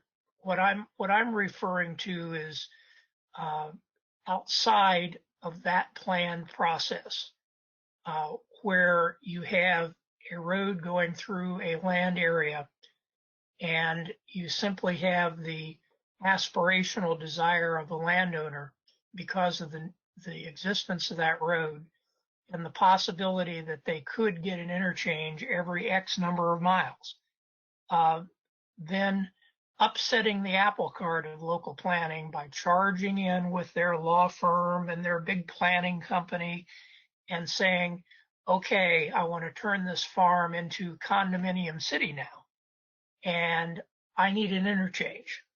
There needs to be a policy firewall against that kind of thing. If, on the other hand, in the orderly process of conducting revisions to its comprehensive plan, a local government makes changes, that's what the planning process is all about. And so I'm just wanting to get to a point where we have guidance that says that interchanges are not going to be popping up wherever any given individual or group of landowners decides that they want them. Instead, they're going to be popping up according to transportation need, whether that transportation need is expressed by the existing of an existing state road, or whether that transportation need is expressed by a decision of the elected local officials in their comprehensive plan. Great input. Thank you so much, Charles. Paul Owen, you've had your hand up for a while with the Thousand Friends of Florida. Yeah, I would agree with what Charles just said, and in his reference to a firewall, I would propose that, and going off the Wekiva model, that there be legislative approval required of any additional interchanges beyond those that are planned. And presumably, if there's local government input and proper planning, that won't be an insurmountable obstacle. But I think that kind of requirement would prevent the proliferation of interchanges and the risk that the highways could spawn sprawling development in rural areas. Because if they do, that purpose, which is over on the left side of this chart of revitalizing rural communities, is really going to be undermined. That's it. All right. Thank you. Rock Meeks. Oh, wait, you want to go ahead? Because that legislative approval might be. Well, maybe you can let Commissioner Meeks speak first, and then I can pipe in. Okay, let's do that. Commissioner Meeks from Levy County. I've got to say that without a doubt, I do agree with Charles. I mean, if the purpose of these roads is to move traffic, it's not to create urban sprawl. In the rural community that I live in and my constituents lives in, you know, we're not wanting to turn Levy County into urban sprawl. So at the end of the day, interchanges at major county roads or state roads, that's where it should be, period. I don't see, like I said, if the purpose of these roads is to move traffic, not create urban sprawl, I don't even know why this is even a subject of comment, because the purpose of these roads initially was set out to move traffic. So to have an interchange every 2 miles, and I do understand there is some economic benefits for rural counties. That should be through the rural county. That should be for the rural counties to decide. So as far as interchanges go, I think that's up to the counties that they're going through. I will say I'd have to agree with Mr. Charles. Excellent. Thank you. Wei. I think this afternoon, when we have time, we'll go back to the overarching guiding principle about being consistent with local and regional plans. And our goal is to have consistency amongst all these plans. Our hope is that coordinating early through task force and advisory group, and there will be agreement on the final recommendations and commitments by DOT, MPO, local governments, and other partners. And DOT is working with the regional planning councils to offer comp plan assistance and interchange management plan assistance to make sure that the land use is planned out the way the locals desire. So, yeah. Thank you, Wei, for that clarification. Reminding us all of the overarching guiding principles that we'll get to after lunch. Valerie Hancher, your hand is up. Yes, ma'am. I just want to make sure, and I think Wei just kind of said it, but the word preservation areas, and I think Mr. Meeks' areas as a prime example of the communities, maybe they're not in the preservation areas like, you know, our horse areas in Marion County, but wanting to still keep that same look or same feel that they have now, and that's the way they want to go. So I don't know if something, and a better word than what I just used, of course, could be placed in there, aesthetics, heritage, something to that effect as well. Great input. And we also have another guiding principle, community character, where we're going to look to avoid or minimize impacts to communities and reinforce the unique character of each community. So that may come in as well. So that's a great reinforcement of the local governments really driving the goals of how they want to evolve and or retain their existing character. So that's a great input. Commissioner Carnahan, your hand is up. Did you want to address this as well? Yeah, I do. What I wanted to say is we need to give DOT credit, okay? They build many, many roads, okay, and they just don't put off ramps every 2 miles, okay? We have 2 off ramps in Citrus County. And so, we are adjusting our comprehensive plan and doing things to make it, that's where the development's going to be pushed to. But DOT is just not going to allow off ramps every 2 miles because they understand we're building these roads to move traffic. And then they understand also with working with the MPOs and the regional, that they understand where these off ramps need to go. So I just want to say DOT is doing a great job. They understand where off ramps need to go. And they're not going to allow it every 2 miles. So thank you. Thank you, Commissioner. Paul, your hand is up. I'm not quite sure if it's from looping back a previous conversation, or did you want to contribute? No, I had my say. I don't know why my hand's still up. I'm sorry about that. I didn't get to put it down. Don't you worry. All right, so there's some really robust conversation there, and what's clear is the honoring what the local governments, MPOs and TPOs are looking to do. So Billy, I'm going to hand it over to you and recap what we heard. Honestly, I don't want to muddy the waters on this one. I think when we get to the community character, Ms. Hancher's comment's going to be addressed, and then to Weiwei's point about the cross-cutting guiding principle, about consistency with regional, local, and statewide plans. The third guiding principle, the third instruction on that one actually specifically mentions consideration of potential interchanges around certain land uses. So not that we won't add anything to this, but let's get through those 2.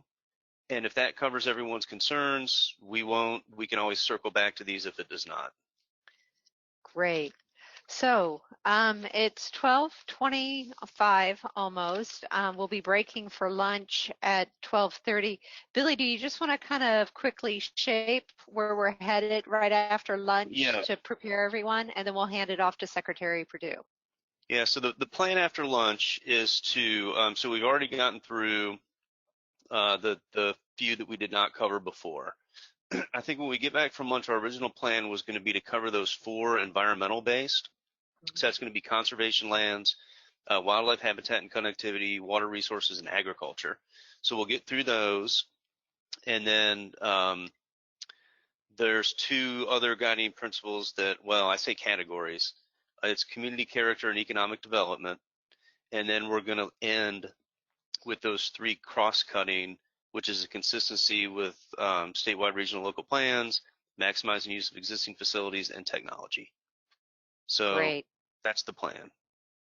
So task force members, you may feel like we're jumping around a little bit, but we're trying to be thoughtful in the way that we're bridging conversation together, and hopefully you have a really good view of how we'll continue the conversation today. So with that, Chairman Perdue, I'll hand it over to you.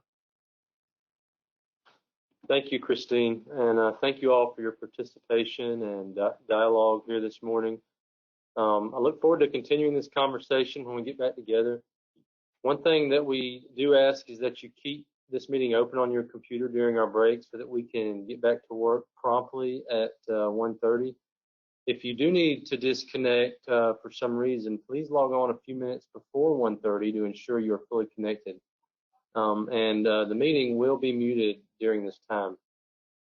And please remember, if you need any technical assistance during our break, please reach out to Tommy Bull at the email listed on the screen, and we'll see you back after lunch. Thank you. Okay, task force members, welcome back to the continued conversation on refining our guiding principles and instructions. I hope all of you enjoyed your lunch break and are refreshed for the upcoming discussions. If you're having any technical difficulties, please raise your virtual hand and the team will work with you to resolve those. Now, at this time, I will hand it back to Christine for continued discussion. Thank you, Chairman Perdue, and welcome back, everyone. Just a quick reminder about registration for the members of the public for the public comment period. You must be registered to be able to make a comment during the public comment period portion of today's virtual meeting, and any requests made online to provide virtual comments virtually received by 4 o'clock today or via speaking card at the public viewing locations, they will be addressed during the public comment period that starts at 5 o'clock. If you've not yet registered to provide public comment during today's virtual meeting and you wish to do so, please sign up on our website under today's event or by completing a speaker card at one of the public viewing locations. So if you need a link to be emailed to you, please use the virtual raise hand function that you see highlighted here, and one of our team members will email you the link to sign up. Comments can always be submitted to us anytime to the email address listed on the screen, fdot.listens@dot.state.fl.us. All right, task force members, let's get back into reviewing, refining the guiding principles and instructions. Billy, you want to kick off and kind of set the stage for the next section? Yes, I do. As we discussed before we went to lunch, we're going to do the environmentally based bundle next to make sure we have enough time to talk about those. So we're going to start that off with conservation lands. So I think Jen's got that one queued up. So this is going to be draft guiding principle number 7 and number 8. And the guiding principles read, restore and enhance existing and planned conservation lands to support statewide and regional conservation goals. And number 8 is avoid impacts to and fragmentation of existing and planned conservation lands. And there's a few instructions associated with this one. The first one is, again, like Wei Wei mentioned, the tie back to the avoidance layers. So it says, do not place new corridors through state parks, state forests, mitigation banks, existing managed conservation lands, including conservation easements, wildlife refuges, and Florida Forever acquired lands. The second is leverage partnerships to support a land protection program to acquire state conservation lands to support statewide and regional conservation plans and mitigate the impact of corridor construction. And that parenthetical reference there references the 2 portions in the m.cores statute that enables us to do that. And coordinate with the Florida Department of Environmental Protection and other agencies for Florida Forever program projects that are in the highest priority for acquisition. Potential water management district lands and lands within the optimal boundaries of the adopted management plans for regional, state, and national parks, forests, refuges, and water management areas. That's a mouthful. All right, Jen, go ahead and scroll down.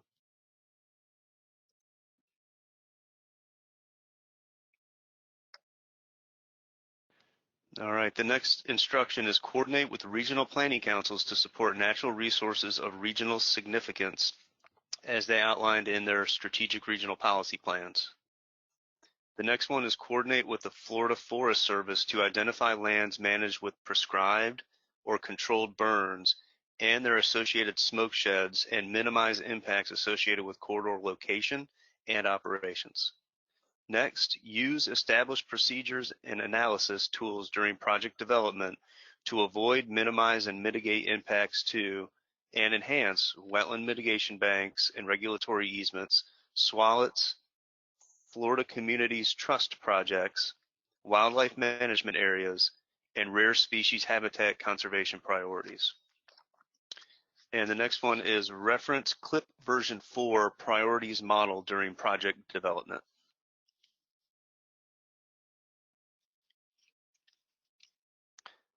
Is that the last one? Yep, that's a lot. And you'll see a lot of these changes were made after the last task force meeting, incorporated a lot of the comments that we got. So we'll open it up. There you go. So once again, a good reference might be the working sheet that was provided to you to kind of help kind of consume all this information. It is a good deal. Billy, thank you for going over it with us. So on the conservation lands, first and foremost, any comments on the guiding principles?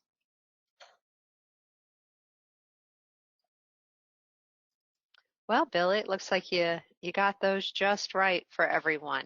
So how about some feedback at all on the draft instructions? Once again, that worksheet kind of takes you through the flow and the evolution of that conversation.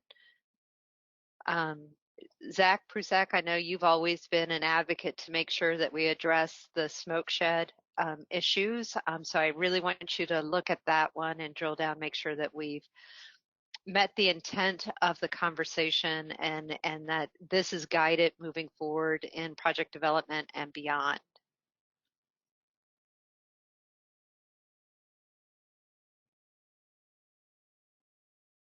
We have no hands raised by task force members. So Billy, you've, I think, done a really good job capturing. We know that this is a lot of information to look at, so we're not one and done. You know, we really do want feedback, and we're heading in the right direction. The draft guiding principles, as we mentioned, will go into the draft report for kind of your final review at our next task force meeting. And we are open over the course of the next week for you to give feedback to Jennifer Stoltz. But what we do want to make sure is that we have a good conversation between all of us. Okay? We do have a hand raised. Oh, wow, there they are. So sorry about that. They were popping up and not organized. All right, thanks. James, with the DEP, we haven't heard from you yet today, really. So what feedback do you have? The last bullet, I guess it's on the second page of the, oh no, I'm sorry, that's okay, second to last. It talks about avoid minimizing and mitigating impacts to mitigation banks and other things. Didn't we have some things that were specifically identified as fully avoid and not those? And I fear as written, it won't be clear enough that you get to pick one of those three verbs instead of ones that we had captured earlier on. So if possible, I would like to specify in the instructions those that are absolutely avoid altogether, and then separate from what we want to just minimize and mitigate for. So we have three environmental based. We threw agriculture in there because there's such a crossover in our study area, but we have conservation lands, wildlife habitats and connectivity, and water resources.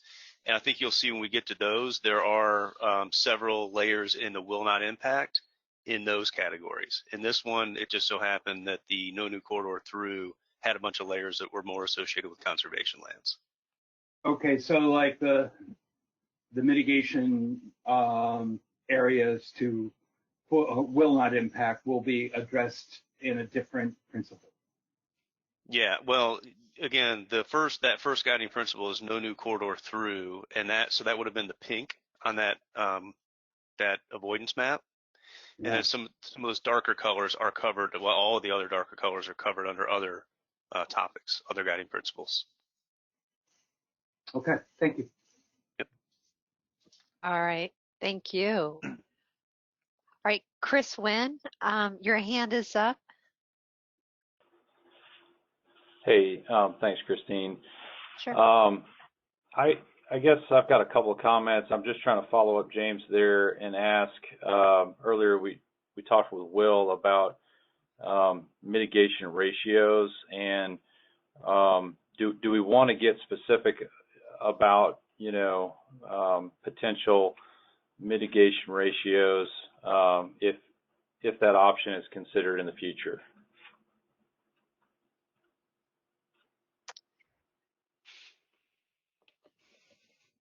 So, Billy? Yeah, I know we've talked about these mitigation ratios in the past, and I know I've talked with Ken about this in detail. Obviously the second guiding principle that we have, the leverage partnerships to support land protection program, gets at that, you know, m.cores, again, let's just go above and beyond the way our legislature has written it. And again, those 2 points of that of the statute are in there. Also, the interesting thing with mitigation ratios is some of the agencies require different ratios for different things. So it's kind of complicated just to put one ratio in there. And so you know, you don't want to hamstring yourself, because what if a agency requires a 3-to-1 or a 4-to-1 and you put 2-to-1 in there, and now you know, it's got to be consistent with the way that they're currently mitigated for now. I don't know if does that answer your question? Yeah, that helps me, Billy. I appreciate that, and I don't want to hamstring us. I know a lot of what will occur in the future through ETDM, you know, is kind of already set up, you know, an existing process. So I'm fine, I guess, moving forward. I just wanted to touch base on that and see if others had comments. But while I have the mic, if I could, Christine, just one last minor thing is on the last bullet referencing CLIP, which is Critical Lands Identification Project. I don't want to hamstring us to only focusing on version 4.0. I think that just simply needs to be reworded to, you know, best available science. Really, that effort's being led by Florida Natural Areas Inventory, and they will likely have updates in the future that we want to make sure that we're relying on best available science. Thank you. Thank you, Chris. Jason, you're popping in like we're phoning a friend here. Hi, I just wanted to say a couple things. I think Billy did a great job of explaining about the mitigation ratios, but I wanted to make sure we're all on the same page. I think the draft instruction that basically specifies we'll work with the agencies on how to mitigate for some of the impacts is solid. And what the agencies need to understand is that the statute allows us to go above and beyond what we may have done in the past. So that'll be a sit-down discussion with those agencies on what kind of ratio we come up with. And I would expect that it would be taken into account that we have a lot more flexibility because of the m.cores statute to buy conservation land or do other things that we may not have had the ability to do in the past. And then for the CLIP reference, I think that's fine, Billy. I think, you know, changing it to a more generic, we will reference the current version of the CLIP would be fine. Okay. Chris, I'm going to unmute you real quick just to make sure that we've covered the. Do you feel comfortable with that response? Yes, ma'am. Thank you. Thank you, guys. Excellent. And hey, Billy, I'm oh. sorry, Christine. I want to talk about the draft guiding principle, if I could, number 6. You talk about, I'm sorry, number 7. Just, I have it on my other monitor, so forgive me. You talk about existing conservation lands and planned conservation lands. In yesterday's task meeting, we had a real back and forth discussion about what planned means and how it means a lot of things to a lot of different people. Inevitably, where we ended up was we had a guiding principle from the task force that absolutely concretely said don't touch existing conservation lands. We moved the planned conservation lands over into a pretty lengthy instruction to try to talk about encompassing all plans. what it came down to, and I'm paraphrasing here, probably poorly, so bear with me, but we talked about planned conservation lands. There's the big plans, which are easy to find and easy to locate. And then there's also community plans or local plans or more kind of small fish plans that we also wanted to give an ability to address. So we pulled it out of the guiding principle and wrote a pretty robust instruction that said we will account for and give credit to proposed conservation lands. And then we kind of listed the different kind of big categories they could come into, because we didn't want to leave anybody out. We didn't want to say, look, we're only looking at Florida Forever. We're only looking at some of the other big kind of plans. We wanted to look at them all. So just food for thought. And I'm not sure it's the task team's job to decide where to go with that, but that's where we were yesterday. Thank you, Jason. We all try to take the best from each of the task forces, knowing that they are each unique in their own way. So that's great information for us to consider as we have these conversations. So thank you, Jason. I know that you're going to remain nearby for us to call upon in these conversations. Kent, I'm going to go ahead and open your mic for your contribution and see what we can do to edit and clarify. Thank you very much, Christine. Kent Wimmer, Defenders of Wildlife. First of all, I want to start with a compliment to DOT and your consultants of working to basically to work to make the language in the various task forces more consistent, the guiding principles and the instructions. I think that was a good move on your part. I think there's still improvements that you can make. You know, just like Jason was talking about yesterday's conversation, there's probably some good language there that could be applied here. You know, I actually have provided specific comments to Billy and to other staff about where Suncoast connector language is better for here, and maybe some of the language that's in North Turnpike could be better applied up there. And so I'll make that point, but I will still say that existing public and private conservation lands should not be impacted by these corridors, period. No new corridors through it. They should not be impacted. And I think that's where, you know, we're going to be standing on this. And I think that's what I've said consistently throughout. Concerning your leveraging partners paragraph, really good paragraph. I really like where that's going, but I feel that there's not a strong enough commitment that DOT is going to provide adequate and suitable compensation or really enhancement of the resources or areas that are yet to be identified that will be compromised or destroyed by the development of this corridor. So it's really hard to tell you what these enhancements should be and what these ratios should be, but it should be higher than our existing standards. The existing standards right now, as I talked to Billy, is 1.5 to 1 for ARC, for the Acquisition Restoration Council for state lands. It needs to be higher than that. And there needs to be a commitment in this document that says that you're going to go above and beyond what's the minimum requirement now. And so, and then at some point, I would like to hear from Weiwei to talk about, because I've been emphasizing the last couple meetings of having an advisory group for the, for these coming stages. And what I've been emphasizing, environmental advisory group, but there's also been talking about broadening it to a more corridor advisory group. I'd like to hear how that comes apart, how that becomes a part of this plan, and what is the action plan that's described in this. So those are my comments for now on this. So thank you very much. Thank you, Ken. Weiwei, I know that you're looking to expand the conversation of the advisory group in future meetings. Is there anything you'd like to add?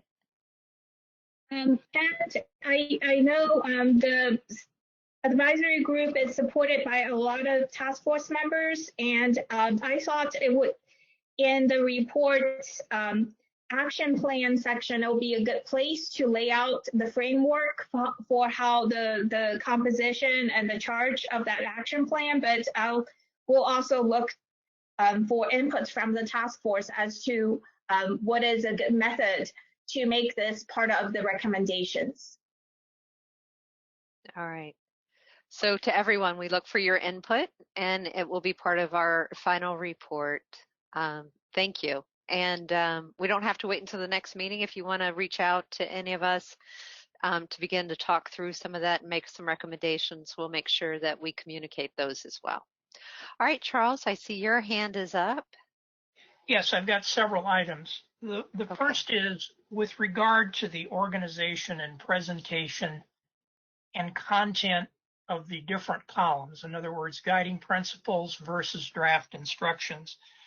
I would like to ask that you go to the same page in the presentation that we'll be discussing tomorrow in the Suncoast Task Force, because the presentation and organization of these in that proposal is much crisper, much better done, and much more inclusive of specifics than what we see on this page. And I think that there should be some there are differences between task forces and the areas they're studying. Obviously, the greatest difference is probably between us and what you have in the one in the southwest part of the state. But here with Turnpike and with Suncoast, you actually have a substantial part of overlapping study area. And the fact basis for the recommendations in both is largely the same, at least within that overlapping portion. And so my request is that we coordinate this language so that we don't have what appears to be remarkably different language from Suncoast to Turnpike on the same topics covering the same areas. And I think the best way to do that is to adopt the structure that is proposed on the slides for tomorrow's meeting in Suncoast. That's my first point. My second point is within this structure, qualitatively, we seem to have abandoned the concept that we've dealt with throughout this process of no impact areas as sort of the first threshold of avoidance, and then no new corridor through areas as the second threshold of avoidance. These talk, I can't find the no new impact areas referenced in these guiding principles at all, and they should be. We ought to deal first with the no new impact at all, and then the second is no corridor through. It appears when you move over to the top bullet point in the guiding principles, you're dealing with no new corridor through. But you need to pick up and include the no impact references, and one clear example is in Marion County and Goethe State Forest, et cetera, but no new impact needs to be differentiated. The third point is that if in the paragraphs that talk about minimization and avoidance,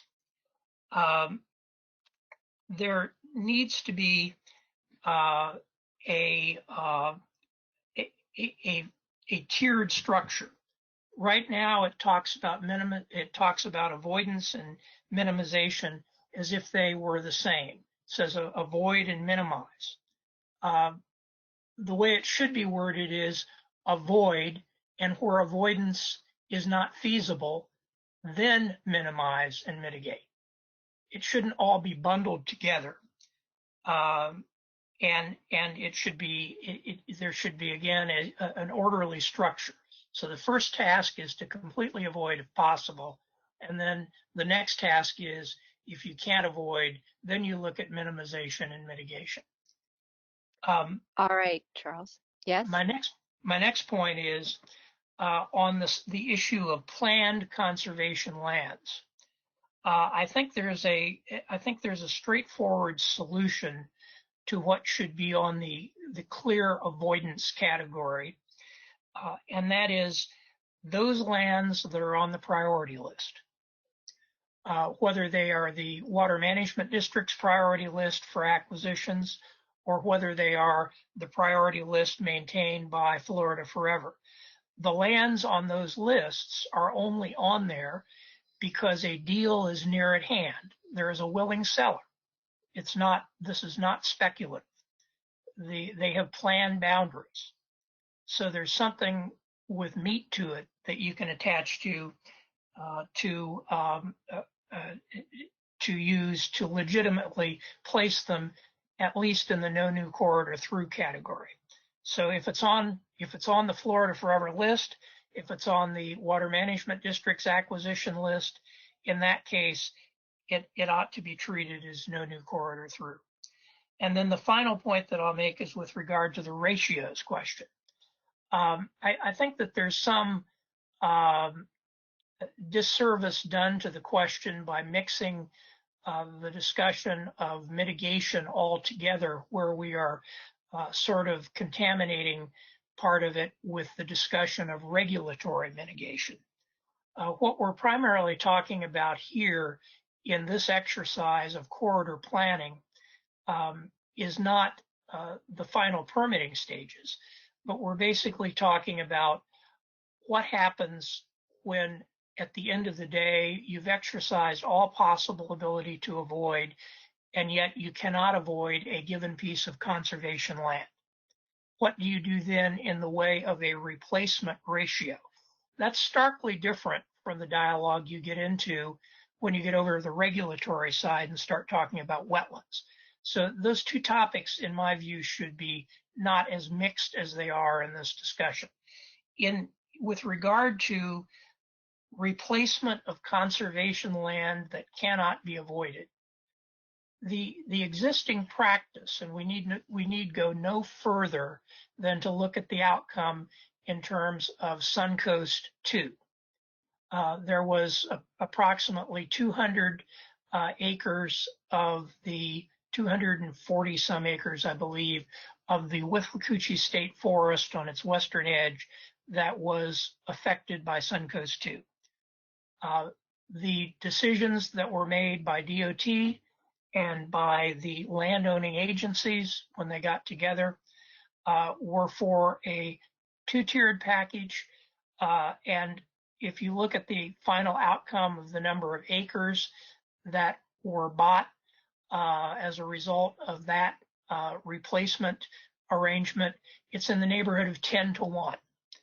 And similarly, if we go and we look at other previous DOT highway projects, Suncoast 1 is an example, where the Serenova tract was purchased by DOT as a result of impacts. Again, the mitigation ratio is in the vicinity of 10 to 1. If you go to the Wekiva Parkway, Charles, you have the same thing. I'm going to ask, we appreciate all those great examples, and we're going to look to refine this. Jason, did you want to add or respond or? Yeah, I'd like to respond just to a couple of them. Charles, thank you for the great ideas. I'd like to just go through them a little bit so we're all kind of on the same page. Let me start by saying I completely agree with you on the orderly structure. In PD&E, and for those of you that don't know me, I kind of run the PD&E phase for projects as they go through Florida. We set the procedures and the guidelines for how that happens. The notion is always to avoid. If a infrastructure project can avoid an environmental impact, that's our first choice. And I think that we can work on the drafting of this language to be very clear that the first choice is always to avoid any impact to an environmentally sensitive area, and then go from there, which is I don't necessarily want to put minimize next, because I think next is, according to statute, it's enhance. If we can't avoid, then we should try to do everything we can to enhance the area. My goal and the department's goal in general is as we work on these corridors, we can leave all of the environmental impacts of both existing roads and this road, we can leave everything in a better spot than we currently are. And so we can work on the orderly structure to avoid, enhance, minimize, and then mitigate as a last resort when we have to. We're going to take back your planned conservation land language. I think that's kind of what I was referring to, is kind of coming up with some more definite what that means. So we'll take a look at that. Charles, I'm sorry I can't give you an answer right now. The ratio question, I think, brings up a good point. And what you've described is you gave many examples of how in the past the department have worked with the agencies that were the landowners in which the land we had to impact, and we've come up with great ratios going forward. My fear, and this is, as I said, it's the task team to make the decision. We do a good job of coming up with great ratios with them, and the statute allows us to go one step further and actually do more than required. I'm not sure how you can articulate that in a draft instruction that doesn't hamstring the agencies we'll be working with. Maybe we can. I'm not sure at this point. And then for the avoid layers, you asked about us adding avoid layers. If you notice through all of these guiding principles, we were clear that the avoid layers that we listed were the ones that the department committed to in the beginning. That does not mean it's all inclusive. That means what we included here was the ones that we put on the purple and pink maps. If there are other specific areas that the task team wants to advise us to completely avoid, then as a task team, if you come to that decision, we're happy to look at including that. I think that's all of your comments, Charles. A couple of them we'll get back with you, but I think overall I wanted to make sure we discuss them all. Great. Thank you, Jason. And I want to make sure that we get ample time for all the other task force members that wanted to contribute to this. I'm going to lead off with some of the local governments. Scott Carnahan, Levy County. Thank you. One, I don't agree with advisory groups. I think it's just another roadblock, to put in this task force way. I think that we have plenty of educated people on this task force to make good decisions, and I do not agree with the advisory groups, and I would hope that we would stay away from that. And also, Jason, you made some great comments after Charles Lee, the things that he said. I can tell you now, DOT did a great job of planning through Citrus County with not a lot of impacts, and I do believe that they'll do that moving forward, whether it's the Florida Turnpike or it's the Suncoast moving north. So great job. Keep up the good work, and thank you. Thank you, Commissioner. Valerie Hancher, your hand is raised as well. Yes, a few comments ago, we were talking about how, and a few guiding principles down, then we'll discuss X, Y, or Z. Maybe if we know that there are going to be some other guiding principles in different sections that relate to, the topic at hand, maybe we should put a note in our draft instructions. Please see guiding principle number 4 and 5, or whatever it might be. But I know all day today we've all been saying, that will also be a little further down. So it's just kind of a nowhere to turn the page to find the answer. That's some great endpoint to guide folks, maybe also relates to, and that's some really good feedback for us to look into to make the resource a little bit easier to use. Yes, ma'am. Thank you. Commissioner Kennard, I see your hand is up. Yeah, I wanted to chime in and say that I too would disagree with an advisory group. We've been at this now for over a year, and there are many different voices represented on this task force. We've all had great opportunity to give our input along the way, and ultimately, when this task force completes its work and compiles this report, then at that point, it's in DOT's hands. I would not want a secondary, much smaller group, much less representative group, to be fine-tuning things after we've put in a year of work on it. If that were the case, I think we probably should have known about that up front before a bunch of us took a lot of time out of our personal and professional lives to give our input on this. So I would not be in favor of an advisory group once this group is done. And the other thing that I heard that's concerning, now I do sit on this task force as well as the Suncoast Extension Task Force, and I would not want to take a product that that task force has adopted with all of their inputs, because that is going through, yes, there are some similar areas, but that's going through a lot of different areas that are not included in this task force study area.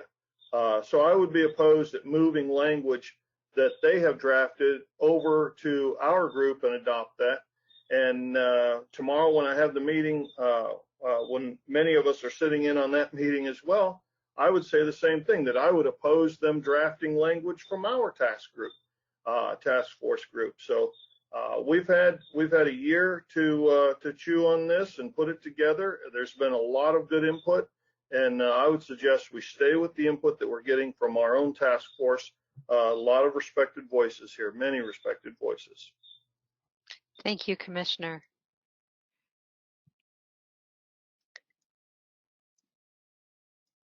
Sorry, let me get back up to the list.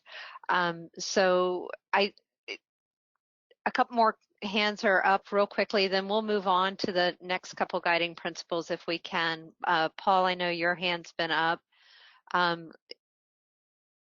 First, let's make sure, you know, if you had any clarifying language that you're looking for. I was just going to suggest, well, first of all, I'm glad that Jason pointed out that both the principles mentioned, existing and planned conservation lands, and the instructions don't. So that's going to have to be reconciled. But I was going to suggest an additional bullet point, because I'm not sure it can be worked into the other bullet points.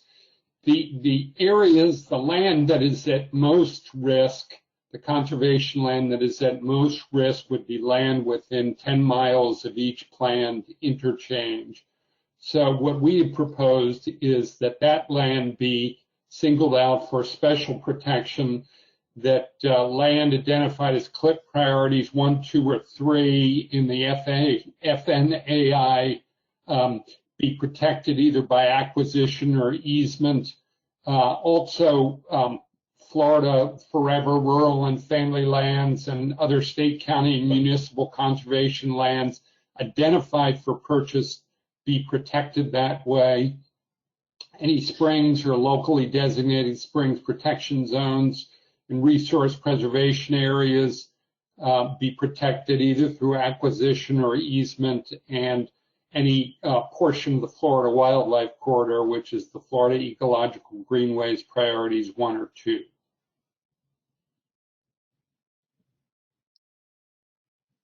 So Jason, that's a lot of requests there. Is there, let's think through any challenges that may face with a request that's kind of blanket like that. Well-intentioned, I'm sure. Sure, and I think there's a lot to digest there, so thank you very much for the comment. Some of it we're going to have to take back and look at and just try to get our head around the whole idea. The kind of other side of the coin that we have to balance is, although there's lots of groups that want to hold on to different lands, especially around interchanges, the department traditionally have left those decisions up to the local communities and the governing boards to make a decision on what needs to go into those areas. So I understand the desire to maintain, and I'm going to say the list of lands that you just described, and we'll take that back and look at it. But we also have to, and I'd love to hear from the other task members, because it seems like if we include that, or if you all include that in the guiding principles, it kind of limits the local governments to making decisions on what they want to have around their interchanges. I personally don't either way. Those are the two sides of the coins, Christine. Thank you. So that request there, Jason, sent Commissioner Kennard thinking through that as a scenario. So what kind of feedback do you have for us, Commissioner? please don't limit local government's ability to determine what these interchanges look like. We put a lot of time, effort, and resources in planning for the long term for our communities. And I would sure hate for any of that to be taken away from us, regardless of what the, each one of our communities looks different throughout these new proposed roads. And those local officials in each one of those communities deserve the right to decide what their communities look like. So please don't do that. Please don't restrict us. Okay, thank you. So this one, there's a lot to unpack as part of this, and these guiding principles that we've been discussing, maybe that really is an opportunity for us to come back and maybe do some follow-up with task force members, and you provide us some additional feedback. So with that, Billy, are you ready? I mean, we've gotten a lot of information here. I'm on mute. I think what would be helpful is if we looked at the next two, the wildlife habitats and connectivity and water resources. Let me read through those two, because a lot of these comments are referencing some of the will not impact layers that aren't covered here. And I think for some of the people that looked at Suncoast, they actually combined 4 of their environmental ones, which makes it seem like they have a lot more information in it. But if you look at R3, I think it's all there. So Jen, let's scroll down to the wildlife habitats and connectivity, and then I'm going to immediately read the water resources one after that. Hey, Billy, if I could offer just a suggestion before you get to reading, it is on the other guiding principles. We've had a few comments, and you guys have done kind of updates on the screen. That's been wonderful, and the task team gets to see it. Because of the amount of conversation that we have with all 4 of these wildlife ones, my suggestion is we listen, we take that back, and then we try to discern it all into one body without trying to update it on the screen. Yeah, Jason, I was going to suggest that too. It's just going to take too much time. So we're already halfway into our next session here. So wildlife habitats and connectivity. So this is guiding principle 9 and 10. And number 9 is enhance and restore wildlife habitats and corridors to support statewide and regional wildlife protection goals. And the next guiding principle is avoid impacts to endangered or threatened species and fragmentation of their habitats. And so the draft instructions leverage partnerships to support a land protection program to acquire state conservation lands to support the completion of wildlife connectivity gaps, and again, citing the portions of the statute that give us that ability. Coordinate with the Florida Fish and Wildlife Conservation Commission to enhance wildlife corridor connectivity, including lands identified as priority 1 and 2 in the Florida Ecological Greenways Network. The next instructions support a regional approach to enhance wildlife connectivity by restoring fish and wildlife habitat corridors and providing fish passages and wildlife crossings where feasible. Next is minimize impacts of transportation lighting on nearby agricultural, environmental, and conservation lands. Next instruction, consult with state and federal agencies to identify and protect threatened and endangered species, to include wildlife and plants and their habitats. So let's keep scrolling. And then these are the water resources based guiding principles and instructions. Enhance important water resources in support of statewide and regional water supply and quality goals. The next water-related guiding principle is avoid impacts to important water resources, including spring sheds and aquifer recharge areas. And the draft instructions associated with those: avoid and do not impact spring heads and lakes, and I think this is where these are starting to flow in, no pun intended. Do not place new corridors through aquatic preserves. And similar to the other two, leverage partnerships to support water resource enhancements that will improve regional water quality, again citing the statute. Coordinate with water management districts and FDEP for projects in the Basin Management Action Plans, also known as BMAPs, for springs and other surface water bodies, and protection and enhancement of aquifer and groundwater recharge areas, outstanding Florida waters, wetlands, floodplains, and other surface waters. Next instruction, address both local and regional flooding problems by integrating stormwater and floodplain management strategies where feasible. Next instruction is avoid placing transportation corridors and stormwater ponds in sinkhole and karst areas. And finally, use established procedures and analysis tools during project development to avoid, minimize, and mitigate impacts to water management district surface, groundwater, proposed well, and atmospheric sites. So I know that's a lot, but I think if we look at these, and in fact, you know, let's go to Ag 2 and just I'll read through that one, because again, I think a lot of these intermingle so much. You know, these environmental ones, you know, we've separated them. We tried to separate them for clarity, but I think in reading through one, it kind of goes back to Valerie Hancher's comment of, well, it's covered later. So let's just get all of these read, and then maybe that might head off some of the concern or questions that we have. So the agriculture, I only have one guiding principle for that one. That's avoid impacts to and fragmentation of farmlands, silviculture, and cattle ranches. And the draft instructions are avoid and do not impact farmland preservation areas identified in local government comp plans. The second instruction is recognize existing preservation areas of the Florida Rural and Family Lands Protection Program, as well as those lands formally designated for future protection within this program. Next is plan, design, construct, operate, and maintain corridors that protect the region's agricultural lands, including Century Pioneer Family Farms, avoids fragmentation, and facilitates connectivity to and between them. And the last one is work with owners and operators of farmlands, silviculture, and cattle ranches to understand their needs and plans. So I know that's a lot. That's 3 areas and like 5 guiding principles that we just went through. But I think getting all of that out on the table hopefully will help us understand how they all work together. So with that, I'll go ahead and open it up. Great, thank you, Billy. So Jason Lauritsen, you've been instrumental in really guiding our conversation on the wildlife habitat and connectivity. Any feedback you have based on the comprehensive look that Billy's just provided, knowing that we don't address all in one guiding principle, but they kind of move together in a collective environment. Anything you'd like to provide feedback on upon looking at this? And once again, it's an evolution of conversation where we've been and kind of hopefully where we're headed. Yes, thank you.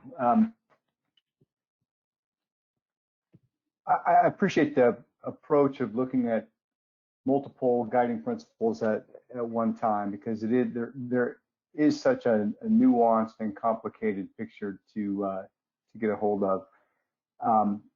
I would like to say I'm pretty happy with the way habitat connectivity is expressed here.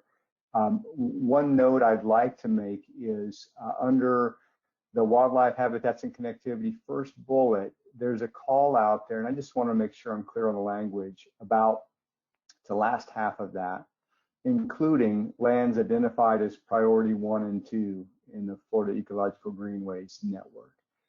That's language that I'm reading as not exclusive, but just to make sure that it includes those two. And the reason I'd like to make sure we're clear on this is we are overdue for an FEGN model update. That FEGN model hasn't been updated fully for quite some time, and as growth occurs in various areas, the priority connectivity is going to change over time. So I don't want to lock us into the previous version of FEGN 1 and 2, because there may be, as an example, some priority 3 connections that move into a higher priority category as a result of on-the-ground changes over time. So so long as the spirit of reflecting on and prioritizing on the latest, best available understanding of connectivity is captured in here, then I'm very good with that. And I see a lot, you know, there's flexibility in some connectivity if we don't dial it down to an old plan. That's great feedback. Thank you so much.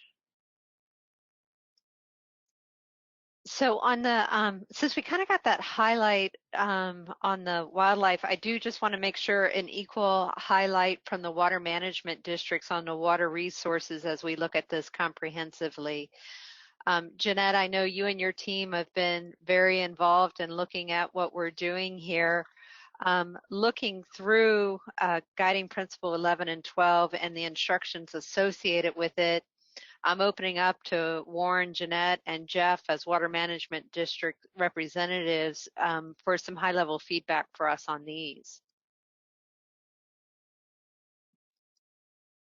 Christine, it's Jeanette. So I think this is capturing where we wanted to go with the avoiding the district lands, the conservation lands, and our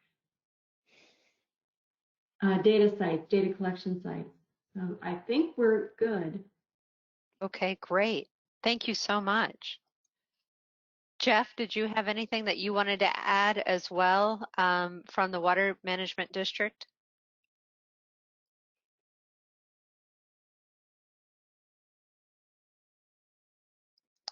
I may have caught him off guard a little bit. Oh, I was saying that was an excellent point by Jeanette, and I don't have anything further to add. Thank you. Okay, great. Thank you so much. All right, so we've gotten kind of the overview of those. Jason, I see you have your hand back up. Is there something else you wanted to add? Yes. There was a point that was brought up in the discussion of the previous two guiding principles with conservation lands. And I believe it's the first bullet in that particular area as well. And I just wanted to underscore here. I see. No, it was this is the second bullet regarding leveraging partnerships to support protection and acquisition. We often look at those Florida Forever and rural and family lands protection programs and those water management district acquisitions. Those often look at the largest contiguous, high value, high quality wildlife habitat, and rightfully so. And I would say a lot of us think it'd be great if we had even more acquisition and conservation easement funds available to complete those lists. But there are these places, these narrow bottlenecks, which do not have the kind of obvious and evident high scoring wildlife value with the criteria that is used by ARC and other scoring bodies. But from the standpoint of wildlife genetics and maintaining populations over time and giving them resilience, those narrow bottlenecks become really important, even if they're not really high scoring. So I'm okay with having that second bullet as it is, but I just want to underscore I don't want to lose the importance of having perhaps this document communicate to the local planners the importance and value of those greenway connections that can involve trails and can involve power line right-of-ways and ball fields and things of that nature, that if this document can somehow communicate some mechanisms for the coordination of green space within the urban wild interface to cobble together some real meaningful bottleneck corridors, that's a goal of ours, and it doesn't necessarily get accomplished through Florida Forever or rural and family lands. Jason, let me ask you, do those smaller parcels and those bottlenecks, are those covered in the priorities for the Florida Ecological Greenways Network? Is that something that they would pick up? Yes, they are. If you look at the priority 2 just above Denellen, there's a narrow section there which the Sun Trail goes. There's a planned Sun Trail route through there. That's a really good example that piece is not likely to score high on either the really land acquisition pieces, but it is a piece that, should it get connected somehow through some conservation or acquisitions, that would be a really meaningful security for the corridor. So I wouldn't be alarmed that it's not included in the conservation lands. I would consider this first bullet point under wildlife habitats and connectivity equal weight. So, Yeah. again, the priority 1 and 2 of the Florida Ecological Greenways Network, just because it's not mentioned in the conservation doesn't mean it doesn't carry equal weight. So just keep that in mind. Thank you, Billy. Yes, understood. Yep. I appreciate that. Thank you, Jason. Warren, I see your hand is up from the Water Management District on the water resource. I'm assuming is where you want to comment? Yes, Christine. I know that we continued the conversation on conservation lands, but it looked like you were soliciting input on the water resources. The two things I'd say, we talk a lot about recharge areas, from a geologic standpoint, as you move, especially as you move into Levy County. Most of that area is considered to be groundwater discharge area, although it is unconfined.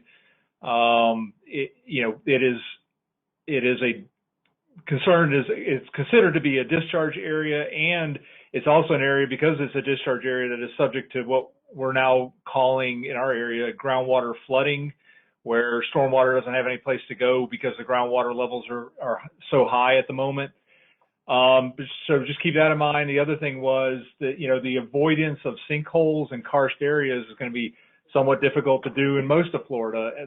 I would suggest what we'd want to probably say is there's already stormwater ERP rules that address, stormwater basins in karst-sensitive areas, and maybe in the spirit of other suggestions that have been made, a suggestion to meet or exceed those requirements is what we want instead of avoidance.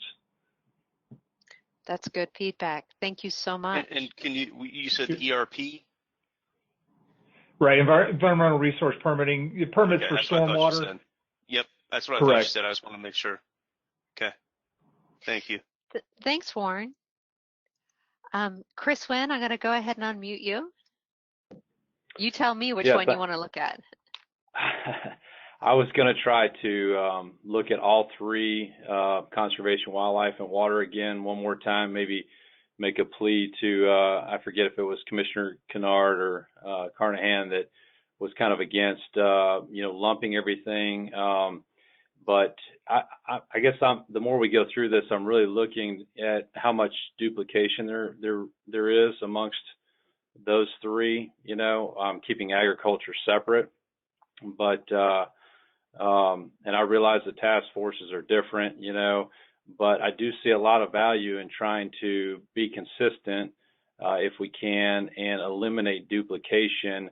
And if there was a way to regroup, I guess I'm a lumper, admittedly here, but if we could at least consider regrouping into one,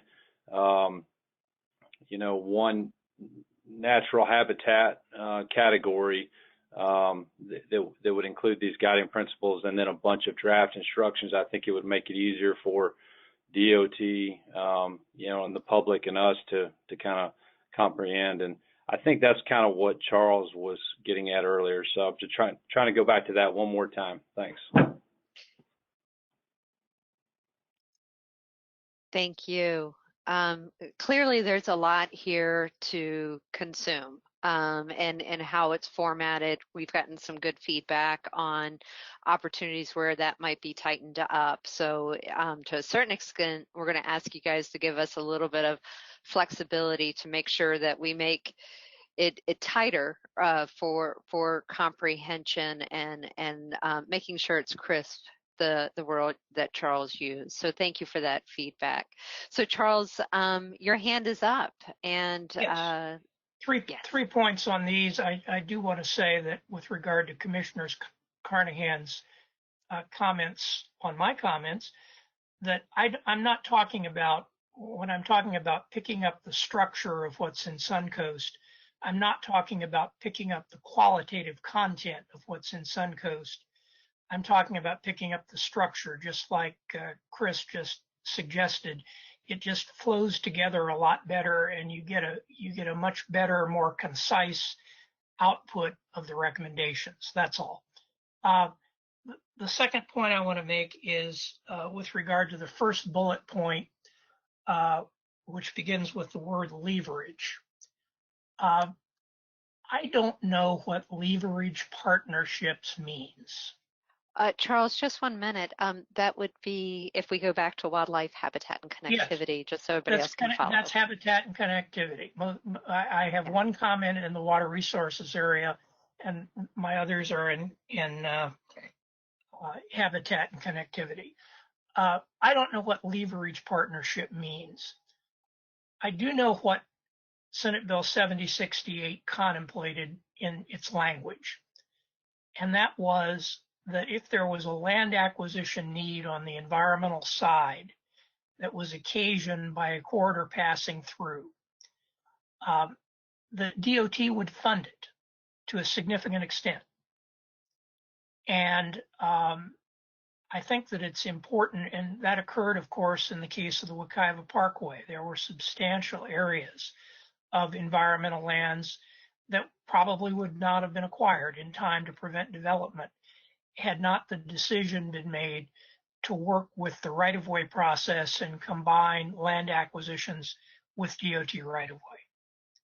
And so I think that language needs to be cleaned up a little bit, and it needs to go back to the language in Senate Bill 7068, and it needs to indicate that the cost of funding some of these acquisitions is going to be added to by DOT dollars. Now, that may be what's implied in the words leverage partnership, but it's pretty well cloaked, and I don't think we should cloak it. I've got two more. You want to discuss that one, or you want me to go on to my other two? Well, I think we'll loop back with that. We'll unpack it a little bit ourselves, Okay. and let's go on to number 3. Okay. The next one is the language just below it with regard to crossings, wildlife crossings and fish passages. I think early in the discussion you indicated that you had tried to scrub this language to remove the qualifiers. This one seemed to have slipped through, where feasible. And I would just suggest that where feasible probably needs to be excised from this language. The other point I wanted to make with regard to crossings is that it's important to note that the old way of providing these elements of connectivity, which was basically large box culverts, really does not have a high order of value from an ecosystems or wildlife standpoint. What needs to be looked at carefully is the sections of the new road that need to be built on elevated trestle. And that, of course, is exactly what the decision was in the case of the Wekiva Parkway.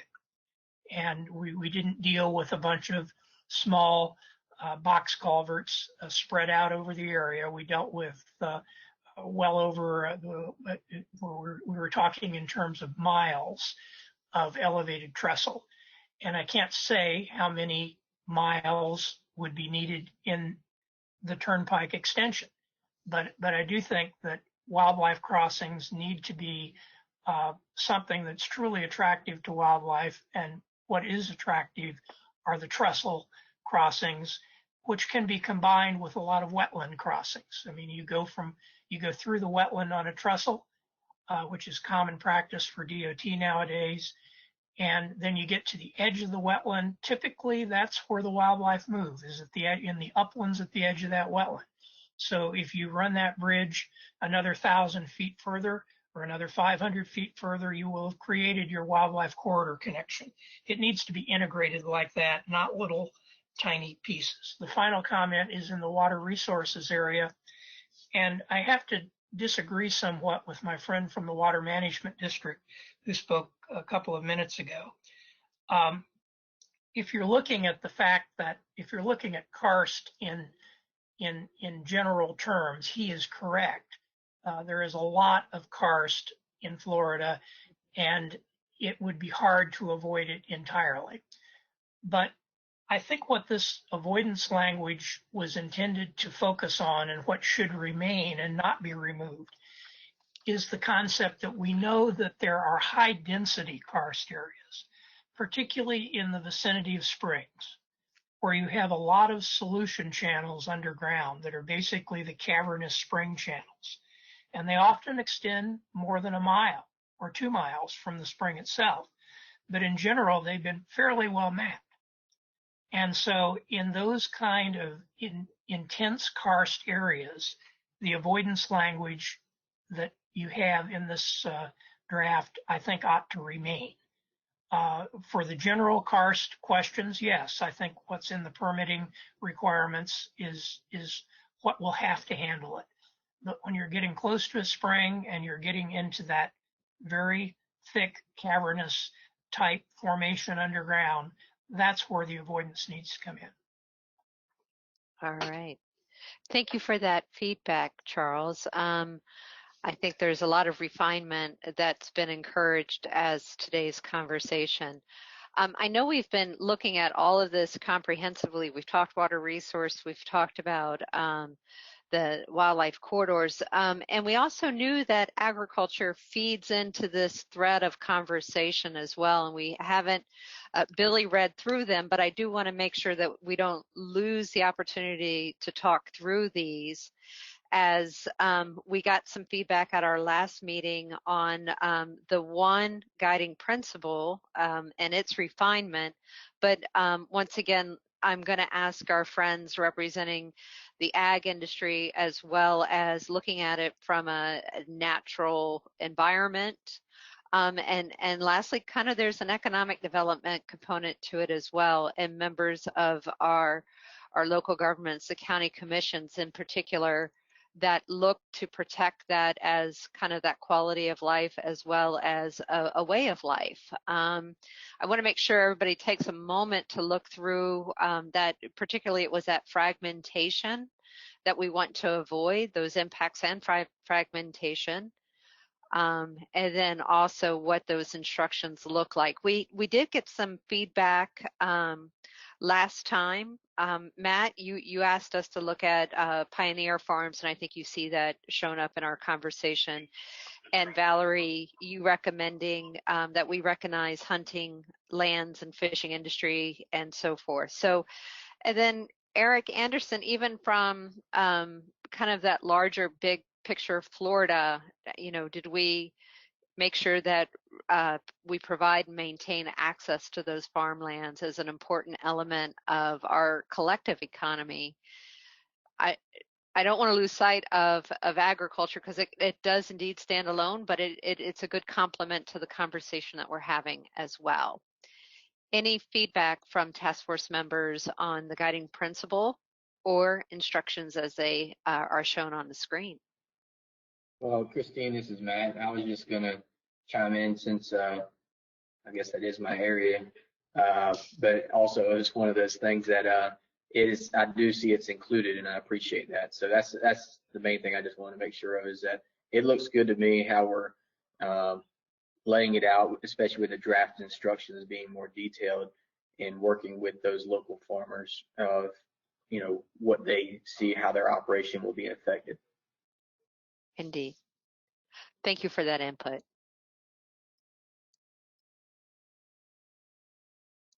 All right, Kurt, thank you so much for also offering up. Let me make sure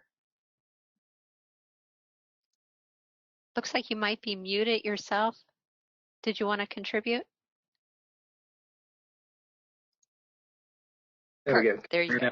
Yeah. All right. I think we probably have captured it in the draft instructions, but just wanted to make a comment in the guiding principles. We address farmland, silviculture, and cattle ranches, but there are some other industries that I want to make sure that are recognized during the planning process. And one that comes to mind is the equine industry in Marion County. That might not be captured in that guiding principle. Others are nursery, ornamental, and aquaculture as well. Like I said, I think it captures it in the draft instructions, but just don't want to lose sight of some of those other industries that might not be recognized as just a farmland, silviculture, or cattle ranch. Excellent. Good feedback. Thank you so much. We'll look to make sure that we're a little bit more comprehensive on that.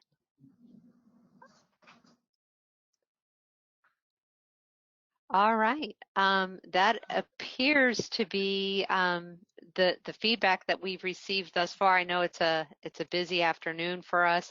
Jason, I know you've been listening in at all this conversation, reviewing the work at hand. You want to summarize kind of where we're headed with this? I do, and I just wanted to hit a couple high points. Billy and the team is going to do a great job about listening to all of the detailed instructions and trying to come up with language that satisfies the discussion we've had today. I just wanted to talk about PD&E in general, just so we're all on the same page. Our goal when this project moves past the task team is to protect the environment while still allowing some flexibility and also listening to the locals and the communities that we're going to pass through. You have to kind of do it all when it comes to PD&E. You have to listen to the environment, you have to listen to the local communities, you have to hit all of the points that we have to hit. These guidelines are going to be great because they're going to give us kind of an extra set of instruction manuals to help. The couple of other things that we're actually going to do is, and I think Charles said it and several of the task teams said it, is we do a good job in this document of talking about what we're going to do when we avoid things. I think we're going to look at kind of building up after we avoid. If we can't avoid, what do we do next? And it's those kind of next steps. I think it was said enhance, minimize, mitigate. We're going to include some of that language in here to further the discussion. There's also, it came up a few times in a few different areas, we talk about existing or proposed. One of the big takeaways for me is we're going to go back and see if we can put some teeth on proposed. And we heard several different task members talk about what that meant, so we're going to try to handle that. The qualifier language, we'll take a look at it. We made a commitment to remove as much of it as we could. Sometimes it needs to be there. If it can be pulled out, we can. Otherwise, we'll come back and give an explanation. I think that's it, though, Christine, for the wrap up.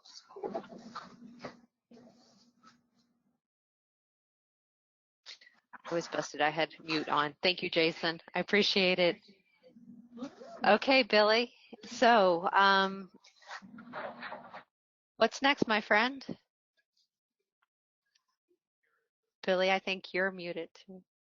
Gosh, it's addictive. It's a disease in here. So the next two are community character and economic development. So the community character guiding principle number 5, that one reads, avoid or minimize impacts to communities and reinforce the unique character of each community. And the associated draft instructions, there are 3 of them. And the first reads, avoid and do not impact known cemeteries and historic markers, cultural sites, and sites currently listed in the National Register of Historic Places. And that, again, that's that direct tie back to those avoidance layers. Avoid and do not impact Native American tribal lands. Coordination will be undertaken if historic properties of religious or cultural significance to the Native American tribes are discovered during project development. That one, again, ties right back to one of the avoidance layers, but it also touches on some of the things that Jason said that we have to do during PD&E. And the last one is plan, design, construct, operate, and maintain corridors that recognize and incorporate the surrounding community character while accommodating potential growth and development. Balance the need to move vehicles safely and efficiently while preserving scenic, aesthetic, historic, and environmental resources. And I know there's been a little bit of talk about this. This is one of those, I said, I promise we touch on that later, and here it is. Thank you, Billy. And this does, it does touch on so much that we've talked about of making sure that the local environments and character follow the will of the local government. So whether that is what is done through the comprehensive policy plans and long-range transportation plans, et cetera, so that we all work in partnership. Commissioner Meeks, I know you were your voice was very strong in making sure that we look to protect rural communities along the way. Mayor Hancher, you often spoke of the character of communities and honoring that as we look at these future corridors. I'm looking to you all for some feedback on what we have drafted here with some of the feedback you've given us. Paul Owens, you've suggested that we definitely protect community character, and I hope you feel like we've captured the intent, both with the guiding principle as well as the instructions moving forward.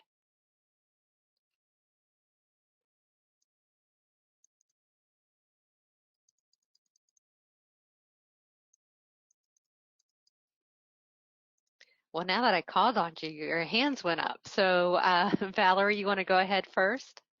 Yes, ma'am. I just want to make sure that I acknowledge you. But yes, they look right to me. You know, anything we can do to protect our heritage is, you know, as firm a wording as we can. That's what I look for. So no matter what project FDOT does. So I think you hit it pretty well unless I'm missing something. Thank you. Thank you. Paul, at our last meeting, you asked that we really make sure that we protect community character representing Thousand Friends of Florida. So your feedback is welcome. Thanks, Christine. And at the risk of being accused of overriding local government leaders, I do think that the protection could be a little more muscular here for rural communities. If the area where an interchange is going to be located is served by water and sewer or designated for future development as an industrial job center, then I don't think these protections would be necessary. But if it's not, I would argue for the same sort of thing I argued for a few minutes ago, this time within 5 miles of the radius of the interchange, protecting areas from development through conservation easement or agricultural easement or other measures, with the idea of protecting rural character, protecting agricultural lands, and protecting the existing businesses in the rural communities that might be threatened by the competition that would spring up at an interchange otherwise. All right, thank you for that feedback.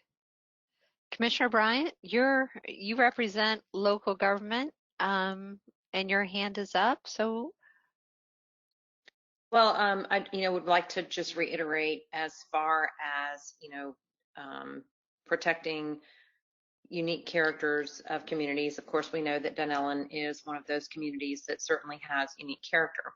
But I wanted to go over on the draft instructions where we talk about avoid and do not impact Native American tribal lands. Do we need to add known archaeological sites into that?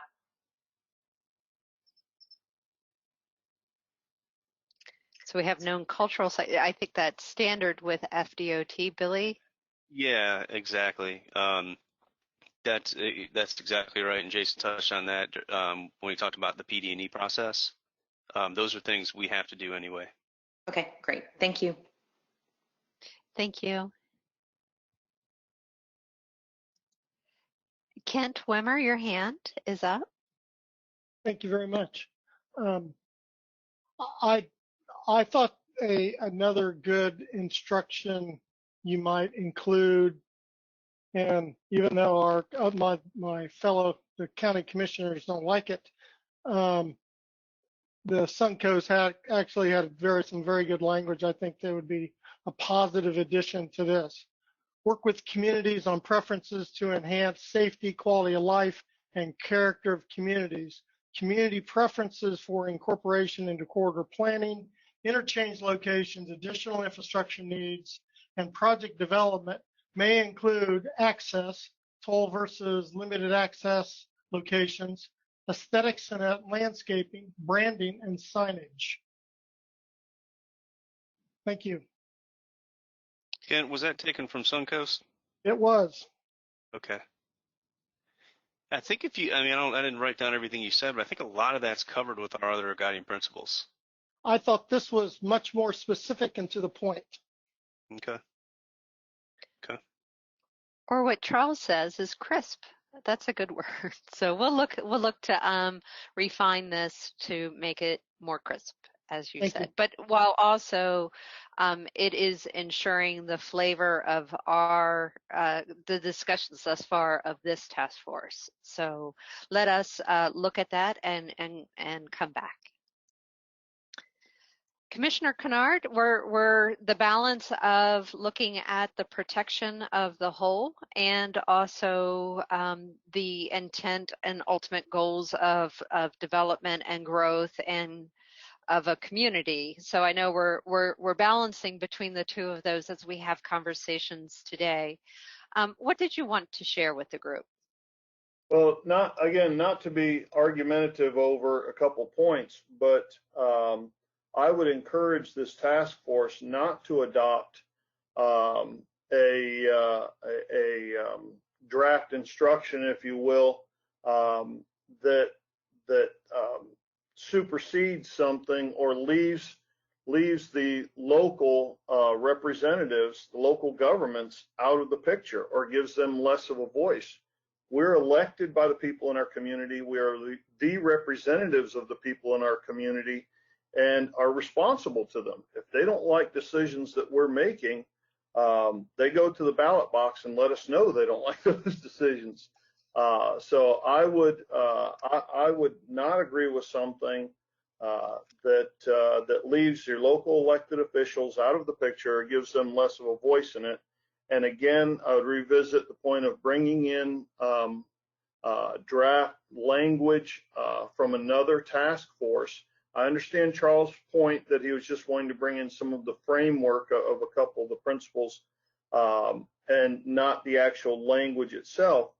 But if we start down that road of bringing stuff over from another task force, there are a lot of people on this task force who will not have had input on that language. We've been at this for a year now. The other task forces have as well. I think we're drafting very nice language for this specific road, and I hope that we don't get into mixing the two of them where people on this task force have not had input into that language that's being proposed to be brought over. Thank you so much. And I do want to also remind everyone that when we come back from break, we're really going to look at those overarching guiding principles. And the first one right out of the box is to be consistent with statewide, regional, and local plans and visions. So that really is overriding every other guiding principle that we have. And so we promise we're going to come back to that. So ensuring that we're not missing the importance of, the local elected officials and how close you are to your constituents and the visions and plans for your communities. So Christine, thank you. I think that's a good point because we've had a lot of this come up in these different guiding principles and instructions, and that cross-cutting one really does cover it. Unfortunately, we're just not getting to it till later. Yeah. So yeah. we'll get there. We promise.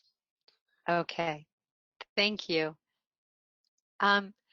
Charles Lee, you had your hand up again, and then we're going to wrap up with Scott Carnahan and also from Citrus County. Hopefully that last statement helps set the stage for some of this. Charles? Yeah, I would just encourage Commissioner Carnahan to look at that specific language which Kent Wimmer read from the Suncoast draft guiding principles and guidance language, because what it actually said, if you read the words, is to give deference to local communities with regard to protecting their community character. And I think that I'm hopeful the staff will take a look at that and come back with something to present to us to further review. That is along those lines, because I think the words they did use in that particular part of the Suncoast draft are very useful, and they should apply to all communities and the ability of those communities to see their character protected. Excellent. Thank you for that point. And like we said, we will look to, when something is a cleaner opportunity to convey what we've heard as priorities for this task force, we'll absolutely look to bring it back. So next I'm going to ask Scott Carnahan, and then we'll move on to economic development, which is a core guiding principle as well. So Commissioner Carnahan. Thank you. And again, I'm going to agree with my fellow commissioner. You know, DOT has not handcuffed us at all. You know, we're working on 2 interchanges now. And as local officials, that's why we have many workshops that let the residents in those areas that's going to be affected come out and have input on what they want around them. So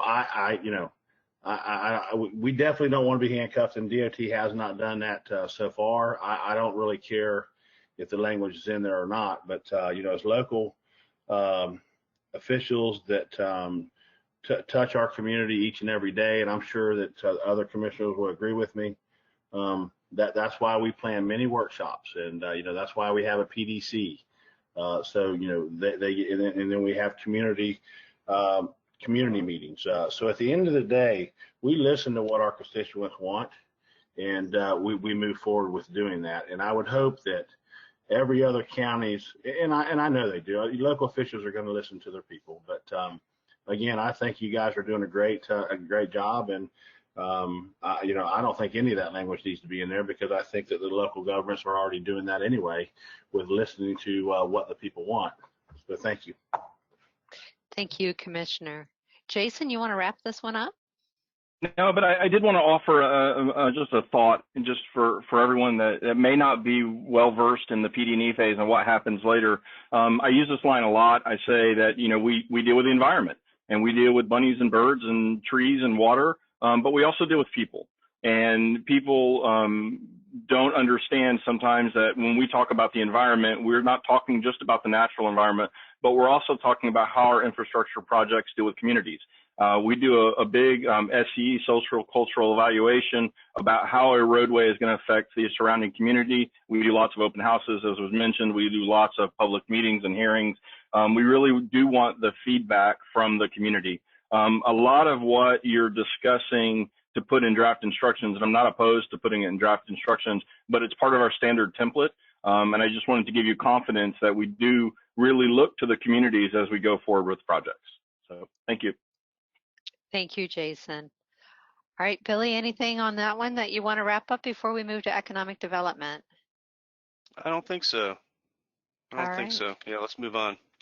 Okay, so yeah, economic development, and then we'll work through this maybe in the next no more than 15 minutes and move to Secretary Perdue to take us to a break. Sounds good. All right, guiding principle number 6, develop infrastructure that strengthens existing local businesses and enhances economic development and employment opportunities. And we actually added one new guiding principle in here. We did not number it because we didn't want to throw the numbering off for the rest of them. So, you know, this will probably at some point become 7, and the rest, you know, below it'll get bumped up 1. But for consistency and tracking, we're just calling this one the new economic development guiding principle at this point. So it's avoid impacts to natural assets important to tourism, agritourism, ecotourism, and outdoor recreation. And there are several draft instructions in this one. So the first one is be consistent with economic development elements of local government comprehensive plans. Again, referencing that part of the m.cores statute that requires us to do that. And comprehensive economic development strategies developed by regional planning councils in their capacity as federal economic development districts. The second instruction, enhance economic development opportunities related to regional assets such as airports, education facilities, and healthcare facilities by improving access while avoiding direct impacts. The third instruction, provide support to local governments and economic development organizations to maximize long-term economic benefits from corridor investments in the study area. The next instruction, engage with agriculture, silviculture, manufacturing, logistics, and other industry stakeholders to understand and incorporate their infrastructure needs.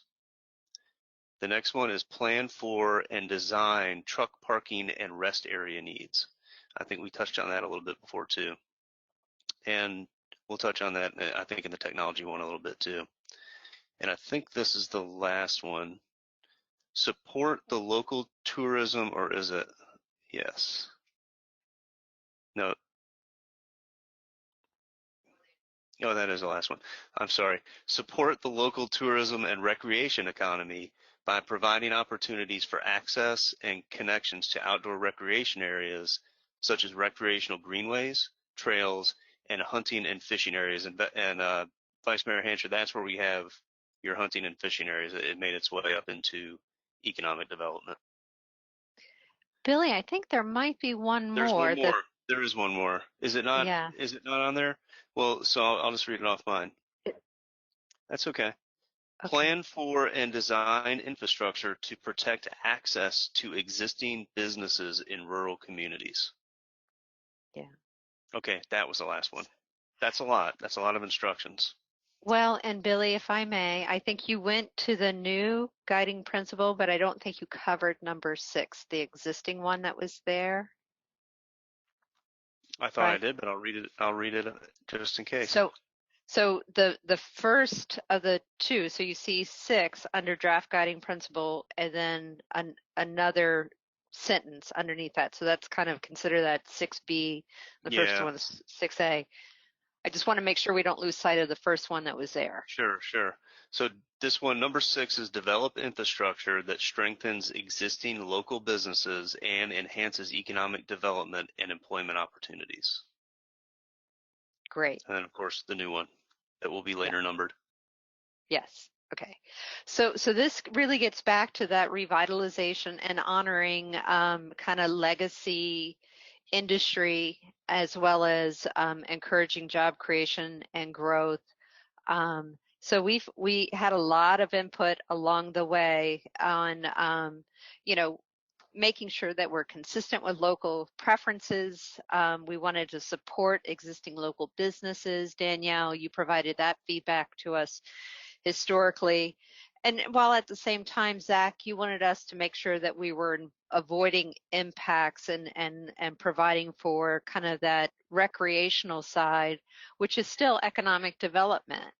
So as you all have reviewed these, we should start with the guiding principle. We made a minor change to make sure that we strengthen existing and local businesses to the first guiding principle. And then that second one is completely new, but it's based on the feedback that you all provided, avoiding the impacts to those natural assets that are important to the tourism as exists today, for particularly our beautiful outdoors. So let's start with getting some feedback on those 2 guiding principles first.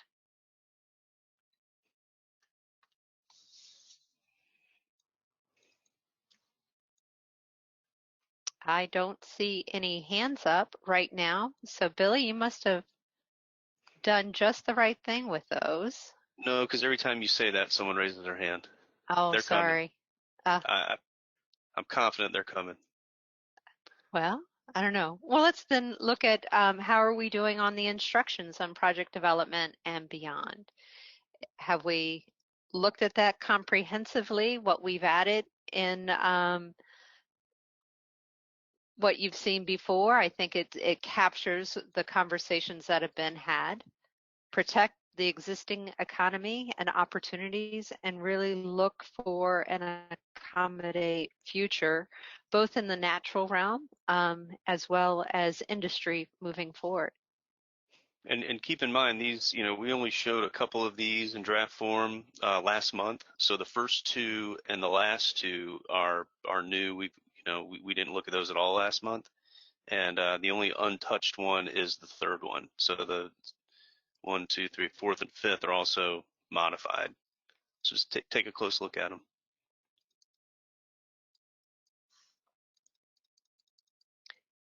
Okay. So we have a couple hands up. Kent Wimmer. Thank you very much.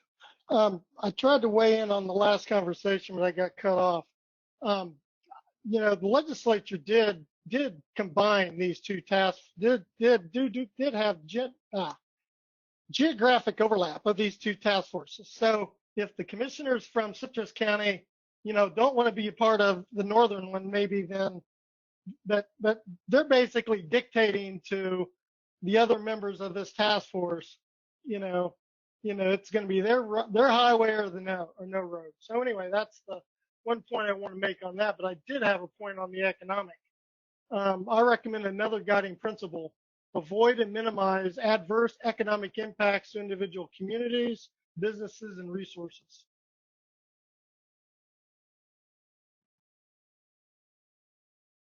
Kent, did you email that to us? Is that in your markup? Okay. So let's talk about that. Say that one again. Avoid and minimize adverse economic impacts to individual communities, businesses, and resources. You're doing it, you're avoiding impacts to natural resources and natural assets. That's wonderful.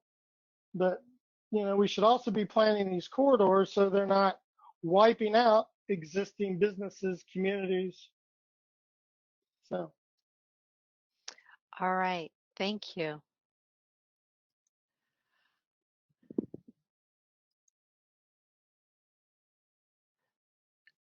So, Commissioner Kennard, what's been great about conversations from day one with those of you in Citrus County is really looking at the opportunity for economic development and what these future corridors bring, not just from a transportation standpoint, but looking at those collective corridors. And so economic development has been a driver for all of the representation of Citrus County and the conversations both in our task force as well as the other. So how have we done here with what you see? Anything you see that need to be refined? No, so far I like this. As a representative from the Hernando Citrus MPO, I can tell you that the Hernando County representatives, the commissioners that sit on the MPO board, have nothing but high praise for the interchange that Suncoast Parkway brought to Hernando County and the economic development that's occurred there as a result of it. So Citrus County, we have heard these things very loud and clear and are in need of greater economic development, greater job opportunities, career type opportunities for the folks that live here. The only thing that I don't know where this would get added in here, you know, providing support to local governments as it relates to economic development, possibly with utilities at the interchanges themselves, you know, not just providing a connection off the side of the road, but maybe extending that to some degree out away from the interchange for the communities that this road would pass through, or the interchanges that would be along this road. Providing a connection is one thing, but that's when the $1-million, multi-million-dollar projects start, and many of the smaller communities may not necessarily be able to afford to expand the infrastructure to appreciate the possible economic development. So I don't again, I guess to repeat myself, I don't want to handcuff DOT and say this, you've got to bring utilities off of the road a bit to help these communities develop. But that would sure be nice. That would sure facilitate the economic development that many of us are hoping to see from these. That's really great input, Commissioner. I do want to make sure that your attention gets brought back to some conversation we had before lunch on infrastructure opportunities. And within that, we talk about support local governments and utility providers regarding existing and planned utility projects. including identifying opportunities within the study area to co-locate and adjacent to transportation corridors. So let's make sure that not only in economic development, but back in infrastructure opportunities, let's make sure we cover your intent there. And we'll look into that as well to make sure that we definitely have it covered in one place or another. Thank you for your input. Great, thank you. Bradley Arnold, also a local government representative, Sumter County, where economic development is so key to your success as well. No, I think the guiding principles and draft instructions are fine. I did support Kent's comments to add in the guiding principles the avoiding the adverse impact to businesses. That is something that we knew would be a concern, specifically at the intersection of the Turnpike and I-75, even if it's a co-located facility on State Route 44, or if it's a northwestern corridor that comes from that point. There are businesses that are already at that existing interchange, and that is a concern. So I appreciate Kent sharing that, because I support that being added to the guiding principles. I know that's something that's certainly looked at in detail in the PD&E, looking at those particular impacts that goes into the cost analysis, not just for right-of-way acquisition, but also for any business damages. So I think that's an important component that you would naturally avoid, but I think it's still appropriate to be added into the guiding principles. Okay, thank you for that feedback. All right, we have two more hands up, Charles Lee and then Commissioner Carnahan. So we'll take them in that order, and then we'll wrap up the discussion on economic development.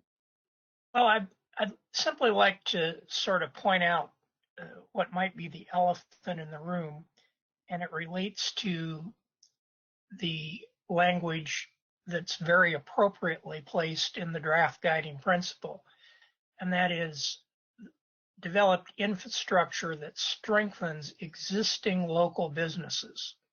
And for the purpose of this discussion, I underline the word existing. And, you know, I happen to live, the town that is my town that I live near and that I go to most often is a town in Sumter County called Bushnell. And we used to have a thriving downtown in Bushnell. It's now pretty well abandoned as far as commerce is concerned. And the reason for that was Interstate 75 and the interchange on Interstate 75 that at that point was several miles west of town. And now the downtown is sort of a vacant series of storefronts or underutilized type buildings.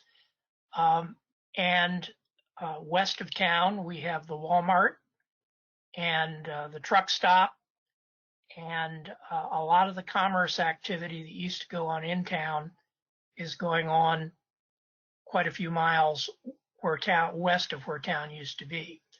And that's the kind of a harmful shift in community character that we need to be avoiding. And it really does relate. The largest controller is interchange location, where you choose to put interchanges. And if you come in with something that is bypassing the existing routes through a local community, and several miles away you put a new road, and that new road becomes the major thoroughfare, and then you provide an interchange on that road, and then you support the development of new businesses around that interchange, you might as well adopt a policy that says on its face, let's kill the town, because that's what you're doing. You're killing the town. And I think you kind of brush by that in several, in the guiding principle itself, and then in the last bullet, plan for and design infrastructure to protect access to existing businesses in rural communities. But I really think we need to be more crisp on this language, and we need to acknowledge that the way that you're going to do this is that you're going to have to make decisions that you're not going to create new interchanges that have developing new commerce around them that displaces the existing community and its character. All right. Thank you. All right. Commissioner Carnahan, your last comment before we wrap up and then go to our afternoon stretch break, which is well deserved. I just want to again say it's not Citrus County commissioners do what you want, or bottom line is this: DOT needs to work with the communities and the county officials to figure out where the interchanges need to be, just like they did with Citrus County. And then we work with our constituents to find out what they want around that county. We have done our homework. We have talked to the commissioners in Hernando County and Pasco County, and we've tried to learn from that. And each community is going to be different. And what we don't need is outsiders telling us what we need to do, or telling any other county to the north of us what we need to do. That's between the DOT and the local officials figuring out where the best interchanges for them communities lie, and then for them local commissioners to work with their constituents in that county or city to figure out what they want around it. But DOT has worked with us well. We appreciate that. And again, it's not what we want. It's what every community wants, and that's a different want for every community. So thank you. Thank you, Commissioner. All right, Secretary, I'm going to hand it off to you. Great. Thank you, task force members. A lot of good conversation and dialogue. We actually made quite a bit of progress, so that's really good. Thank you, Christine and Billy, and even Jason for some of the back and forth. It's been very helpful. Just like with this morning, we ask that you keep the meeting open on your computer during the break so that we can get back to work promptly at 3:30. If you do need to disconnect, please log on a few minutes before 3:30 to ensure you are fully connected. And we will have the meeting muted during the break. If you need technical assistance, remember you can reach out to Tommy Bull at the email listed on the screen, and we will see you back at 3:30. Thank you. All right, task force members, welcome back to our continued conversation on refining guiding principles and instructions. Please remember, if you're having technical difficulties, you can raise your virtual hand and we'll get somebody to help you out with that. Now, I will hand it back to Christine to continue. Christine? Thank you, Chairman. Wow, it's been a long day, y'all. Thank you so much for being with us through the day. I know everybody appreciated that last stretch break. So, orienting for us for the next about hour, we looked at these cross-cutting guiding principles. So it's the Christine and Billy show, and we still have Jen helping us with some comments along the way, looking to capture it all. So Billy, I'm going to hand it over to you so we can navigate the next hour of conversation. All right. Well, as promised, we have the last three are the three cross-cutting guiding principles. And in hindsight, we maybe would have looked at these a little earlier because a lot of these come back to, especially this first one, consistency with statewide, regional, and local plans and visions. So this represents the last four. So we've already been through 14 today, which has been really good. This first one, consistency with statewide, regional, and local plans and visions. There's a lot of instructions here, and the guiding principles are fairly lengthy as well. Actually, there's just one guiding principle. So the guiding principle reads, be consistent with the visions, goals, and strategies of the Florida Transportation Plan. Again, that's a statutory reference to the legislation that enabled that. Be consistent with goals, objectives, policies, and resources identified in local government comprehensive plans. Again, statutory authority for those. metropolitan long-range transportation plans, and strategic regional policy plans. Again, just putting the statutory reference to all those, the legislation that enabled those. The second draft guiding principle is develop potential alternatives for addressing statewide and interregional. Oh, I'm sorry, Jen, go up. Okay, so yeah, there's just one guiding principle associated with that one, number 1. And so the instructions associated with the consistency, the first one is place an emphasis on future land use maps and growth projections, as well as regional and community visions as adopted into strategic regional policy plans and/or local government comprehensive plans. The second one, develop a process for reconciling differences among statutorily required state, regional, and local plans related to transportation corridors and future growth and development projections, including differences related to the timing and horizon year of plan updates. And we've already had a little bit of conversation on this today. The third one is identify needs to update statutorily required plans to address task force recommendations, such as designation and management of transportation corridors, and consideration of whether areas around potential interchange locations contain appropriate land use and environmental protections. Coordinate among local governments and regional planning councils, metropolitan planning organizations on plan updates. Again, we've had a lot of conversation on that one too. I think that's the end of the instructions for the plan consistency. It is.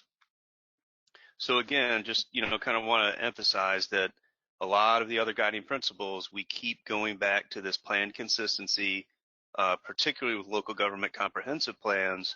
And then that last instruction, we've heard a lot from county commissioners about this, and this is coordinating with locals to, make sure their intents are met in terms of, what their local needs are. So I anticipate we're probably going to have a lot of discussion on this one, so I'll go ahead and open it up.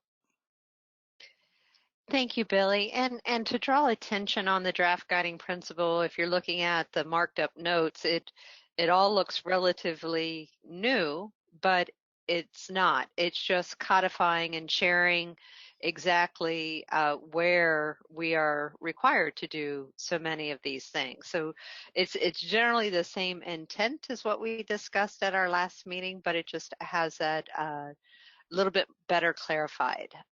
So with that being said, I really do look James Stansberry and other MPOs and RPCs, this is so much of what you all help coordinate with, and local governments as well as other plans that we want to be consistent with. I want to make sure you all look this over, and I know that James, you and your team are also looking to provide resources as local governments go through and updating plans. So I want you all to make sure you look at this once again very clearly, and knowing that it is a cross-cutting, goes to each and every one of them.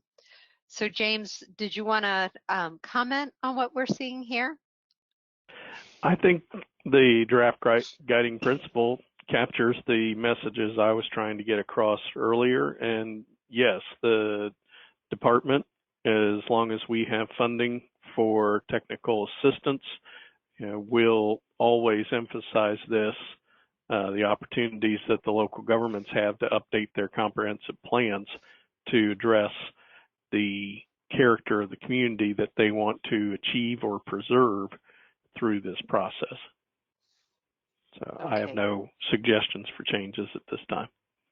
Thank you so much. Charles, I see your hand is up. Yes, my comment on this relates to the structure of the guiding principle. I'm in agreement with everything that's in it, but I think it misplaces the emphasis. And the reason it misplaces the emphasis is that it puts a plan created by the State Department of Transportation in the lead. rather than putting the adopted local government comprehensive plans of the local governments in the lead.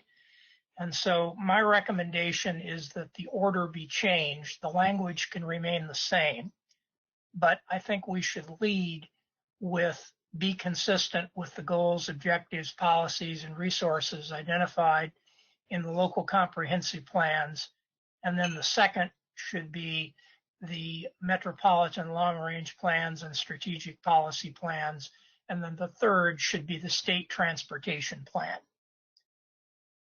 That's my recommendation, is to simply reorder the language to give more emphasis to the local comprehensive plans and the decisions of local elected officials. Okay, thank you for that input. I'm going to tap the shoulders of some of our RPCs and MPOs.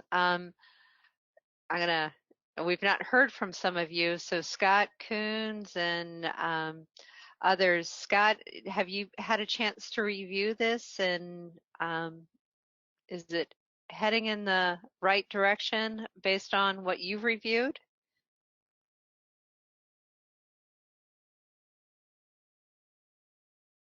See, I may have caught him a little off guard looking through this. So we'll get back. We really do appreciate all the feedback, and knowing that this is one of those cross-cutting guiding principles. So I guess calling out Scott, I got Sean Sullivan from the Tampa Bay area RPC. Hi, Christine. I also think that the draft instructions listed capture what we do here at as Regional Planning Council, working with 27 different governments throughout Tampa Bay, trying to convene and help counties and cities determine what their priorities are. We try to gather those priorities, work with FDOT to kind of emphasize the feedback that we get and we have received. So I think the language captures very well the intent and what RPCs do, and with specific reference to the Strategic Regional Policy Plan, which, as noted under Florida statutes, all 10 RPCs throughout the state have that very important kind of guiding document.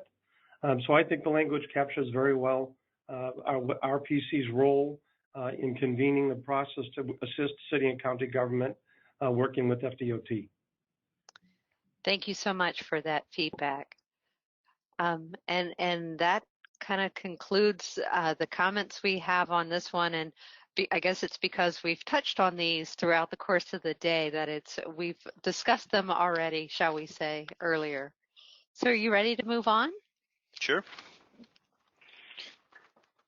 All right, the next one is maximizing use of existing facilities. Jen, if you could just scroll down so everyone could see that one on the screen as I sort of read it out. And this is going to be draft guiding principle number 2. And this is a relatively long guiding principle. This will go a couple more, 1 or 2 more pages down. So develop potential alternatives for addressing statewide and interregional mobility and connectivity needs in this priority order. Number 1, safety and operational improvements to existing transportation facilities.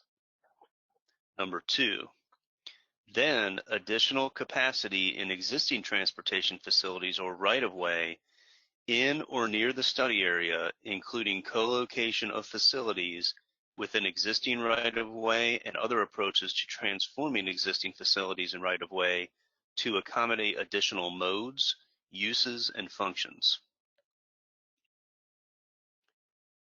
And then lastly, number 3, in circumstances where purpose and need and or guiding principles cannot be addressed by operational or existing facility right-of-way improvements, or in circumstances where these improvements are not consistent with local government comprehensive plans or documented community goals, then evaluate new facilities. So that's a lot. I know it'll take a minute to digest, but let me go ahead and read through the draft instructions. The first one is identify and advance safety and operational improvements to existing transportation facilities. The next one, evaluate potential capacity improvements to existing transportation facilities in or near the study area, including their impact on the surrounding environment, land uses, and communities. And that one really touches on a lot of the other guiding principles throughout the document.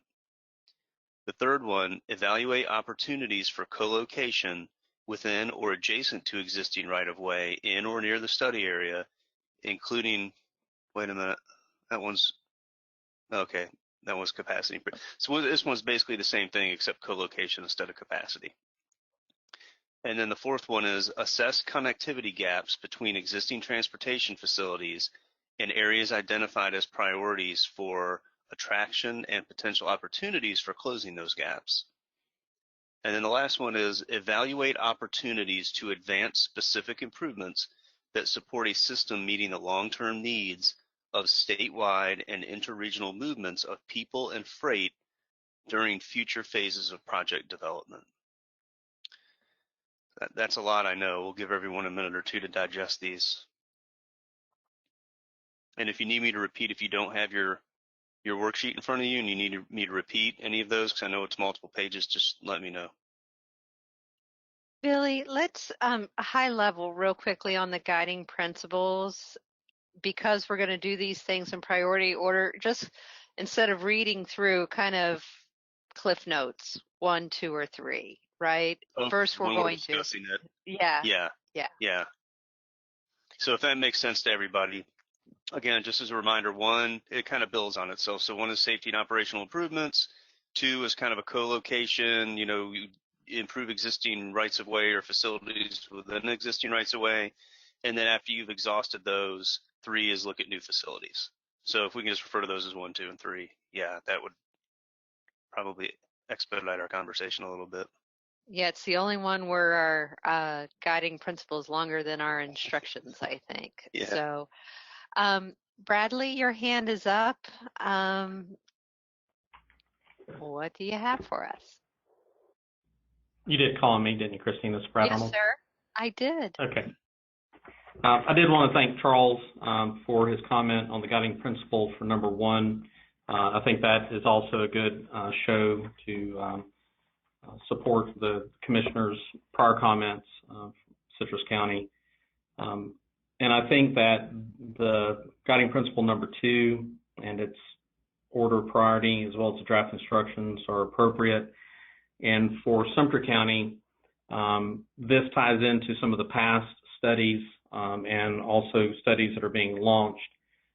Specifically, the I-75 study that's already commenced, which is basically from the terminus of the Turnpike northward.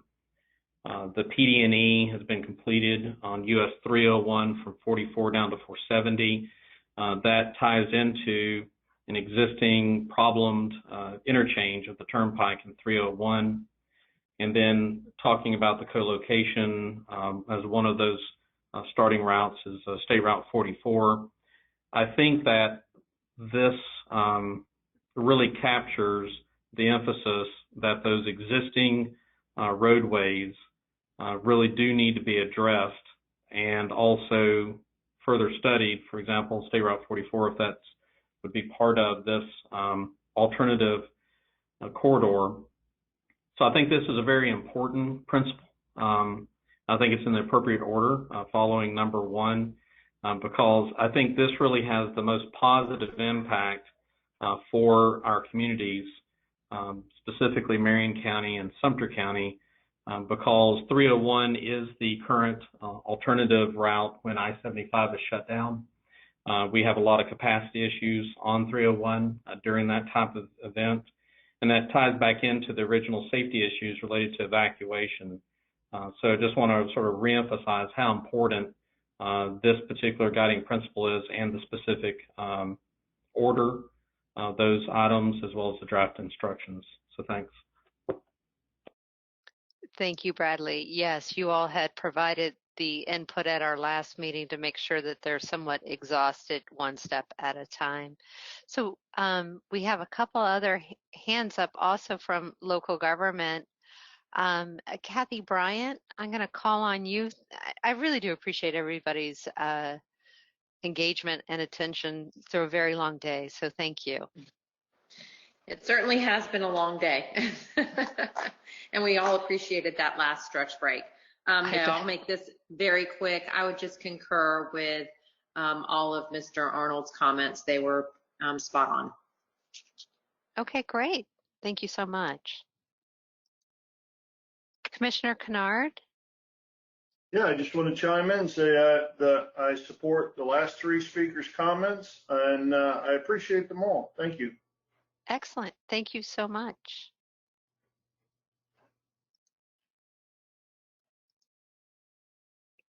Ken, I know that you had also, in our last meeting, really asked us to look at this kind of in an exhaustive way. So what is your feedback on the guiding principle and instructions? Thanks, Christine. This is one example where this task force has got it right, and it's better than the Suncoast. So I just want to compliment you and say this is great, and I want you to use this language tomorrow. So thank you very much. That's my comment. Maybe you elevate that then. So thank you. Charles, I may have accidentally put your hand down. I'm sorry. There's a lot going on here. If you still had a comment to make on this one, there you go. All right. I do. Yes, you're unmuted. My only question about the language in the guiding principles is in the one with 3 little i's. And I'm trying to conceptualize where following this construct would be a circumstance in which improvements to existing roads are not consistent with a local government comprehensive plan. And the only circumstance that I can think of where that would be the case would be where the local government itself, as part of its comprehensive plan, has put in on its future land use map and in its transportation plan sections a new road, and where the position of the elected local officials is that they would like to see a new road rather than improving existing roads. And so I think that this language calls for a little bit more explanation over in the draft instructions. And I think that, I mean, unless someone who drafted this has some other circumstance in mind, I think one of the draft instructions ought to be tailored to fit this so that it basically outlines what we're talking about here and talks about that you might not improve an existing local road for an existing road, for example, if the local government in its transportation elements of their comp plan and on its future land use map has indicated a new corridor. I mean, that to me would be the circumstance where this would kick in. And I'm not quite grasping what other circumstances would kick it in. That's a good question. I am going to pass it over to my colleague, Billy, who's been very involved, and it appears as if Jason also would like to chime in. So you guys tag team, figure out who's first. I'm not going to tussle with Jason. I'm going to let him chime in first. No, Billy, seriously, you're welcome. Look, Charles, I agree that that's one of the scenarios in which number 3 would come in, but I can think of a few other ones off the top of my head, and I think it was trying to be all-inclusive for all different possibilities. So one of the other ones I would suggest would be if by improving the existing right-of-way, we had to do, let's say, a lot of damage to existing businesses, or we had to do a considerable amount of right-of-way takes, or by improving the existing right-of-way, it just got impossible to put the number of lanes in for capacity that we needed. There's lots of scenarios in which we couldn't hit number 1 and 2, and we wanted to be very definite about why we would go to 3. So it's not just if you can't hit if you can't hit the local comp plan, it's also if you can't hit the purpose and need, or if you can't honestly satisfy the other guiding principles of the task force. It's like everything else, the balancing act. There's going to be scenarios in which it's going to be a lot more important to look at preserving, the environment or the human environment than it is to building up a road. I'm not going to say there's a lot of those scenarios. I'd like to think that most of our work will be done on capacity improvements for existing right-of-way, but we had to have a what-if kind of scenario. Billy? No, that makes a lot of sense. And I was, in my mind, I kept thinking about, okay, what if we went along a hypothetical co-location with 44? And again, some of those exact things that Jason mentioned. I mean, if you just think about transforming a smaller state highway into a limited access facility, it could even go down to the interchanges. At some point, if you're going to do a limited access facility, obviously you have to have access, you have to have interchanges. So that kind of goes back to some of the other areas that we've talked about. If locals want an interchange somewhere or don't want an interchange somewhere, that could definitely not be consistent with a comp plan. So Charles, it looks like you might have a follow-up question to that conversation. Well, it's just, I agree with all of everything that has been said, but none of it really touches primarily on the language that I was concerned about related to local comprehensive plans. All of those things would basically be factors that you would use to reach a decision potentially that it was not practical to improve an existing facility. But the way that this is structured with the reference to local comprehensive plans, it just doesn't sync with the reality of what local comprehensive plans will speak to.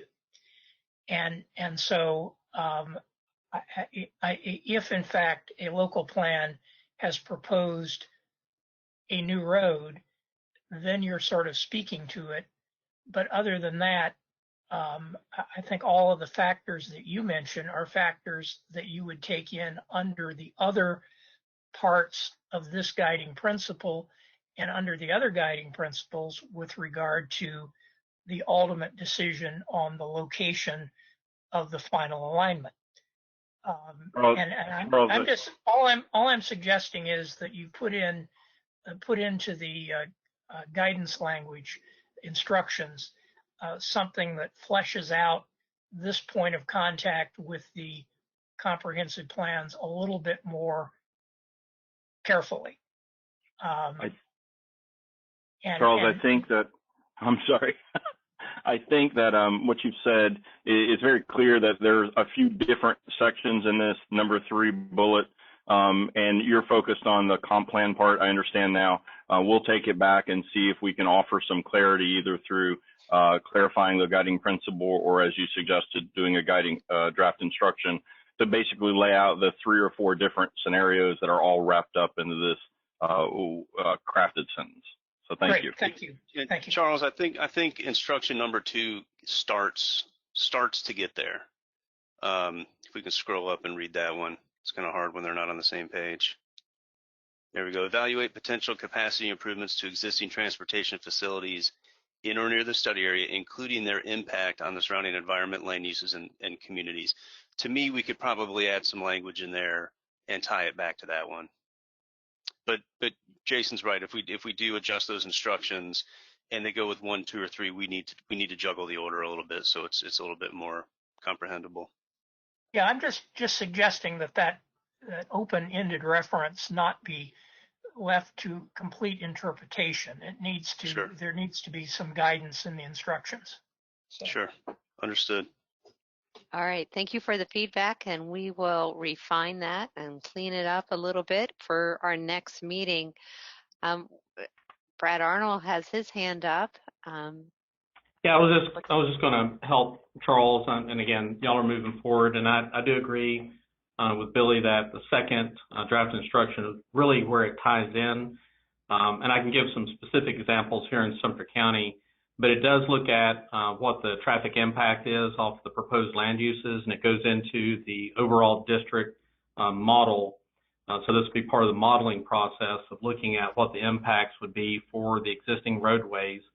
Also, is widening of those existing roadways, as was also mentioned, related to impact of businesses, which is one of our avoidance criteria, is our alternate routes. So just as an example, we went through the US 301 PD&E. It was not feasible in regard to the amount of disruption and hold takes that would occur in the city of Coleman to widen 301 through that community, as well as the current dogleg of US 301 at the signal. And that's the reason why it ultimately came down to, from the number standpoint and the magnitude of the impact, to consider a bypass around Coleman and still try to, protect the opportunity that Coleman would have by that bypass.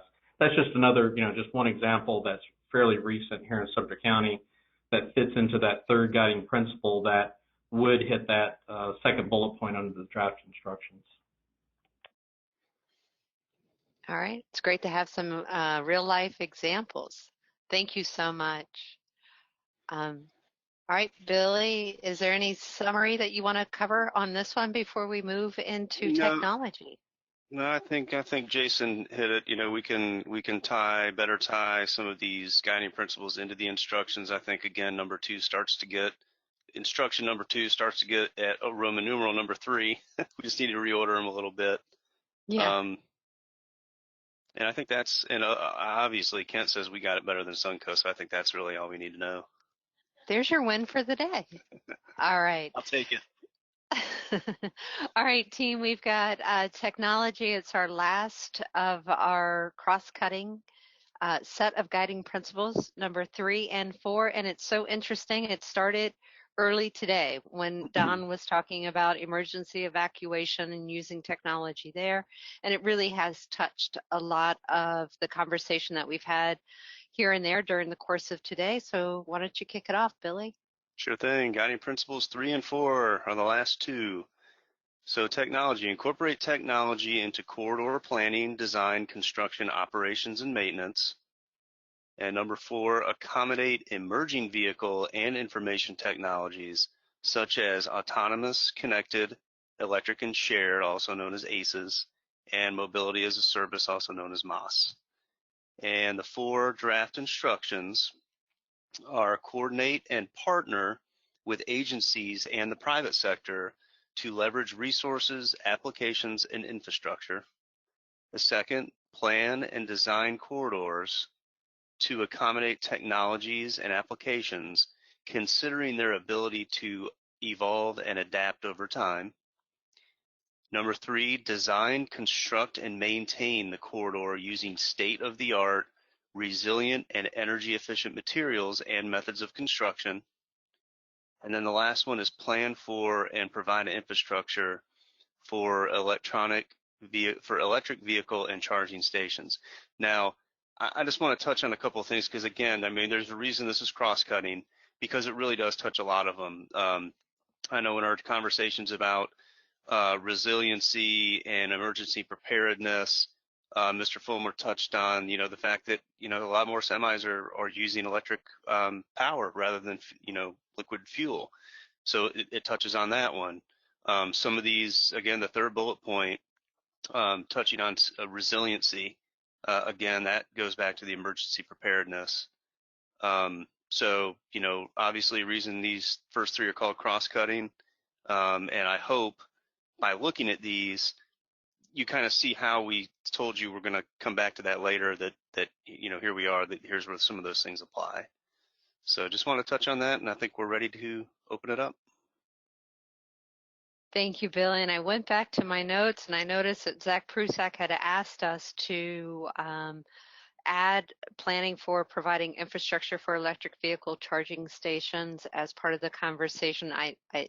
It appears as if he may not still be with us today, but I did want to make sure we point that out.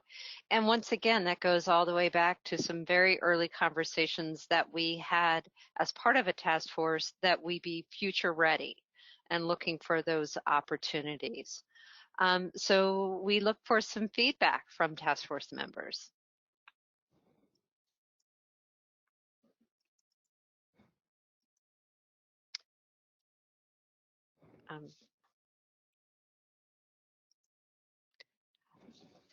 Valerie, I see that you've have your hand up.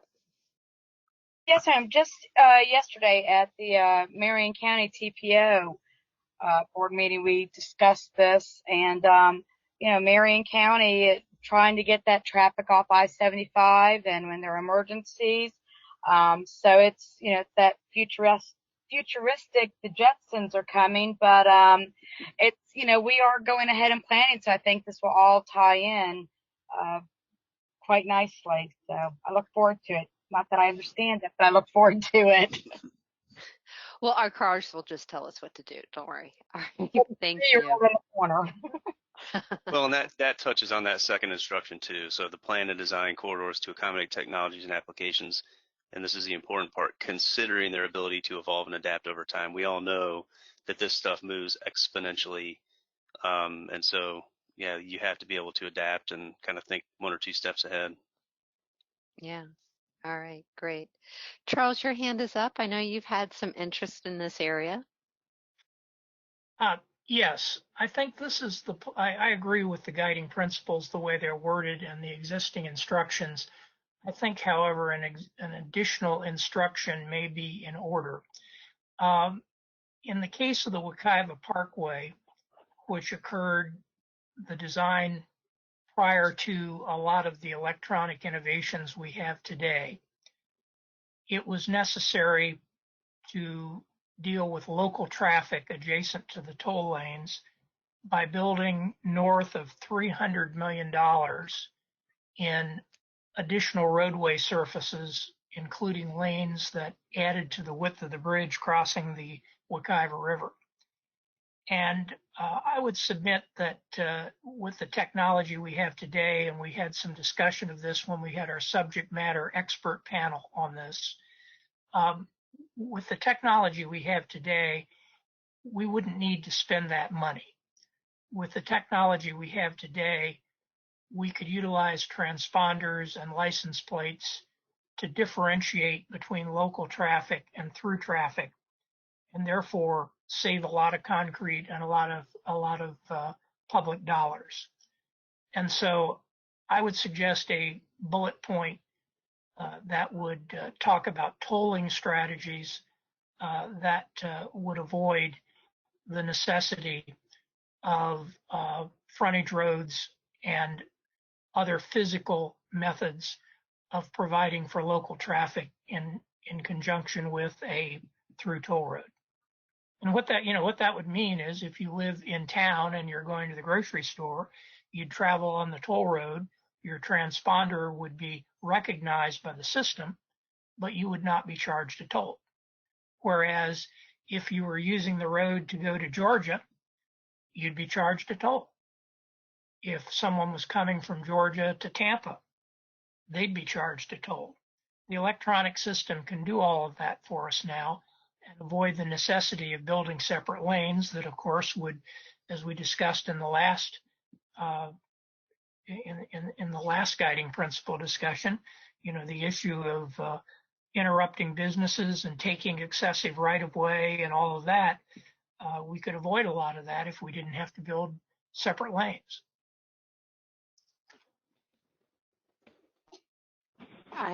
Interesting concept, and I know that there are other outstanding issues I think that need to be worked through. So we'll jot that down and know that that's driven as part of technology.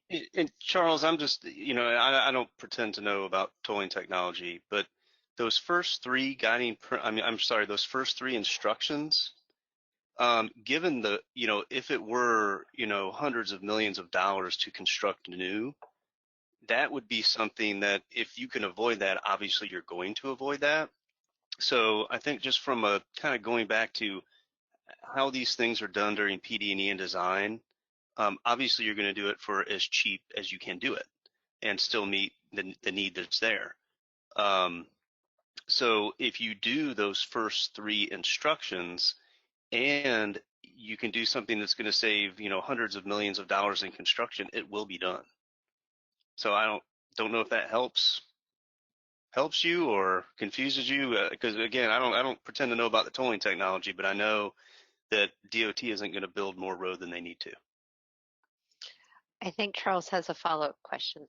Okay. Well, the problem with that is in the past, those situations have simply defaulted in the direction of, oh, we can't use the existing corridor, so therefore let's build the bypass. Let's, build the road that swings out 5 miles around the town, has an interchange, and then basically sucks the life out of the town. And, I think we need to recognize this, and I would just encourage you to go back and pull up the discussion we had with the subject matter experts, where we had the discussion over this as a possibility to avoid the necessity to build extra lanes. And there seemed to be pretty strong acknowledgement that it was within the capability of technology to do that.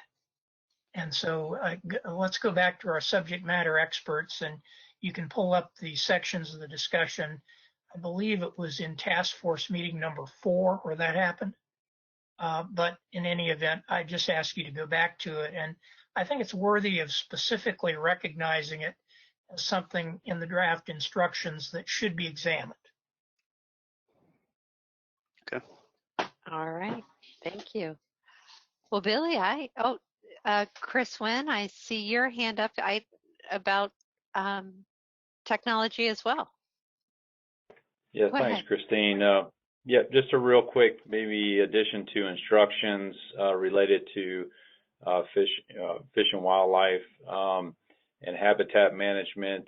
I just want to make sure there's a placeholder that as we think about technology advancements, we're thinking about technology to help, reduce, limit roadkill, as well as, in the past we've talked about amber alerts for, smoke plumes around prescribed fires and whatnot. But I think with some of the new ACEs, autonomous connected electronic shared vehicle technology, there's room for, improvement there in terms of keeping drivers notified of hazards. So I just would like to see a little clarity, I guess, there if possible in the instructions. Thank you. Chris, we'll look into that. Absent kind of suggested, would you be available for Billy to reach out? You guys kind of talk through what that could look like before we send out the next round of draft to make sure we've captured that content. Okay, great. Thank you so much. Well, that's it for our hands on this and the conversation. So I think we've gotten some good feedback. Did you want to recap any of that, Billy? No, I don't think so. Again, I'll reach out to Chris on the technology that he talked about concerning roadkill. As a guy, I would just add, the only thing I would add to that is, yeah, technology moves fast. Like I said, exponential. And, a lot of the times by the time you design something that there's already an app for it and everyone already gets it via their smartphone and their smart car. So it's just something to consider that really that third one touches on. Yeah, that's all. Okay.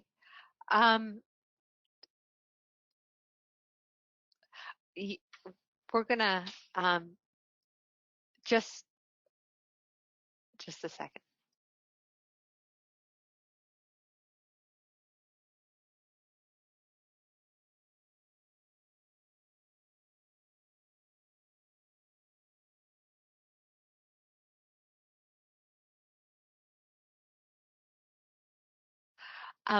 This element of the conversation went a little bit faster than we anticipated, which is great because I think we've chatted about much of it during the course of the day. If you all will, we're going to move into a presentation on the review of the draft task report. And Jennifer's going to do that for us. We may go into a little bit more detail of this today, but really the focus of what we want you all to look at are the high-level needs. And within that, you see them all in the documents that we shared today. We started that conversation very early in the process, and then we have refined it along the way, and we really presented it in draft format at our very last meeting. So today, as Jennifer goes over the review of the draft task force report, once again, it's very much in edit form and draft form, but if nothing else today, we really want you to be focused on kind of those high-level needs to ensure we've got those buttoned down and the input of the task force has been considered. So with that, Jennifer, I know we're running a little early. Are you ready to go over the review of the draft task force sections of the report? I am ready. So we'll go ahead and get started with this. Thank you, Christine and Billy, and thank you to the task force. This has been really a good discussion, and I'm glad that we got to spend some time on the ones we hadn't touched on last time.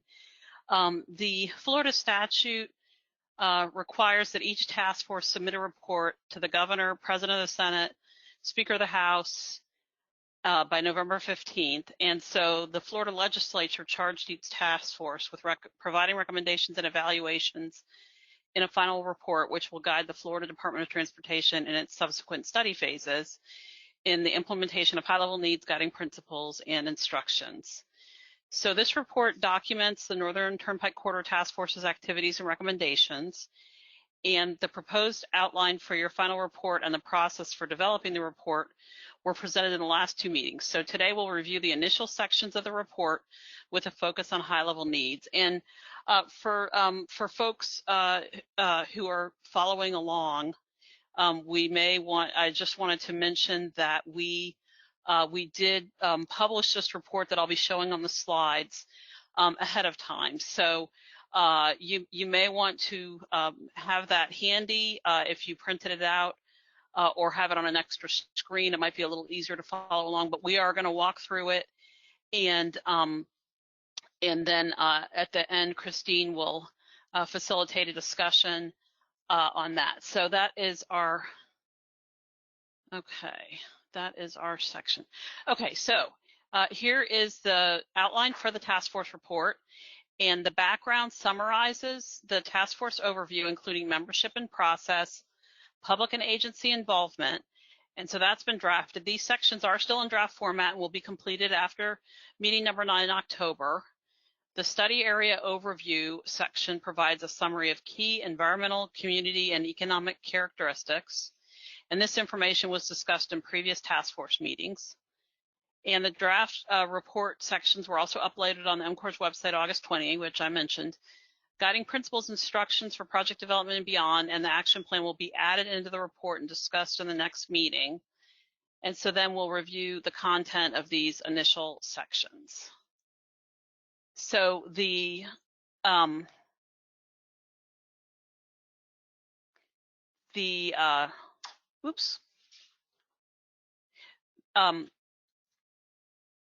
first section summarizes the background of the legislation. And so again, some of these early chapters will probably be things that you've seen in one form or another previously. So, excuse me. So they hopefully not a lot of new stuff to comment on, but if you do see anything, just let me know. And we'll go to the next slide. And so then we've got a summary of the task force charge, the workforce overview section summarizing the task force membership and process, including the task force work plan. And then this section summarizes the GIS tool that was created to help identify avoidance and attraction areas. And if we could go to the next slide. Sorry, I think we've gotten off. I am on slide 60 with the yellow highlight. So this also provides an overview of the public engagement that includes community open houses and public comments, and we will complete the items highlighted in yellow right after task force meeting 9. So you can see there are some placeholders in this document that we'll be filling in later, but we want you all to see the structure and the thinking behind how this this might look. Okay, then the study area overview section on the next slide. We'll discuss the location of the Northern Turnpike corridor. And then on the next slide, we've got the corridor study area exhibit. And on the next slide, this summarizes key environmental characteristics such as conservation lands, ecological greenways, agricultural lands, water resources. And then on the next slide, community characteristics, that summarizes demographics. And so we have, you'll notice there are footnotes on some of these pages, so there are references where appropriate. I know there have been some questions and comments about, for example, where some of the demographic data comes from. So those references will be included in the draft report. And then on the next slide, we've got a comparison of existing and projected population and a summary of socioeconomic information in the study area. So again, that's all sourced through Bieber. All right, and then on the next slide, economic characteristics describe opportunities and challenges to enhance economic conditions and quality of life in the study area.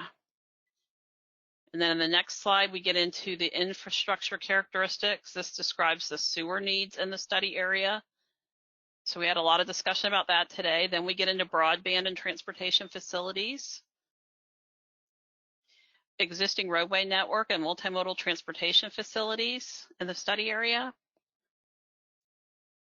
And then on the next slide, I'm going to spend a little bit more time here. So this is where, so a lot of the information you've seen so far in this report is information that you've seen at prior meetings, whether it was in your task force packet with background information or it was in presentations that we had at your task force meetings. But the high-level needs that we have been talking about the last couple of meetings, we did go ahead and include those in the recommendations section of the report. And so this area focuses on your specific recommendations with the supporting narrative based on the available data. And in the last two meetings, we discussed the framework for your recommendations in the following three areas. High-level needs, we discussed in the last two meetings. Guiding principles, we've continued to discuss these today. And instructions for project development and beyond, which we've also discussed today. And so the guiding principles and instructions are intended to function as a set of directions to FDOT and other partners in implementing the task force recommendations as they carry out future planning, project development, and implementation activities. The task force recommendations are intended to supplement the requirements of current FDOT processes during planning, project development, design, and other implementation phases. So you heard Jason mention earlier that some of these things that folks are asking to be added in some detail to the needs and guiding principles in some cases are already covered through FDOT processes and manuals. So I think that's why we mentioned that. High-level needs are key regional opportunities and challenges. Corridor investments and actions are intended to address. And then on the next slide, we, as a result of previous meeting discussions, you've identified 8 high-level needs for the Northern Turnpike corridor. So these do appear in bold in the report. And the high-level needs do reflect the most recent comments you provided at the last meeting. We do recognize that additional evaluation may be required to develop specific quantifiable needs as part of the planning and project development process. But we'll take a closer look at each of the 8 needs. So the first one, improve statewide and regional transportation mobility and connectivity for people and freight. This is supported by employment data, industry and business such as agriculture, silviculture, manufacturing, distribution, and tourism and recreation, which rely on a reliable and dependable transportation system. We understand that I-75 within the study area experiences periodic congestion caused by increased demand, crashes, and incidents, which substantially affect travel of people and goods in and through the study area. All right, the next need, address statewide and regional safety and mobility needs due to the growth in population and visitation.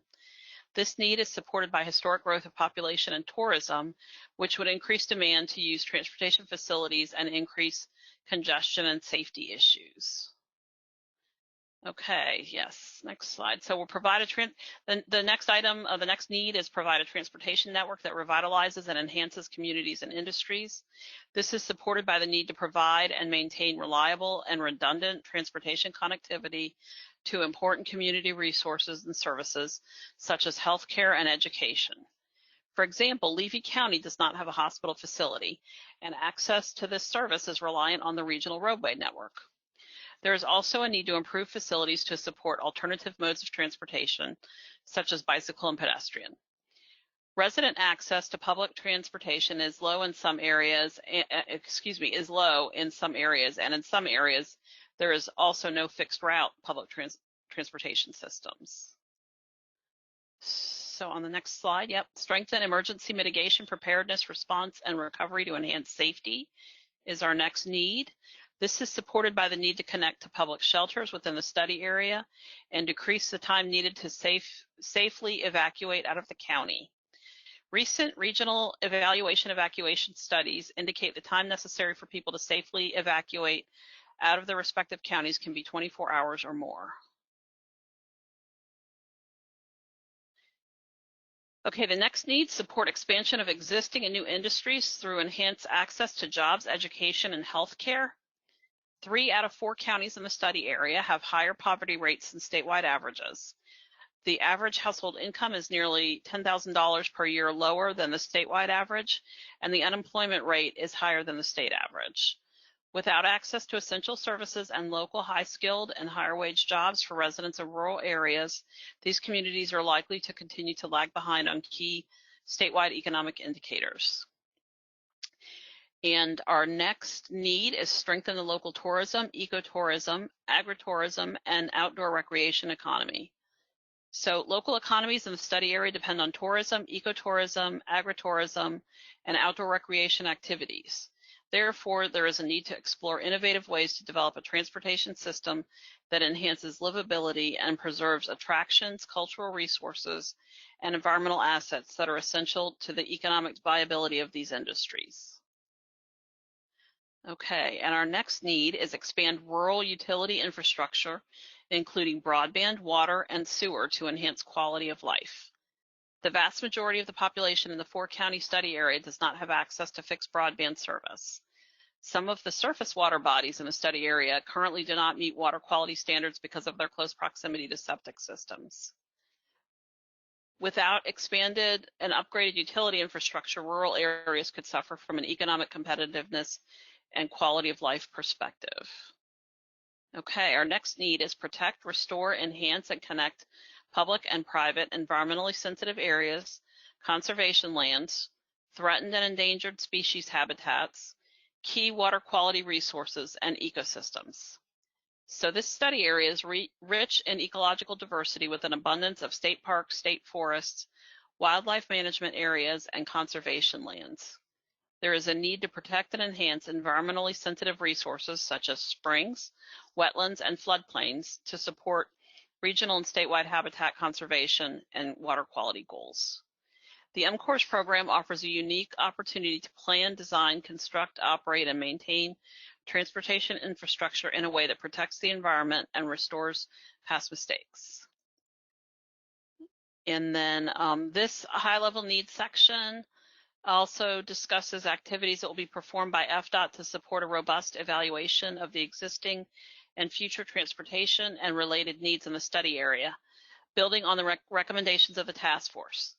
These include evaluate and distinguish between conventional safety, mobility, and connectivity needs and broader regional needs or co-benefits related to transportation. Consider and document safety, mobility, and connectivity related to moving both people and freight. Consider and document mobility and connectivity needs related to both both local and regional travel originating and terminating within the study area, and statewide interregional travel throughout the study area. Consider and document mobility and connectivity needs related to both routine daily traffic and special events traffic, such as evacuation and response to major emergencies and disasters. Use population and economic growth projected in local government comprehensive plans and/or the MPO long-range transportation plans and the Florida Transportation Plan as a basis for estimating future travel demand in the study area. Consider the mobility, economic, and fiscal impacts of potential shifts in economic activity from existing communities and corridors to the enhanced or new corridors, as well as potential net economic benefits to the state. And consider potential changes in travel demand related to recovery from COVID-19 and potential long-term changes in travel behavior, such as greater propensity for working from home, increased home delivery of goods and services, and potential reluctance to use public transportation or shared mobility options. Okay, and then consider potential changes in travel demand and transportation system capacity related to the increased use of emerging technologies such as automated and connected vehicles. Evaluate the ability of a full range of proposed transportation alternatives for corridor improvements in the study area to accomplish the high-level needs, including specific economic, environmental, land use, and emergency management impacts. These alternatives should consider operational and capacity improvements, existing and new facilities, multiple transportation modes, and a no-build option. Evaluate the economic and financial feasibility of corridor alternatives, including whether they would meet statutory requirements for designation as part of Florida's strategic intermodal system and for financing as part of Florida's Turnpike system. Be supportive of high-quality data and technical analyses, and incorporate comprehensive public and agency involvement, including reporting of the results and how specific alternatives will be advanced into project development.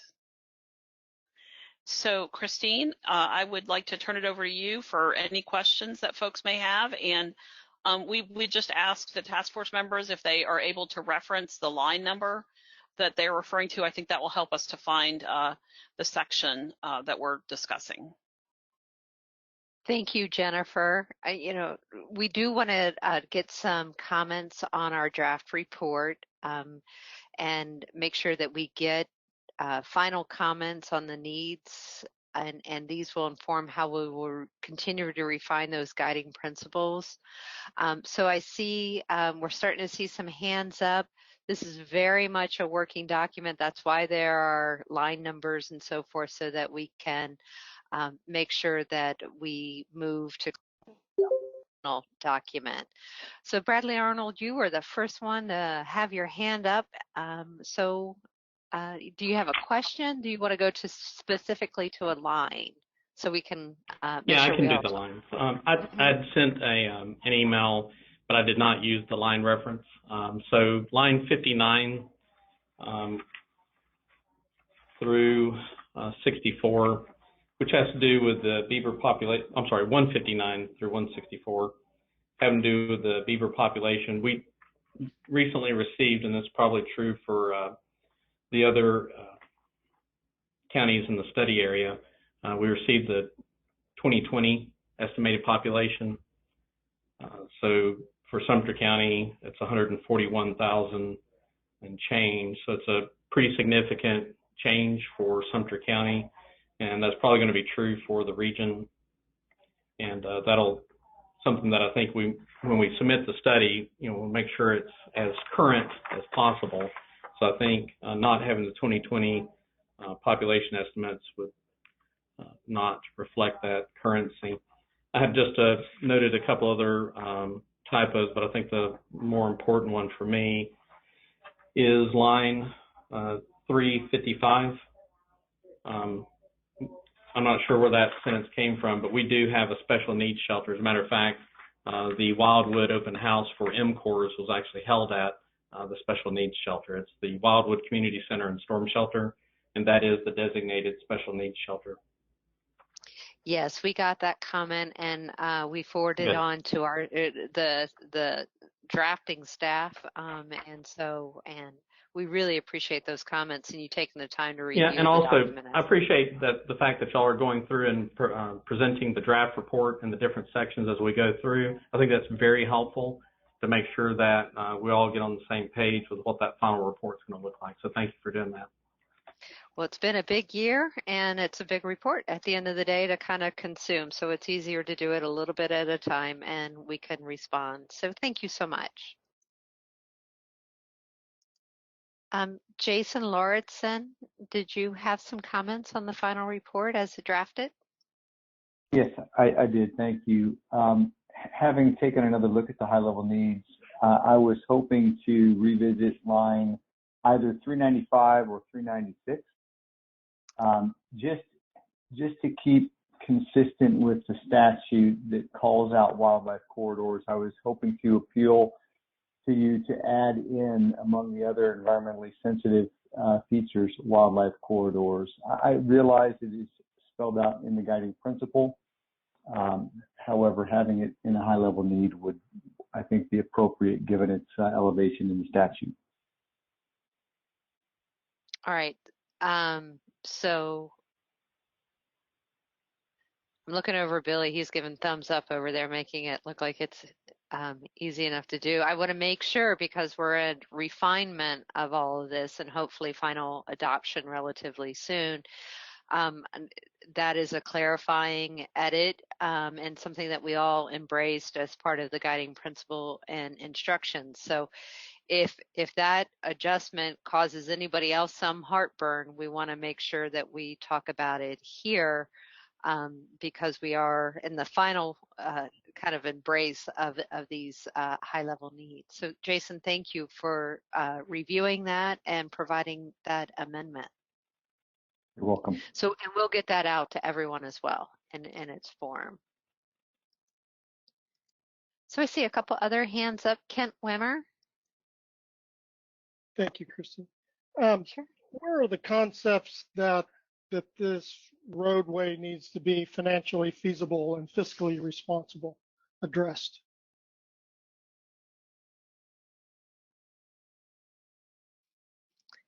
So that is something, some feedback that we received yesterday that we want to make sure that we include as well. So that will be in the document. We've got some feedback from that, I believe, from a task force meeting yesterday. And it's in fact, I had a lot of robust conversation around it. So if I recall correctly, Jennifer, there was conversation yesterday that we'll put that in the report. Christine, I'll have to go back and look. I'm looking at a paper copy and I can't search on my computer while we're doing this. So we'll have to look. I'm sure it's in there because it's in the statute. So yeah.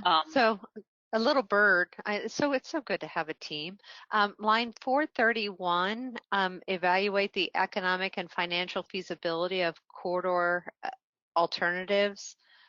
So I think that part I think that might get a little bit more robust in its conversation as the document moves forward. Is that what you're looking for? Thank you. I was thinking that more than evaluate, I think there would have to be a demonstrated economic and financial feasibility to justify this project going forward. It's more than just evaluation. It has to meet a certain standard and test the DOT has to comply with in state law. Indeed, and a lot of times that happens as the project evolves and it has certain benchmarks to meet that. And the item in the report does reference the statutory requirements, Kent, so I don't know if that gives you any, comfort, but it is in there that it's got to meet the statutory requirements. Thank you. Thank you. Charles, you have your hand up.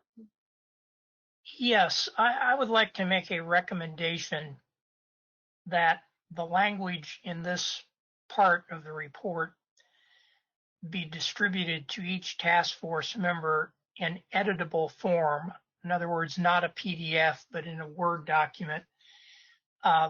And that we be given some time to give specific edits to this and send it back. And then that the staff do their best to try to merge those things before we give this another pass. I think that that's an important exercise. The second point I'd like to make is I have read and reread, and I have listened to the legal analysis that has been given by several individuals. to the duty of this task force as it relates to the determination of need. And I'm fairly firmly convinced that the black letter reading of the statute that emerged from Senate Bill 7068 gives us a duty to make a recommendation on need. And I think we've got to be in a position to do that. My belief at this point in time is as follows, and that is, I do not believe there has been anything close to a demonstration of need for 330 miles of new turnpikes in these 3 study areas. I do believe that there is need for improving transportation facilities. And I'm very much encouraged by the language in our guiding principles that appears to direct the first efforts toward improving transportation facilities.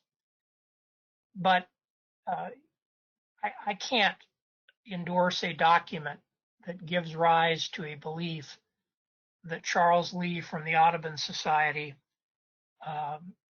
was on a task force and voted in favor of the proposition that there's a need for a new turnpike from point A to point B, because most of our discussions, in fact, have not been on that.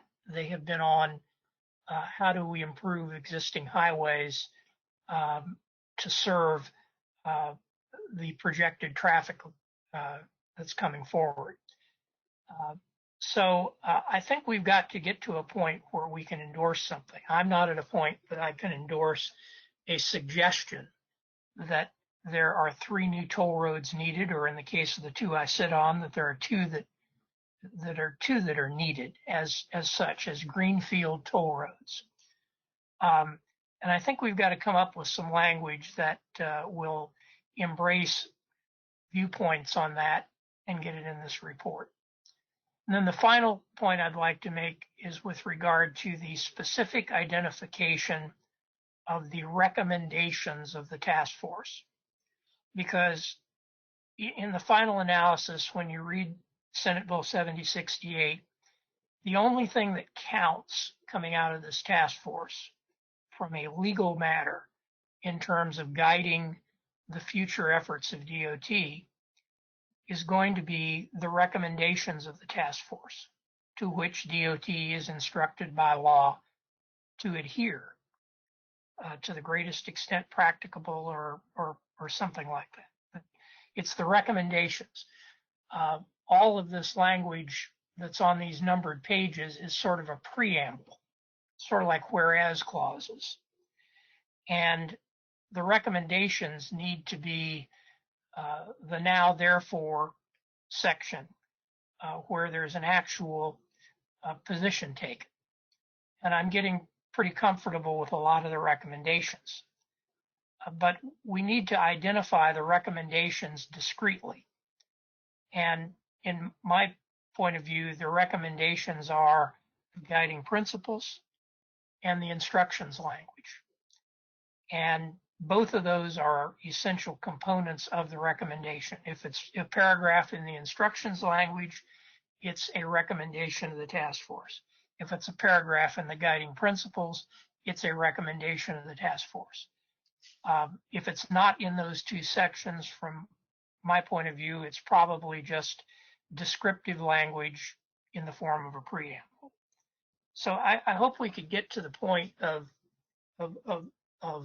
establishing those benchmarks, and I certainly would like to have the opportunity to come back with some detailed suggestions on this rather lengthy 400+ line document that we're sort of having an opportunity to discuss because we've had a little extra time today. That's okay. My comment. Great. Jennifer, did you want to comment? Sure. Charles, I think we were going to explain this at the end, but let me go ahead and do that. So some folks mentioned that they had already sent comments in, and we appreciate that. We did post this information last week in the hopes that that would help folks kind of organize their thoughts for this meeting. And so some of the comments that have been made verbally today we have received in writing, so we appreciate that. We will make those edits in the next round. And also the intent is to send this back out to the task force for another round of edits ahead of time. So, we're asking that folks send me any additional comments by September 2nd. We will turn this information around quickly so that you'll have another bite at the apple to make those edits. So that is sort of the intent here. And Christine, I think Wei may have wanted to chime in on a few things as well. Hey, Jennifer, just to add to what Jennifer said, Charles, thank you for the clarification on what comprise the task force recommendations. We are on the same page, the guiding principles and the instructions are the heart of the task force recommendations. We did not format those into the draft report at this meeting because we're still going through a lot of changes. So we heard a lot from task force members, and there's a lot of work for us to do to clean up the instructions and the guiding principles. And then before the next meeting, we're going to format these content into the report format so you can take another look at it and help us finalize the text. And then the needs evaluation, we understand there's the desire to talk a little bit more about that and the financial feasibility. So we're open to ideas as to where in the report is a good place to document the thoughts of the task force. Yeah, my only request is that you send out an editable document. I looked at this in advance, and unless you've got an editable document in front of you, it's sort of overwhelming. And so if you could send this document out in Word form so that we can do a strike through underline set of revisions, I think it would be much more helpful. Yes, we can do that. All right, thank you, Charles. Thank you, Wei. We have a couple more task force members looking for input. Jason Lauritsen. And I'm sorry, I may have actually took Commissioner Kennard's hand down. So if you want to raise it again, thank you. We'll get you next. Jason. Yes, thank you. One of the questions Charles raised, he's taken a look at this a little differently than I did coming in, and I think it's a really important interpretation Charles brings, and that is, what does the completion and communication of this report with the recommendations mean? If our outlining high-level needs is interpreted as synonymous with stating that we on this task force believe that a toll road is needed through the entire study area, then that's different than I think the task that I've been looking at, and I'd like to get feedback from the group on what it is that communication of this report means, if I could. Thank you, Jason.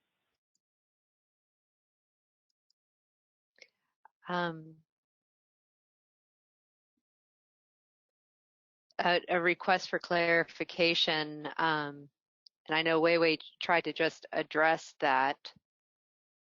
Jennifer, did you want to kind of? There's Wei's back on. Thanks. Hey, Jason, that was a great question. The m.cores offers us very broad opportunities to address a lot of the high-level regional needs.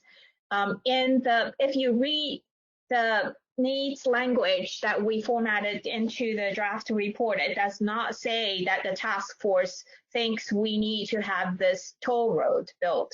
So it just talks about the needs that exist in this region, very high level. And then I think the guiding principles and the instructions are going to be used moving forward to evaluate traffic needs, environmental feasibility, financial feasibility to move forward. So if you read the needs language, it does not say that we need a toll road.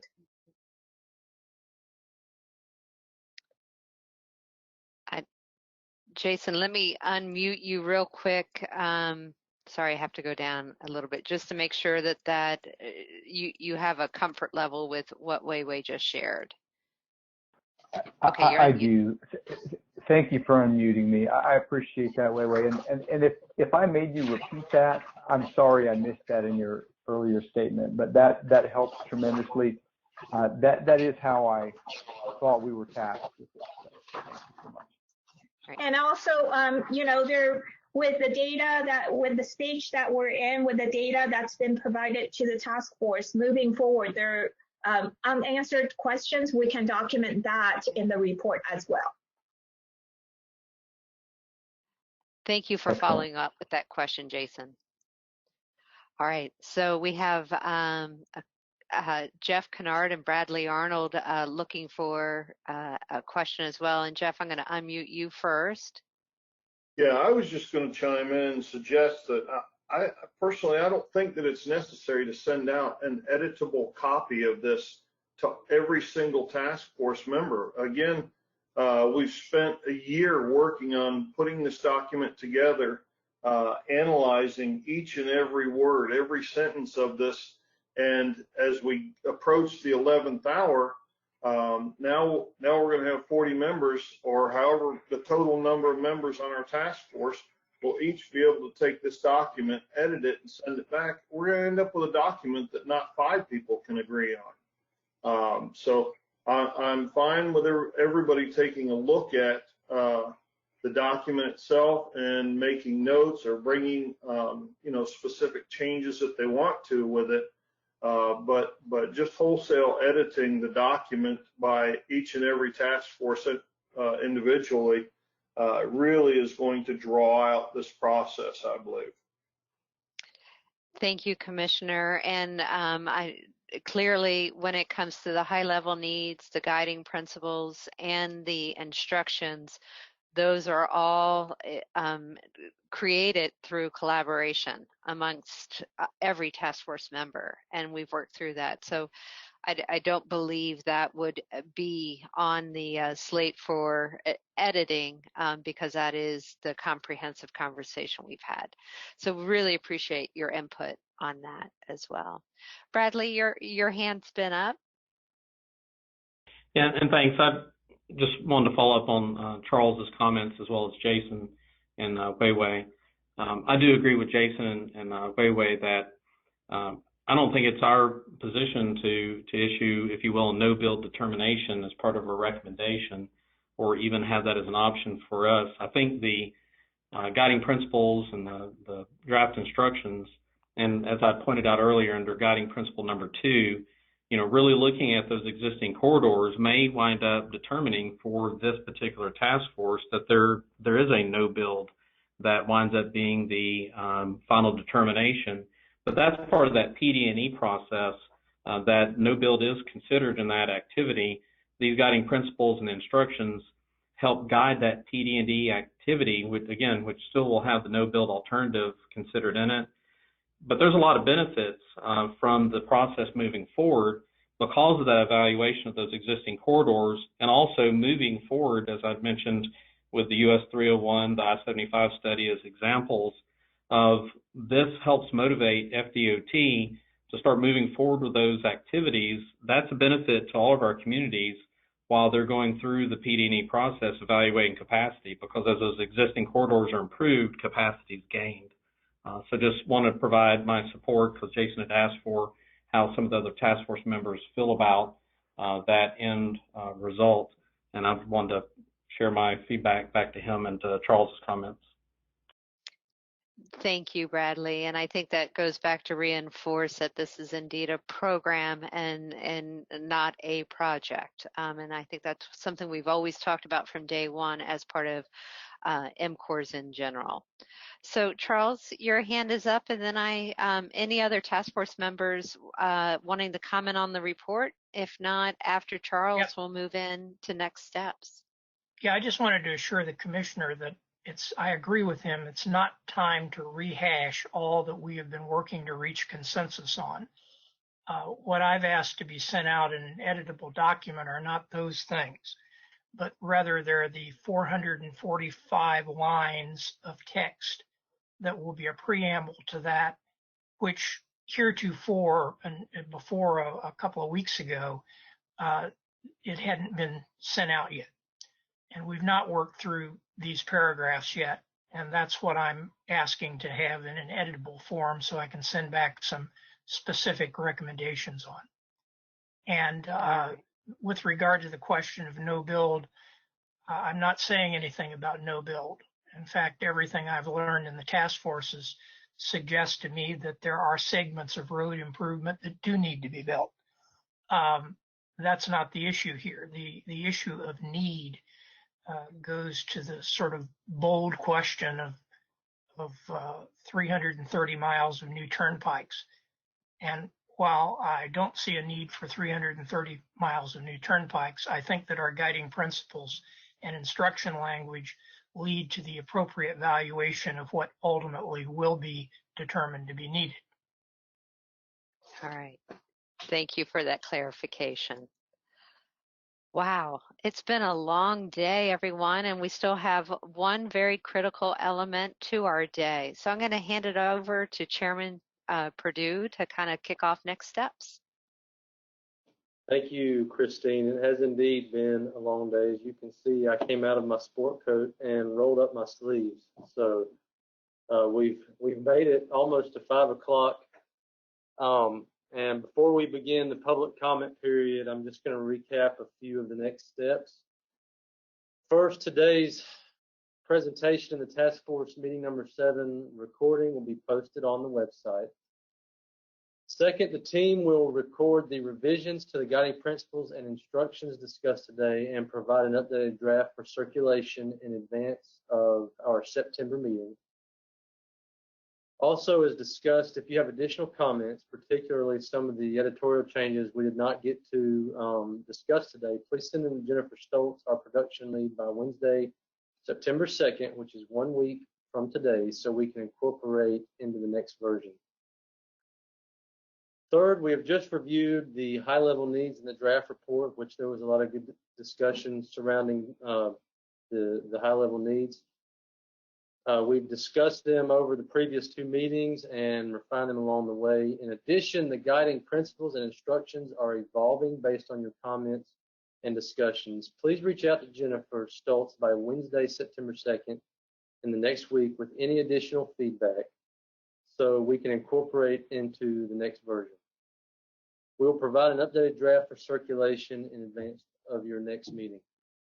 In addition, as always, we will continue to be available to address technical questions you have throughout this process. And finally, we will be in touch as soon as we have solidified the timing and format of the September meeting. Now, Christine, we can go to public comment. All right. Thank you, Chairman. All right, so this is very similar to how we handled our public comment period at our last task force meeting. So requests were made online to provide comments virtually. They were received by 4 o'clock today, and we did give an early reminder, or via speaker card at our public viewing locations. And we talked about having 2 of them, the plantations at Crystal River and the Sumter County Fairgrounds. Comments will be made in the order in which the requests were received. If you do not respond when we call your name as a member of the public, we will provide a second chance at the end of the public comment period. When your name is called to speak, we will unmute your line in order for you to provide comment within your allotted 3-minute times. You will hear a tone when you have 30 seconds left. That's a cue to begin to wrap things up, so please keep an eye on the clock or listen out for that tone. If you have information to share with the group, you can provide additional comments in writing for further consideration. You can send them to the email address you see on the screen, fdot.listens@dot.state.fl.us. So we're going to do our part by only unmuting one person at a time. But please remember, if you've self-muted, to make sure you unmute on your end so that this can be as seamless as possible. So after the completion of the virtual public comment, we will subsequently move to our public viewing locations, the plantations at Crystal River and the Sumter County Fairgrounds. So with that, we will start the public comment period. Lindsay Cross, you are our first public speaker, and I'm going to hand it over to the team.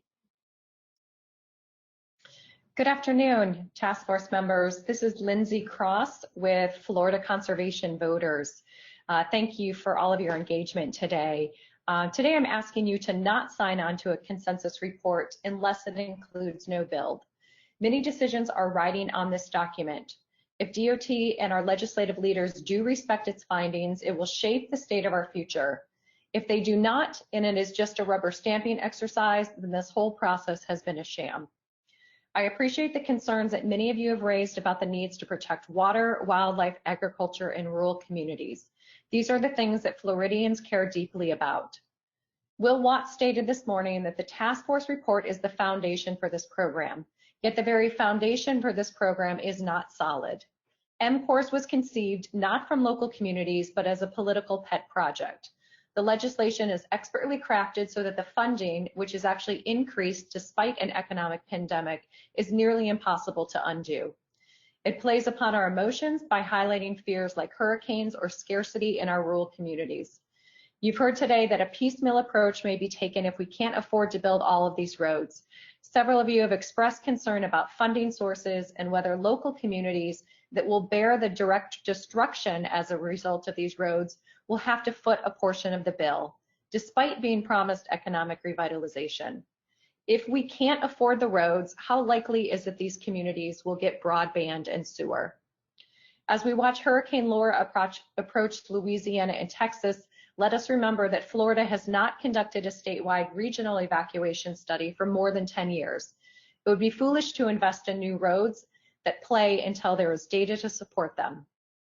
Despite lip service about letting locals maintain power, the legislation requires local municipalities to change their comp plans to be consistent with m.cores, not the other way around. DOT has been quite forthright that m.cores does not follow its typical planning process. It has an aggressive timeline and goes beyond what they are generally tasked to do. DOT still has not demonstrated the need for 330 new miles of toll roads.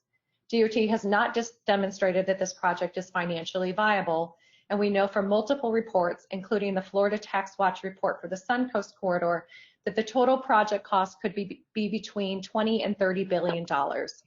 These fundamental questions about need and economics continue to be pushed off until the PD&E phase, yet we've already spent millions of dollars on this process and the public deserves answers. A prudent person looks first for a strong and secure foundation before building. This process is attempting to slap together a McMansion on a sinkhole because DOT has still not demonstrated the needs or that we can pay for them. Floridians are overwhelmingly against the roads to ruin. Please do not sign a consensus report unless it includes no build. Thank you, Mrs. Cross. Up next is Amy Datz from Tallahassee, Florida. Amy, you are unmuted. I have been a professional environmental scientist for over 40 years. I'm an activist, not a lobbyist or consultant. My comments will address the guiding principles. Social and community context. All buildings and designs should be up to LEED standards. Multimodalism. Neighborhoods must be developed with interconnected open spaces so kids and adults can walk, ride their bicycles to visit their friends, commute to school or work. Although narrower streets are preferable to reduce speed and preserve neighborhood character, where transit is anticipated, the lanes must be 11 feet wide at a minimum. Water resources. Stormwater treatment ponds can become highly polluted with trash and toxic pathogens. Under those conditions, they must not be considered environmental amenities or for open space credit, unless the water going into them is treated first to remove pollutants and has demonstrable ecological value. Frequent inspections and maintenance should be incorporated as part of the condition of the stormwater facility work plan and permitting. The stormwater control design must include runoff prevention. The use of pre-treatment methods would clean the runoff before it flows off into off-site water bodies. There will be development associated with this project. It is critical there be open spaces and very compact development closer to the central towns, which will help maintain the rural character. This would include forest buffers between the rural and environmentally preserved areas and urban densities. Compact subdivisions generate fewer vehicle miles and therefore less air pollution than sprawling conventional subdivisions. Wildlife and plant habitats. There must be no net loss of trees. Whenever possible, design around strands of old trees instead of just plowing through them. If removing trees, fund an aggressive native tree replacement and maintenance program. It's an important component in reaching our carbon neutrality goal. Conservation lands. Areas of this project have been or will be legally recorded conservation easements. No connector roads should be allowed to go through those easement areas, disturbing their conservation value. Underpasses must be included if land is fragmented. Utilities. All development requires utility services. I strongly recommend that no natural gas hookups be provided. Natural gas is a dying industry and will be obsolete as an energy source by the time this project is operational. It requires pipelines that may leak and many millions of dollars per mile to install and uninstall. Requiring renewable green electric energy sources is the path to plan. Make vehicle charging stations solar powered and portable to accommodate future needs and emergencies. Connectivity. To maximize the efficiency of travel, please do not dump traffic onto I-75. Connect to this corridor. Make the Southern Turnpike contiguous with this corridor, connecting road to the Suncoast corridor. Don't dump us on 75 and increase the bottleneck there. Thank you. Thank you, Mrs. Stats, for your comment. Up next is Michael McGrath from Fort Myers, Florida. Michael, you are unmuted.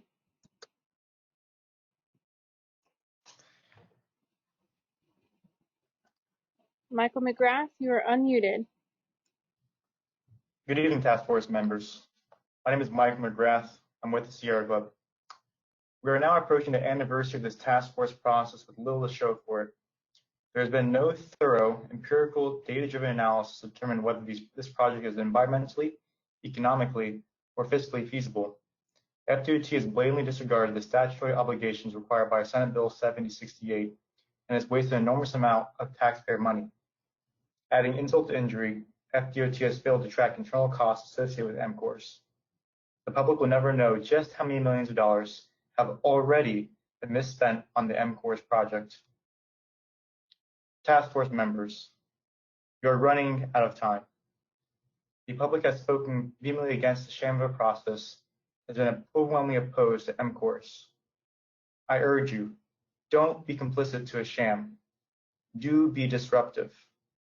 Demand that the dissension on this task force be represented in your recommendations.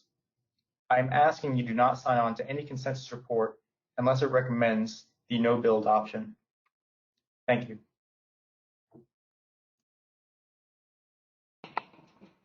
Thank you, Mr. McGrath. Up next, Shirley McCullough from Dunellen, Florida. Shirley, you are unmuted.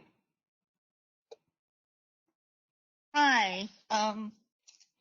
I have a few things, some of which were already have already been covered. So for the first speaker, thank you very much. You hit a lot of my points. There's one, I want to thank the Marion County representatives for speaking up this time and loudly that areas of Marion County are off the table. Unfortunately, in meeting 6, the state said, hey, we make the determination because state trumps regional and local. So hopefully we can stop that. I'm in Dunellen, and if you all bring that road up 41, and I have sent this comment in, my home will be plowed down. I don't want it misdirected to save my home and cost somebody else their home, but we don't need it up 41. We don't need it out 40. We don't need it out 484. And I'm sorry that I'm very, very passionate about this. Broadband is another topic that I'm just stomping my foot over because it's paid for by the companies.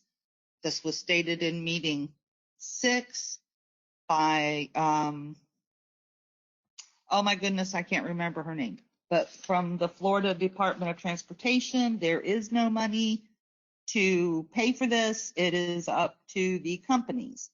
They will determine where and if an area receives their services. They also have the right to pull out services, which AT&T is already doing in the Dunellen area.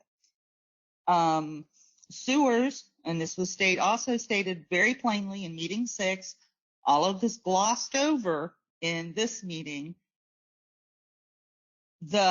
Each individual town will be responsible for putting in the storm drains. That's digging it, that's the line, that's the caps, that's everything.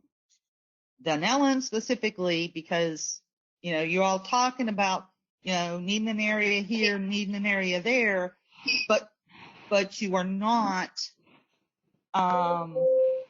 specifying what area. We hit the cost, not m.cores, not the Florida Department of Transportation, local. Dunellen can't afford it. Inverness can't afford it. The companies, they already are pulling out. And I'm sorry, I know my time is over, but thank you very much. And some people covered my topics. Thank you for your comment, Mrs. McCullough. Up next is Herman Younger from Gainesville, Florida. Herman, you are unmuted. Hello, my name is Herman Younger. I'm an organizing representative for the Sierra Club. Task Force members, FDOT has failed to show need, provide information required by SB 7068, and implement a decision-making process that is consistent with the Florida Constitution. To sign on to any consensus agreement is to validate and be complicit in the sham process. Remember, you are tasked to represent the public and the vast majority of Floridians who have commented publicly and are vehemently opposed to m.cores. And what meaning do the guiding principles hold when FDOT has fabricating reasoning for this multi-billion-dollar project? You should know that encouraging Floridians to try and outrun a hurricane is contrary to the state's emergency management guidelines. This is just one of many examples of how FDOT has continued to deceive and the public with fallacies meant to protect a project curated by private interests. I believe your hearts are in the right place and you wish to perform your duties as task force members with your constituencies in mind. But the only ethical, financial, and environmentally sound thing to do is recommend no build. I urge you, please do not sign to any consensus agreement. Your stamp of approval on a disastrous and overwhelmingly unpopular multi-billion-dollar toll road project will forever be written in history. Choose to be on the right side of history and reject any consensus agreement on m.cores. Thank you. Thank you, Mr. Younger. Up next is Vivian Young. Vivian, you're unmuted. Young with 1,000 Friends of Florida. I'd like to share with you that we are urging you to more formally address the issue of sprawl, which could have significant impacts on natural resources as well as rural character and economic vitality. Interchanges can serve as a major stimulus for sprawl, which is harmful for both local businesses and economies. New shopping centers at interchanges compete directly with existing local businesses, and providing services to new housing actually is an overall drain on local government coffers. Additionally, The m.cores statute holds the planning process for m.cores to a higher standard, requiring that natural resources be protected and rural communities revitalized. Last week, we sent a series of 4 PD&E recommendations to you.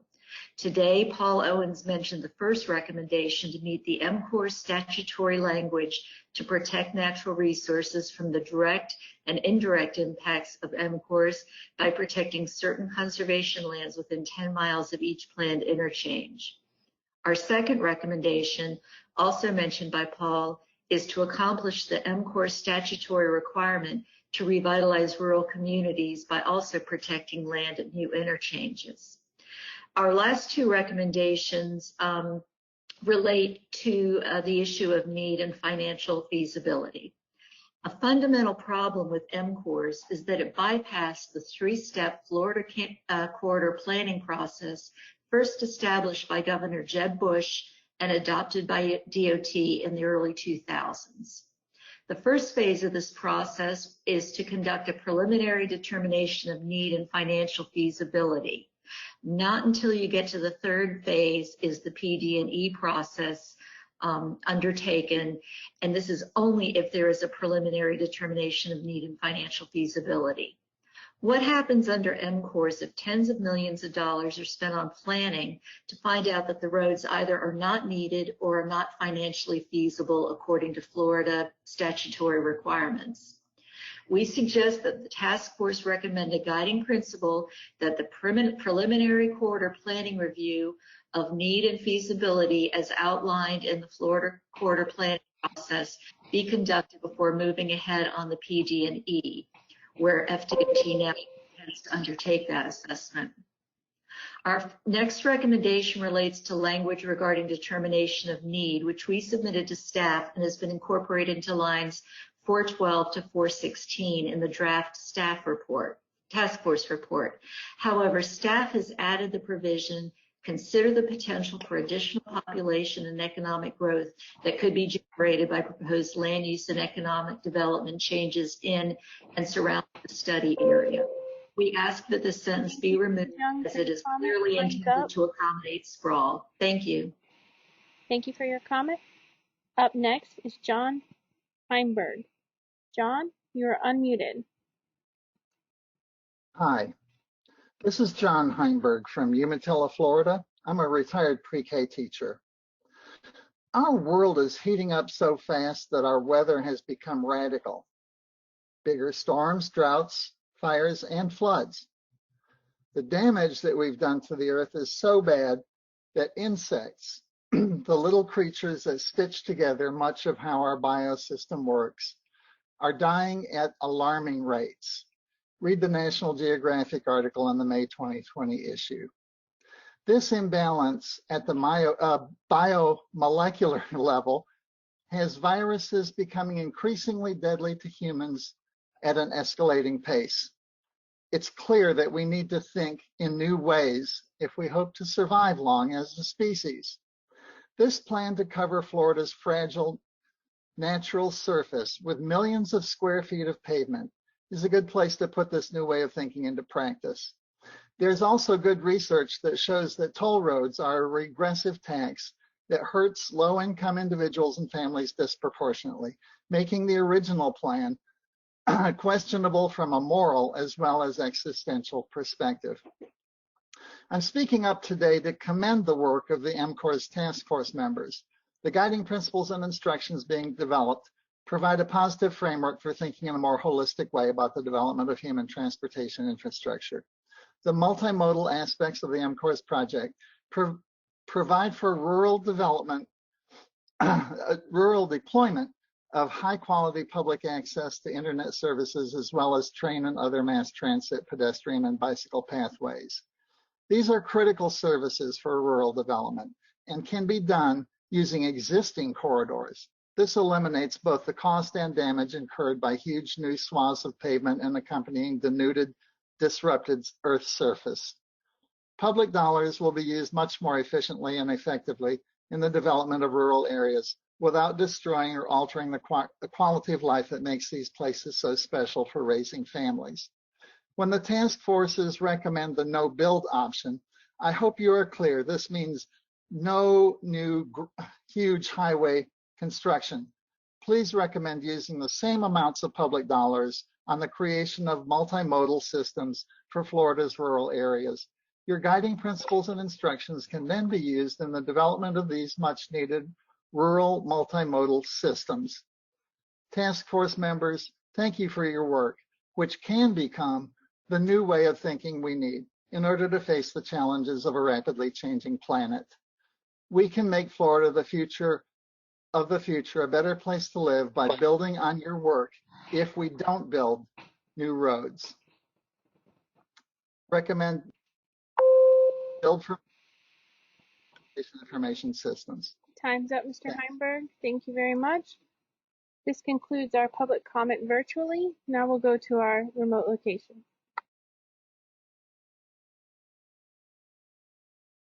So we're first going to check with the plantations at Crystal River.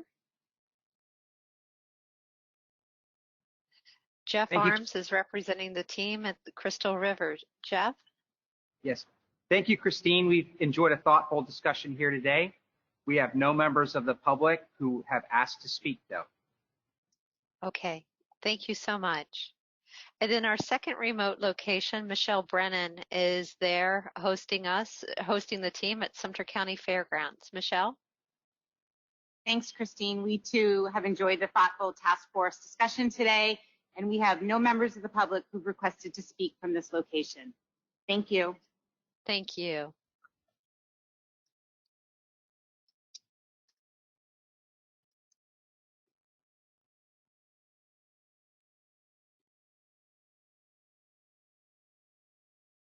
Okay, thank you. This concludes the public comment segment of this meeting.